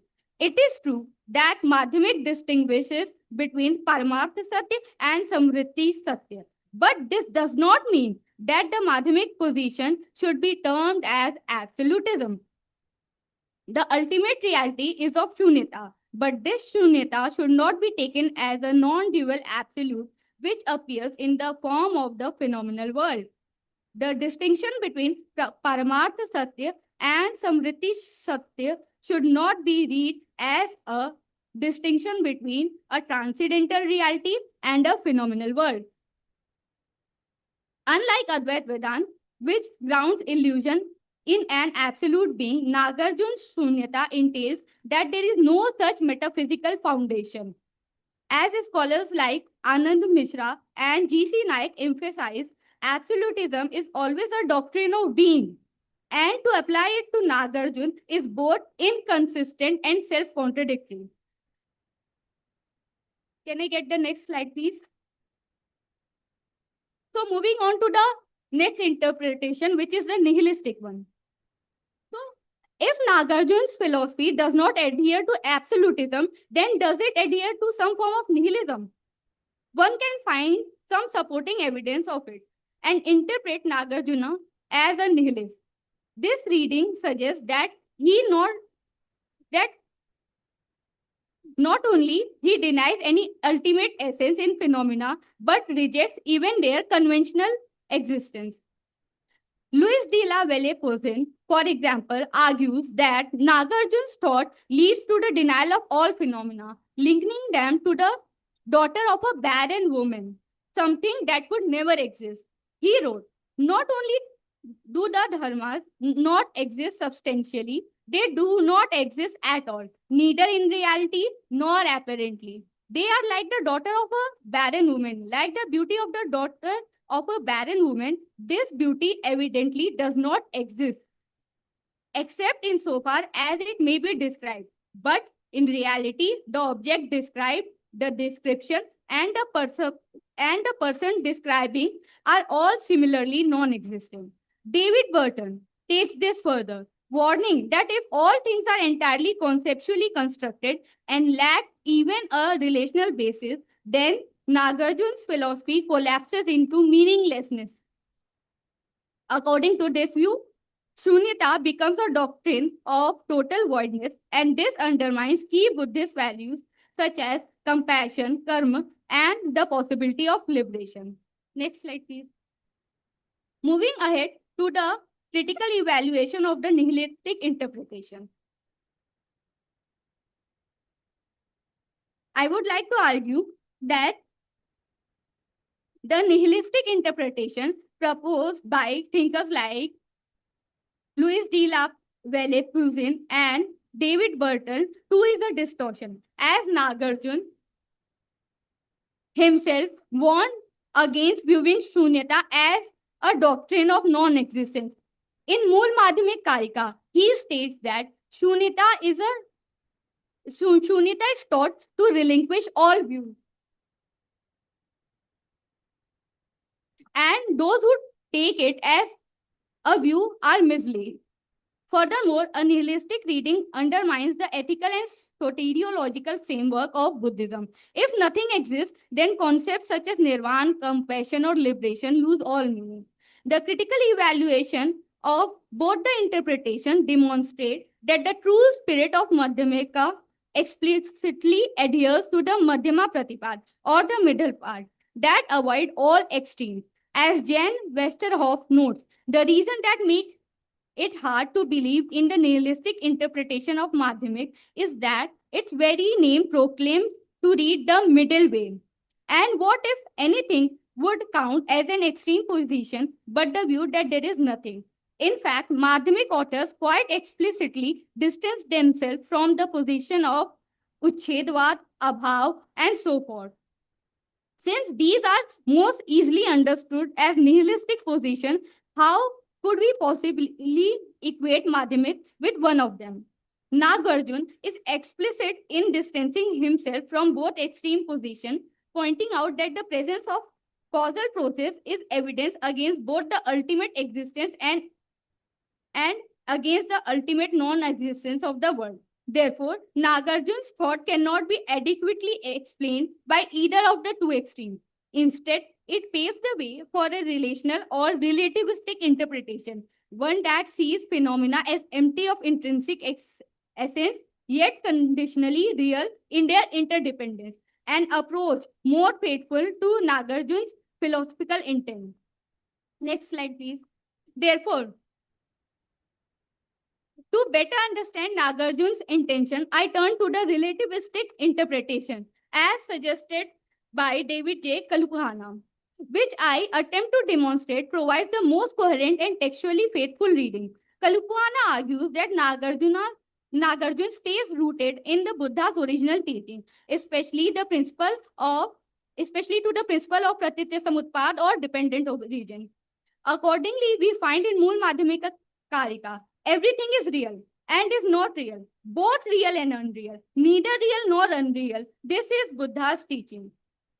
In this view, phenomena are not independently real, nor are they illusion. They arise in dependence on causes and conditions. Because they are dependent, they are empty, not of existence, but of inherent self-nature, which is Swabhav. As Nagarjuna famously puts it, there is no phenomena that is not dependently arising, and hence there is no phenomena that is not empty. This means that emptiness and dependent origination are two ways of describing the same reality. This was discussed by Professor Garfield also in the morning session. Emptiness is not voidness, but relationality, a rejection of both inherent existence and total non-existence. Kalupahana also emphasizes the importance of conventional truth, Samriti Satya, which is Samriti Satya. In Nagarjuna's thought, language and concepts are not rejected outright. They are useful, but only when used skillfully and without attachment. If we take language as pointer rather than as final destination or final description of reality, we begin to see things as they are. That is, the true nature of things are revealed to us, the yatha bhutam. This insight allows us to live without clinging, to engage with the world compassionately, and to pursue liberation without getting trapped in metaphysical speculation. This relational or relativistic reading preserves the practical and ethical dimensions of Buddhism. Unlike nihilism, it does not render karma, compassion, or nirvana to meaninglessness. And unlike absolutism, it does not posit an inaccessible metaphysical ground behind appearances. Instead, it allows us to understand phenomena as interdependent, impermanent, and meaningful with the context of experience and moral action. To conclude, I would... Yeah, please conclude. Yes. To conclude, my paper argues that Nagarjuna's philosophy is best understood as a middle path that avoids both metaphysical reification and total negation. He does not offer a final metaphysical system, but a method to dismantle all dogmas. The phenomenal world for him is empty of self-nature, yet real enough for ethical responsibility, spiritual practice, and liberation. In doing so, he stays loyal to the spirit of the Buddha's teaching. While this relativistic interpretation provides a compelling reading, it also opens up further philosophical inquiries. What exactly is this middle? Is it realist, anti-realist, or beyond such categories? What kind of epistemology does it entail? These are the questions that require deeper reflection. But one thing remains clear. Nagarjuna invites us not to cling to views, but to live with awareness of impermanence and interdependence. And that is the true spirit of the middle way. Thank you.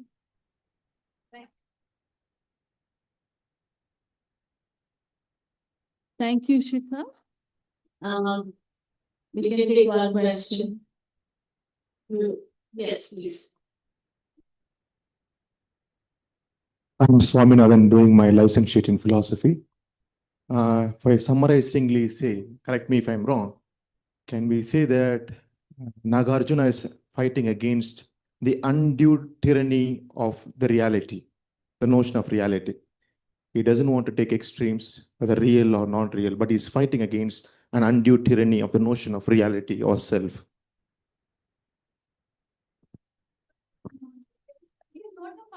against reality or unreality. It is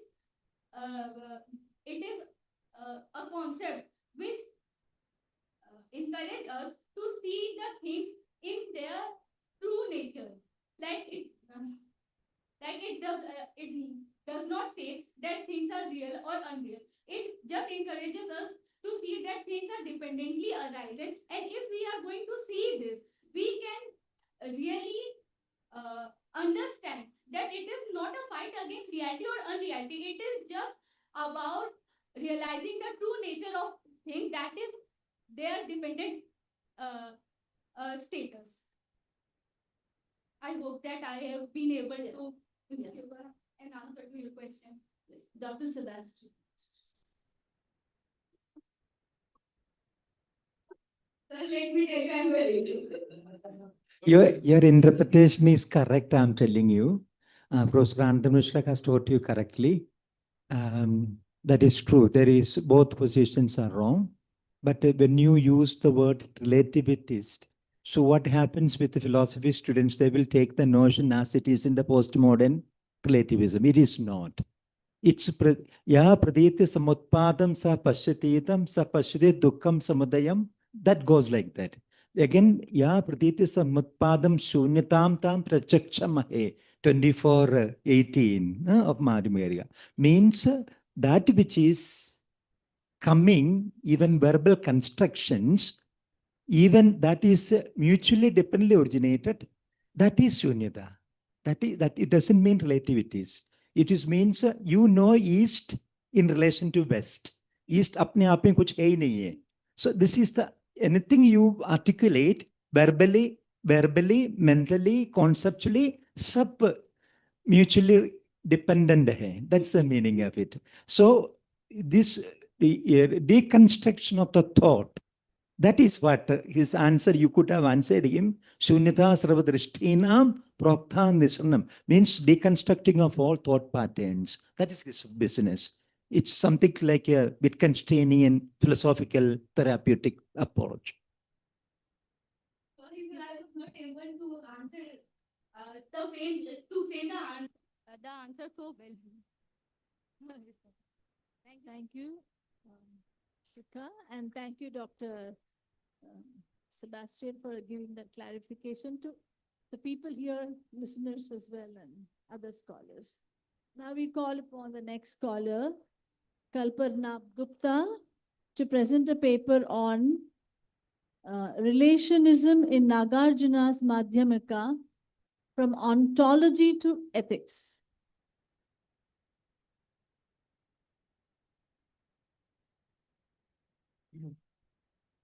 So, good afternoon all.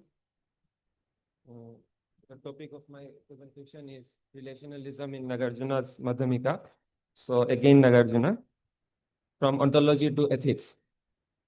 So, Nagarjuna was one of the most influential philosophers in Buddhist history. He is also referred as the second Buddha. And he is the founder of the Madhyamika school, which is one of the two schools, the other school being Yugachara Vigyanvad. And many texts are ascribed to him, though there are controversies regarding which of these texts are his own. I will be referring here only to Mula Madhyamika Karika, MMK, which is considered as the foundational text of Madhyamika philosophy. So the text MMK consists of 27 chapters, and in each chapter, Nagarjuna, it is dedicated to exposition of a particular topic like rest and motion, cause and effect, simple and composite, skandhas and dhatus, 12-fold chain, Four Noble Truths.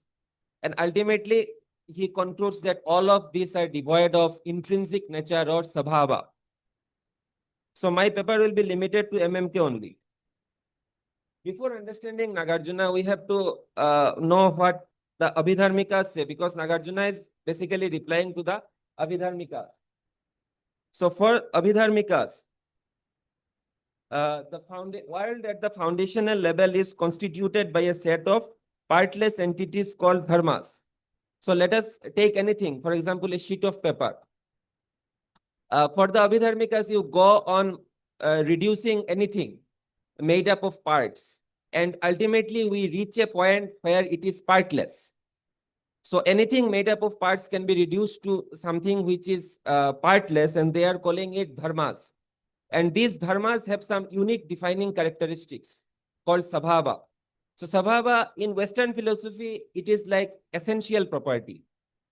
If a thing has an essential property P, it will have this property under all conditions. So if a dharma possesses sabhava, then it will possess this sabhava. And there are like 75 dharmas according to Abhidharmikas, and then 43 according to the Shotrantikas.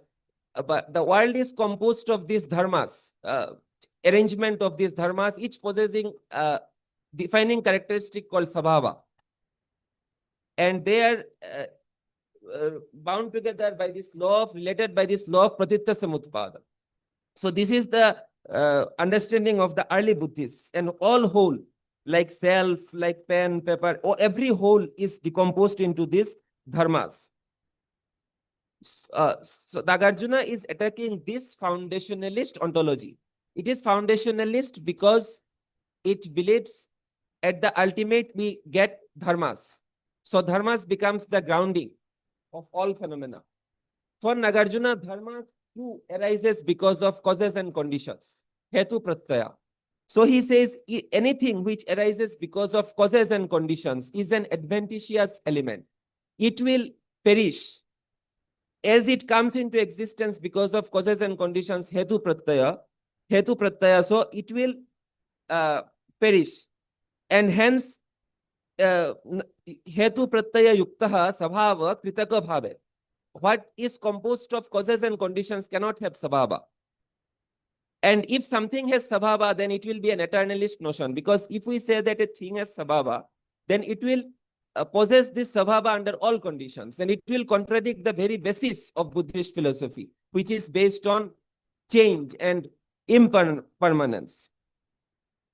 So he identifies sunnata with pratitta samutpada in the famous verse 24th chapter 18th verse.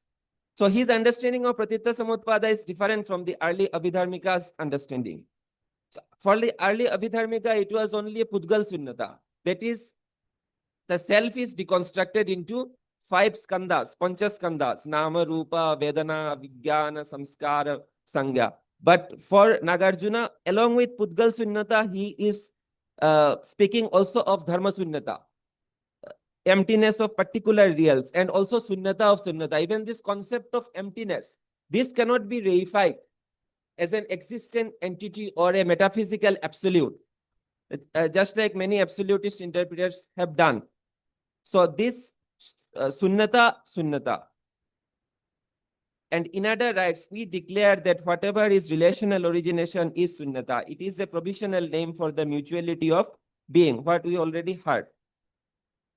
So to accept Nagarjuna is to accept anti-foundationalism in ontology. Now, when we say foundationalism, we are saying that grounding relations should always bottom out at a fundamental level. And Jonathan Sheffer claims that the downwardly non-terminating chains are impossible, that there should be a fundamental level where explanations must end. So downward chain is, they must end somewhere. For Abhidharmikas, these are the dharmas. For consciousness idealists, this is the consciousness, Advaita Vedantins. But this chain must end. But for Nagarjuna, he is an anti-foundationalist in ontology. So anti-foundationalism can be in 2 varieties. The chains may be non-terminating. Here the chain B is grounding the chain A, and C is grounding B, and it will go on infinitely. And another possibility is that A is grounded by B, B is grounded by C. So it is in a loop. So Pratitta Samutpad is like relational ontology, when these grounding relations go on a loop.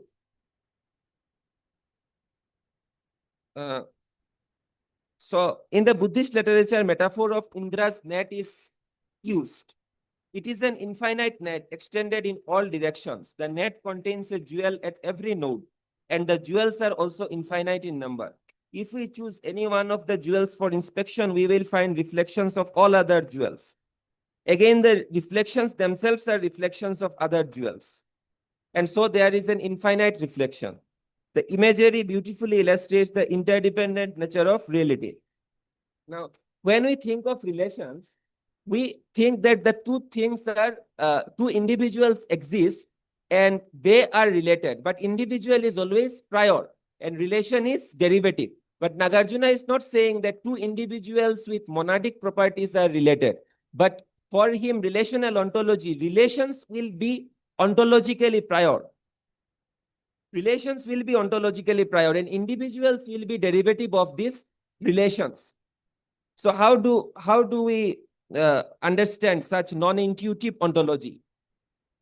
We can have example of Randall-Dipper's graph theory. So it is basically an asymmetric graph where each vertex is identified not by set of monadic properties, individual properties, but by its relation to the other vertex and the edges. So since the days of Aristotle, there is a general take that relations without relator are impossible. But we reply like that set theory is an important and useful tool for providing a description of ontological theory, but it cannot be considered the only or best tool. And non-existence of individuals with intrinsic properties in such models does not imply that they cannot be used in our day-to-day discourse while providing explanations or making conceptual distinctions. The fact that we cannot think without individuals does not necessitate that there must be individuals. It can be maintained to be an epistemological limitation only. So because of our substantialist thinking, we substantialize the world, but it need not be the reality. So Buddha was able to explain the world without substances, any permanent entity like self or some unchanging substratum. So Nagarjuna professes to restoring the original meaning of the old sutras, showing that the innovations of the schools led to contradictions, and in particular conflict with what he takes to be the essential teaching, namely dependent origination. Pratitya Samutpada acts as a correction to our cognitive stance taken with respect to the conventional world, which is habituated by thinking in terms of essences. In salutary verses of MMK, it is said that enlightened one taught the doctrine of Pratitya Samutpada, and this results in cessation of conceptual proliferation.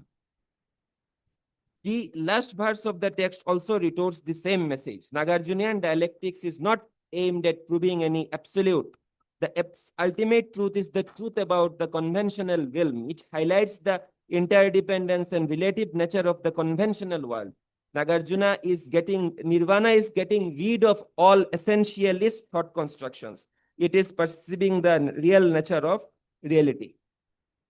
So after we extrapolated, now we extrapolate this to ethical domain. This relational ontology. What ramifications would have in ethics? So here we seek to develop a viable alternative to the contemporary moral theories like deontology, various forms of utilitarianism, virtue ethics, as well as moral nihilists and particularists. As already highlighted, Pratitya Samutpada or dependent origination is the central doctrine. And any Madhyamika ethical theory should be formulated considering this under view. So we may naturally ask, and Nagarjuna himself asks, that if everything is empty, then four noble truths, three jewels, all moral conduct and striving, all will be empty and meaningless. So how is then emptiness compatible with the original teaching of the Buddha and the ethical life? Garfield says that it is more akin to moral phenomenology. It does not focus on the first instance on obligation, nor does it focus on action, nor does it again focus on state of character. And finally, it does not focus on ideal state, but rather the state of the practitioner in a non-ideal moment. So moral reflection should directly follow from relational ontology, which sees the world as a network of dependencies. Contemporary eco-Buddhists have put forward some insightful suggestions. Joanna Macy argues that opening to the relational nature of reality helps us move beyond the egoistic self and puts one into the world with a livelier, more caring sense of social engagement.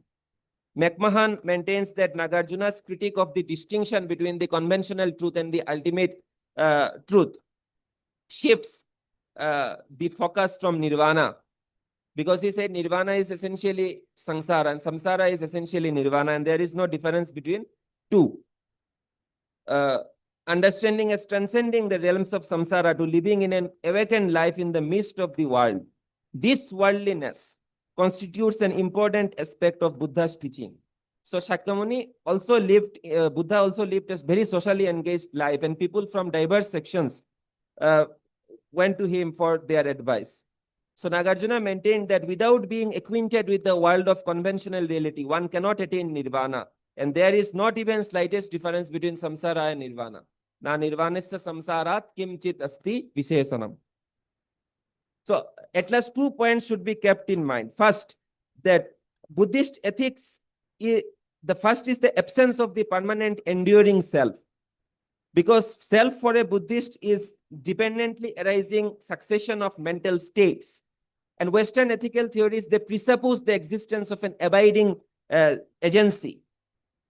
And secondly, Buddhists recognize universality of suffering, dukkha, and Buddhist ethics is best conceived as an attempt to solve this deep existential problem, the problem of suffering.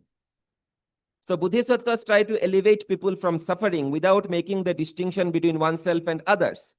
Because logically it is impossible to make distinction between oneself and others, because oneself is also a succession of mental states, other is also succession of mental states. So why should I privilege self than other? Shantideva writes, I must eliminate the suffering of others just because it is suffering. Like my own, I should work to benefit others just because they are sentient beings as I am.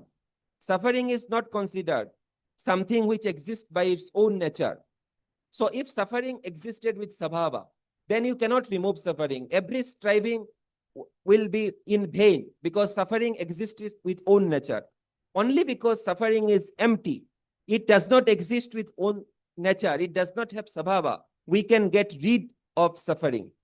So Nagarjuna turns his table against his opponent who says that emptiness is detrimental to ethical path. He says emptiness is absolutely essential for ethical action. So, and karuna is not a passive emotional response, not a mere desire. Instead, it is a genuine commitment manifested in thought, speech, and physical action to act for the welfare of all sentient beings. So karuna is derived from the root verb kri, which means to act. Unlike compassion, which is derived from pesio, to feel, but karuna is derived from act, it is related to action. So informed by the doctrine of emptiness and dependent origination, Madhyamika Buddhism enables us to act in particular circumstances in order to elevate suffering. When seen holistically, relationalism in ontology is seen to have ramifications in ethics. So now I conclude. The paper argues that ontology and ethics in Nagarjuna's Madhyamika are linked to each other, and Pratitta Samutpada forms the basis of this linkage. Further, there are multiple reasons why this connection should be drawn. Pratitta Samutpada is the sole thesis of MMK, and this highlights the network of dependencies which characterize our conventional world. Nagarjuna equates conventional realm of truth with ultimate truth, and this nullifies the possibility of otherworldly transcendental realm. The substantialist thinking pattern of the mind, which imposes sabhava on the conventional world and reifies it, should be put under check. Correct understanding of the network of relations leads to cessation of conceptual proliferation and paves the way for livelier social engagement. Dependent origination, coupled with the doctrine of no self and universality of suffering, sarvam dukkham, can be used to formulate a unique Buddhist approach to ethics different from prevalent Western ethical theories. So paper is only a humble beginning towards this way. And I end. Thank you. That was an excellent paper, Kalpa Gupta, and an important aspect how ultimately our morals should not be relative models, but founded on ontology. Yes. Any questions for Mr. Gupta? Yes, sir.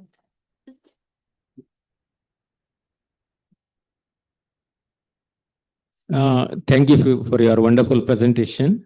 I want to get clarity on this identification of samsara with the nirvana. If samsara is identified with nirvana, how do you distinguish with them?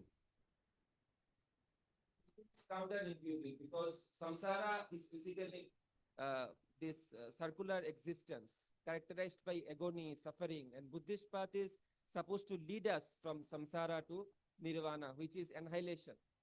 Nirvana is basically extinction. It is not about merging with some ultimate. It is extinction in that. So when Nagarjuna equates samsara and nirvana, he speaks of this reification, which is created conceptually.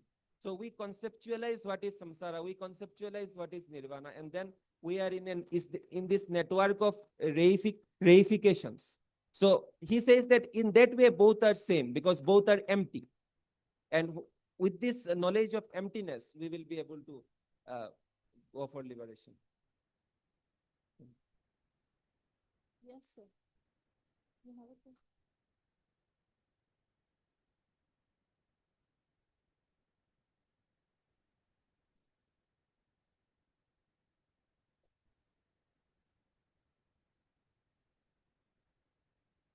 Like the concept of relational ontology, it is inspired in various literature, Western literature as well, whether it's process philosophy or continental philosophy.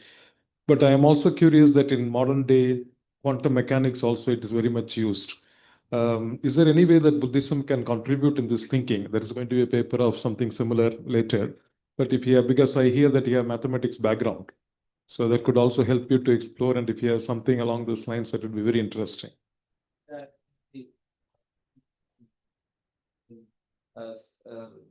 Modern scientific theories, but I am also critical of interpreting it is a hermeneutic question whether religious understandings, religious philosophies should we interpret it along with the modern science, because there is also a very socio-historical and contextual and very historical process going on, and they are replying to these commentators and early and late.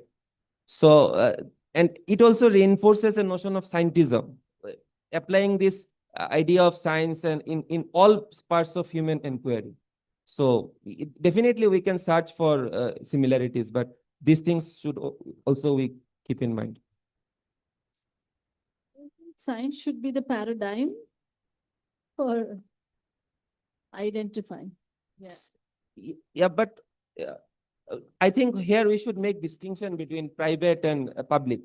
Whenever it is a matter of public discourse, then we should entertain rational discourse. But private religious understanding, they also have a place, emotional, and this is this philosophers of science like Feyerabend and others have written with this method of science. So I think a distinction should be made. Thank you very much. A big applause to you two for taking the applause. Yeah. Now we have Amit Hatyangadi, the last speaker, and you will see how exciting the topic is, becoming more and more contemporary, finding ourselves in the digital mirror. How Buddhist mindfulness can help navigate the algorithmic self and fragmented identity. So we are moving to a very contemporary AI zone right now. Thank you so much, ma'am, for the introduction. Good afternoon, everyone. I would like to express my gratitude first to the Research Forum and then the Jnanadeepa Institute of Philosophy and Theology for letting me present my paper in the international conference. It's a great opportunity for me for expressing the paper that I deeply, deeply care about. This paper is, as you can see, finding ourselves in the digital mirror, how Buddhist mindfulness can help navigate the algorithmic self and the fragmented identity. We'll be getting towards these two terms very soon. But before that, I will be sharing the part of why I've taken this particular topic and what I have gone through as a student of philosophy okay, and why this research topic is so special for me. So,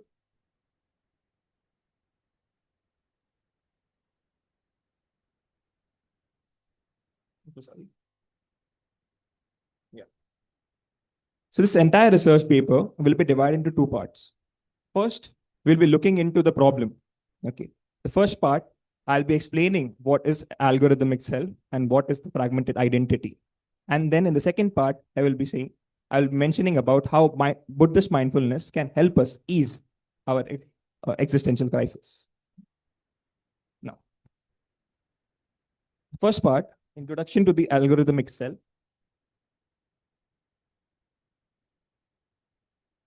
So what is this algorithm itself? Algorithm itself is a combination of who we are and how AI sees us. Our digital footprint is been provided to these algorithms on a regular basis. And this algorithm analyzes our data. The data can be online searches, online interaction, your likes, dislikes, engagement, time, and pattern.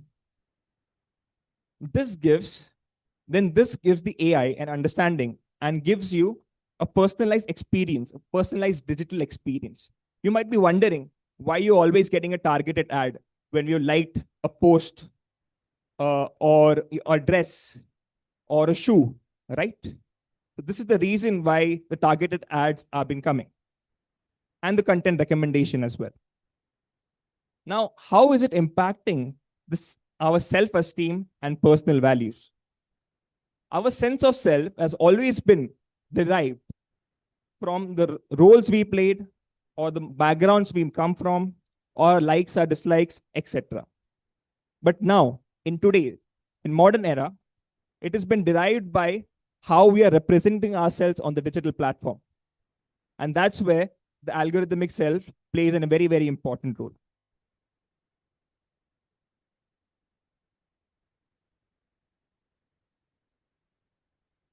The role of technology in shaping our identity. There is this algorithmic gaze, which states which part of your personality should be highlighted and which part should be downplayed at times or ignored as well. Our qualities, which are non-binary in nature, attributes are given certain predefined labels. It forces us to adapt a rigid mathematical way of looking at the ever-changing nature of humans. This binary categorization by AI leads to the formation of individuals, a collection of data points that can be bought or sold, essentially turning individuals into product in this digital era. This indeed raises concerns for our data privacy, as it seems that we are under surveillance 24/7, thanks to the algorithms. So which gives rise to the understanding of fragmented self. This is the background for forming and understanding the fragmented self. Now, before going into this fragmented self, I hope I'm audible to everyone, right? Yes. Before going into fragmented self, we have a beautiful concept of dependent origination and no self. But if we are not able to understand our self in this conventional reality, okay, and they are creating another algorithmic self for ourselves, how will we reach a stage from the algorithmic self, the convention self, and the true understanding of no self? So understanding this algorithmic self and then the fragmented identity becomes very, very crucial.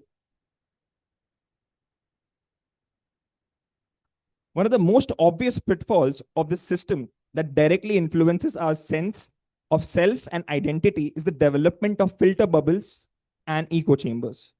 So what is this echo bubbles and filter bubbles and echo chambers? In the name of personalization, when we are constantly shown digital content that matches our pre-existent beliefs and likes, which is the filter bubble part, it leads to the narrowing of our perspectives by limiting our exposure to different viewpoints. This in turn influences how we engage in the world and ourselves by strengthening our biases. Now, a very good example of this would be your Instagram engagement.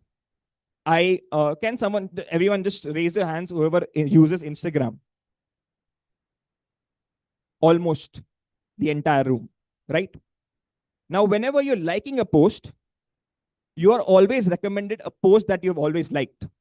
You will never get a post that you've not liked or interacted with before. It is to engage you inside Instagram. Now your engagement time with social media has increased significantly, and it is helping them to build a certain section of polarization. Now we are driven by polarized ideologies. We have extreme opinions that we are seeing right now. It might be a political opinion, it might be a religious opinion, or it might be any other ideology. We are driven by ideology. A very famous philosopher, Slavoj Zizek, would say, we are driven by ideology. We're driven by something.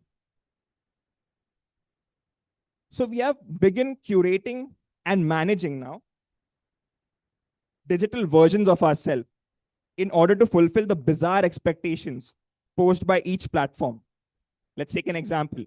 What you're seeing right now in front of you is the LinkedIn personality of mine. Right? Formal clothes, presenting the paper. Now, I am not the same person outside. When I'm outside work, I'm a more carefree version, an Instagram version of myself. But inside my home, I'm the WhatsApp version of myself, where I'm more free. I can be in the clothes that I am comfortable with. I want to talk to the people that I am comfortable with. I'm on video call, etc., etc. It becomes very, very difficult to manage these identities that we have created. The creation and the maintenance of these crafted digital avatars plays a huge role in this fragmentation.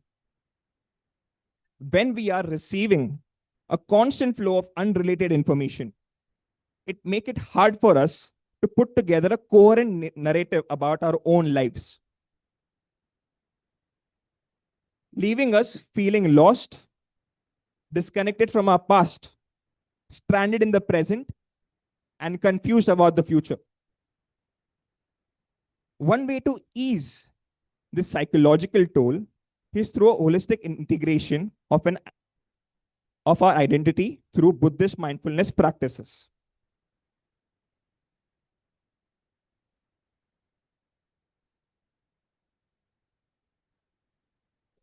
Before moving to that, the anxiety is increased as the fragmented identity is also moving. Okay. As you're further moving away from your own self, and algorithmic self is increased, the controlling aspect on you, it is increasing the flow. And then the loss of authenticity, what actually you are.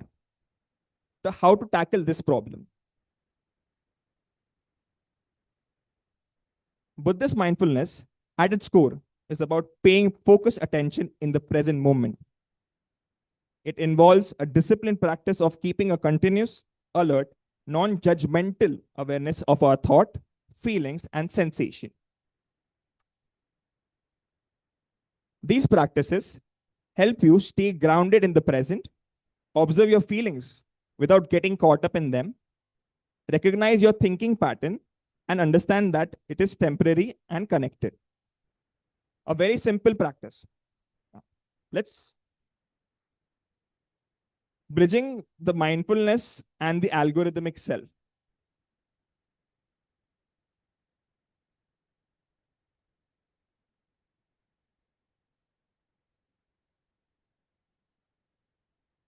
Sorry, the remote is not working. Mindfulness as a tool for self-reflection. Through mindfulness practices, we can become more sensitive to our online habits and emotions they bring up. Taking a moment to check within yourself while they're using social media can help you notice the difference between the polished digital self that you show and your more authentic self. A very good example would be the moment there is a notification on your phone, we quickly go and respond to that notification. It's a stimulus. It's an automated response that they have created for us. We are conditioned now because of these stimulus. It can be a notification, it might be a sound, it might be the advertisements. These are the condition aspect of our beings. Mindfulness is also vital now on managing our emotion and staying strong in the digital world.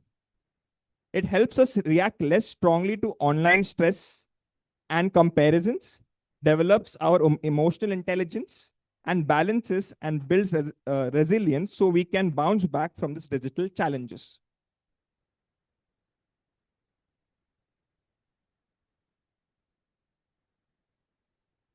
It encourages us to use technology more intentionally by promoting conscious choices and setting limits for ourselves.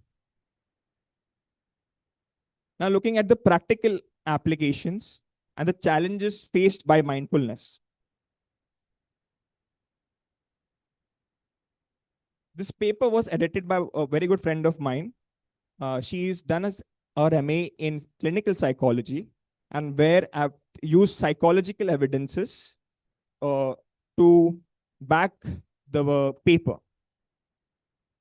There exists notable research which supports the idea that mindfulness-based interventions, MBIs, can improve mental health and well-being when used in the digital context. In digital mindfulness, effectiveness in reducing stress, anxiety, and depression helps self-compassion as well. And everything is building to the concept of no self and dependent origination for a better understanding. Now, the challenges that it faces in today's world.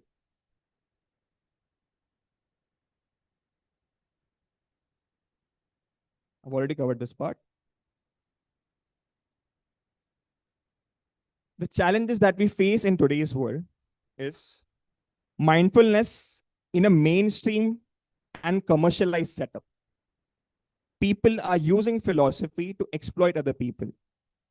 When mindfulness is taken out of the Buddhist context, the Buddhist roots, and put in the mainstream commercial setup, it is not doing justice to the actual theory. And it is not benefiting the people that it used to. Then there is a dilemma of the no self that I've talked about. First, to understand the concept of no self, we need to understand the algorithmic self, the conventional self. After we get a better clarity of it, then we can go towards no self. If we introduce the topic of no self to someone who is having an identity crisis, who is not able to have a clear sense of their own self, it might backfire and put them into a slight bit of alienation as well. And third, and the most important part, the art of slowing down. In this fast-moving world, where everything is so fast-paced, everything is there in just one click. We are so connected to each other. Can we really slow down? Is a true question in the metropolitan city I'm asking. Now, the conclusion, because of the word limitation, I couldn't extend the paper. But the future aspect of the future resources can be focused upon how mindfulness practices that is true in its essence to Buddhist philosophy could be implemented in a fast-paced commercial setup.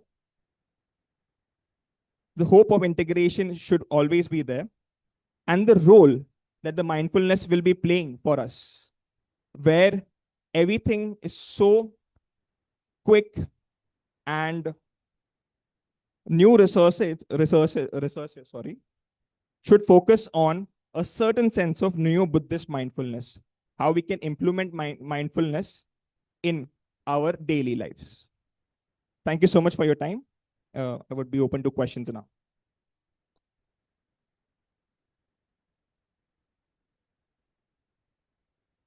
Thank you very much, Amit. It's a very timely and appropriate paper that you've presented.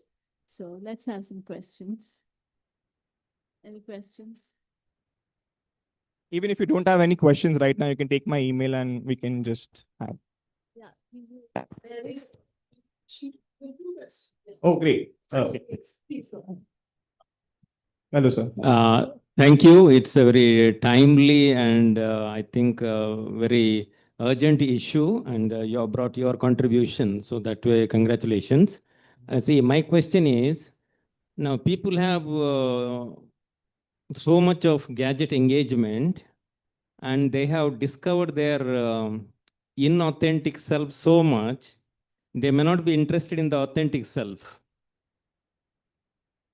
Okay. I would like to state my own example. While why I have selected this paper as well, this will also answer your question on this topic. As we are moving forward, there was a time where I couldn't be relaxed. I was continuously engaging with others and not understanding what I truly want. This pressure, this constant pressure of showing a happy version of myself on Instagram, a successful version of myself on in LinkedIn, so-called casual version on WhatsApp, really created a lot of burden for me. The moment I uninstalled all the apps for just 2 months, I was feeling a lot of relief. Then I started researching about this. It took me months to get an understanding, having discussions with my peers, my friends, and then I was able to get to the understanding of algorithmic self and the fragmented identity, and how Buddhist mindfulness then could do it. If it is actually going at a very breaking point, we might have to wait till the breaking point. If we understand, okay, we are controlled by either the notification or any other sound or anything that is internet based, then we should be thinking for ourselves. Just a couple of minutes, a half an hour exercise on a daily basis, and not engaging with any social media platform. And that would do wonders for you. There's also a study done where a continuous engagement with social media is developing gray matters in your head. Gray matter is developed after a certain age in your old age, but it's been found in teenagers. It has been found with people in the 20s, which is very, very scary. I hope that answers the questions. Thank you so much. Sneha, right? Yes. Okay.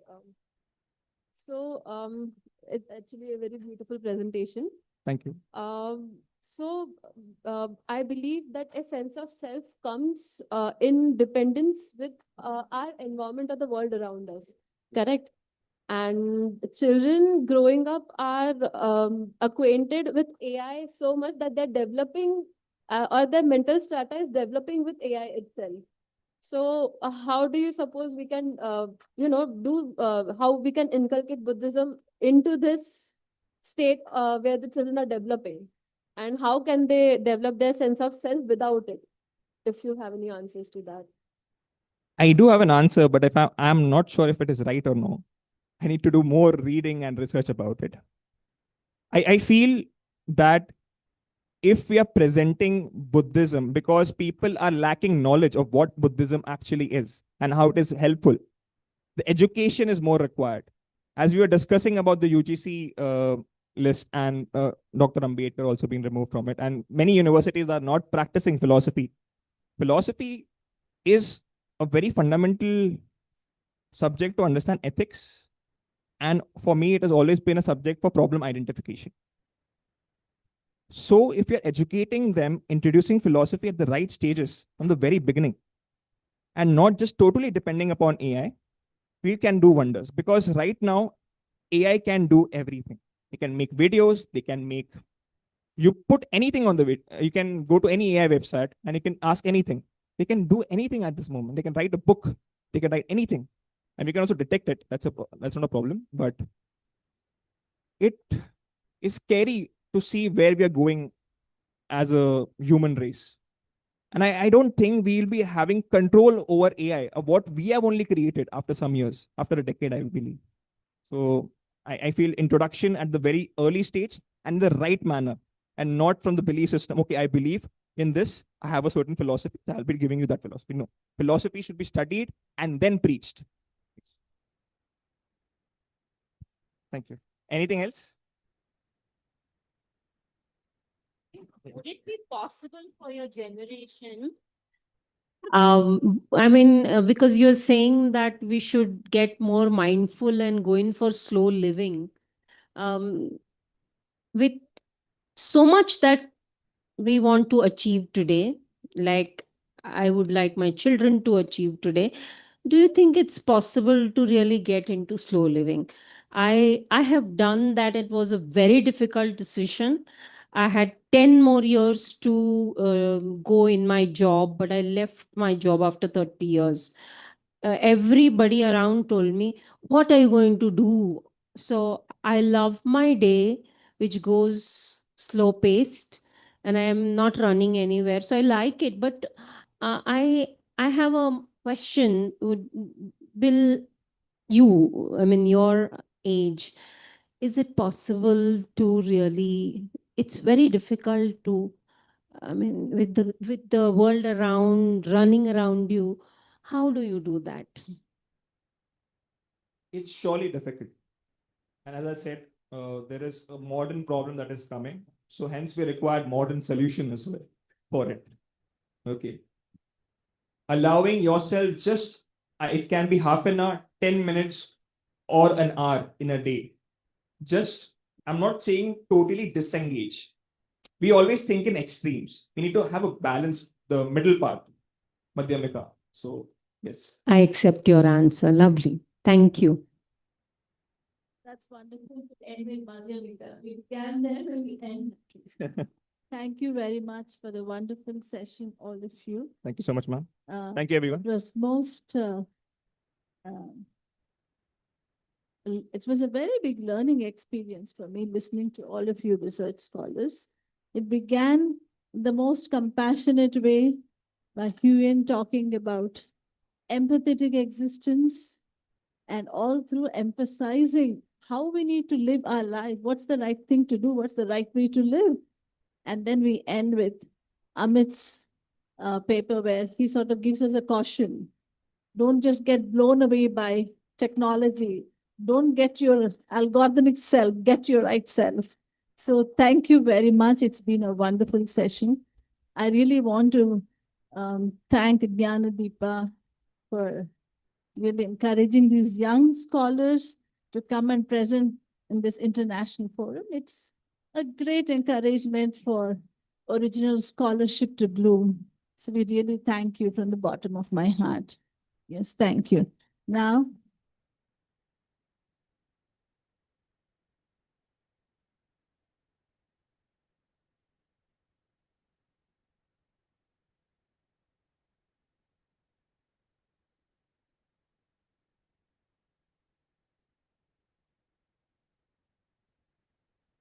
So I'll now invite Dr. Archana to tell us a little bit about the Best Paper Award.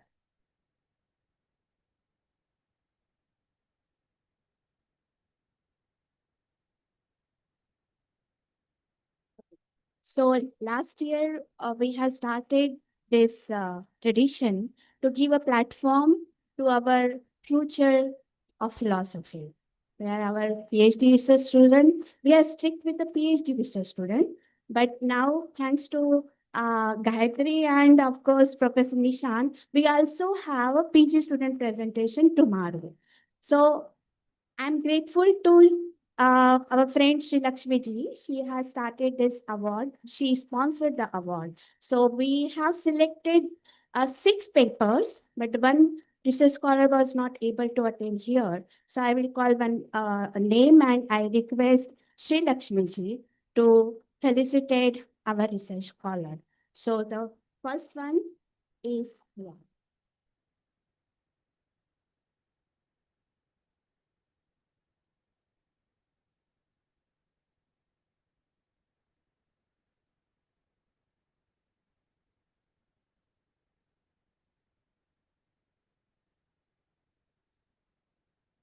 So I now invite Chairperson Sri Lakshmi ji to felicitate our first research scholar with the Best Paper Award, Huyen, from IIT Bombay.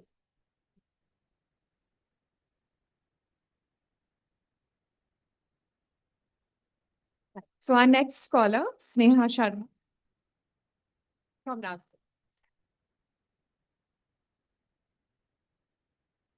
So the third speaker is Shika Chaubey. She is from BHU. So I request Sri Lakshmi ji to felicitate her.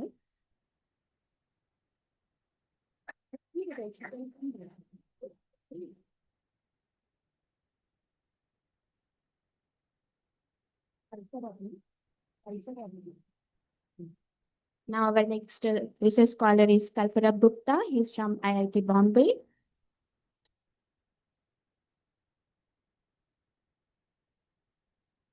And our own Amit Hattingadi. So I request Sri Lakshmi ji so to felicitate Amit. Well, see, we have a process. We have a blind review of the people. As Sri Lakshmi ji in the beginning mentioned that we have received a very good response from all over India. And technically those people fit for our criteria. We select almost 11 paper and that went to our review committee. We will not release who are the person, but they are all expert in philosophy. So 3 review committee members are there. On the basis of the blind review, we have selected best one. And you can see that we have got the response from, of course, Delhi University was also there. So we usually get a response from all over India. So it was, of course, sponsored by our Sri Lakshmi ji on her father name. So it is a contribution. This research forum is actually partially funded by her own sister. And this award sponsored by Sri Lakshmi ji, and the rest we take care who are there as a member of forum. So we are self-funded forum. So I'm grateful to JD Institute, especially Professor Ishan, for all the infrastructure, but we miss this in our university. So thank you so much, all the research scholars, for your efforts. And we are really happy to have you here as a panelist. You are all future of philosophy. So best wishes to you. And we're looking forward for the next Research Scholars Forum as well. Thank you so much.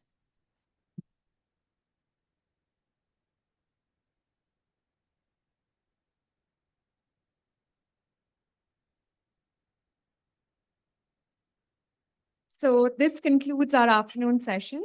I thank the chairperson and all our research scholars for making such interesting presentations and for the lovely questions that we received from the audience. You may now we will all proceed for tea, which is being served outside. We look forward to seeing you all at 8:30 a.m. tomorrow for day 2. Thank you.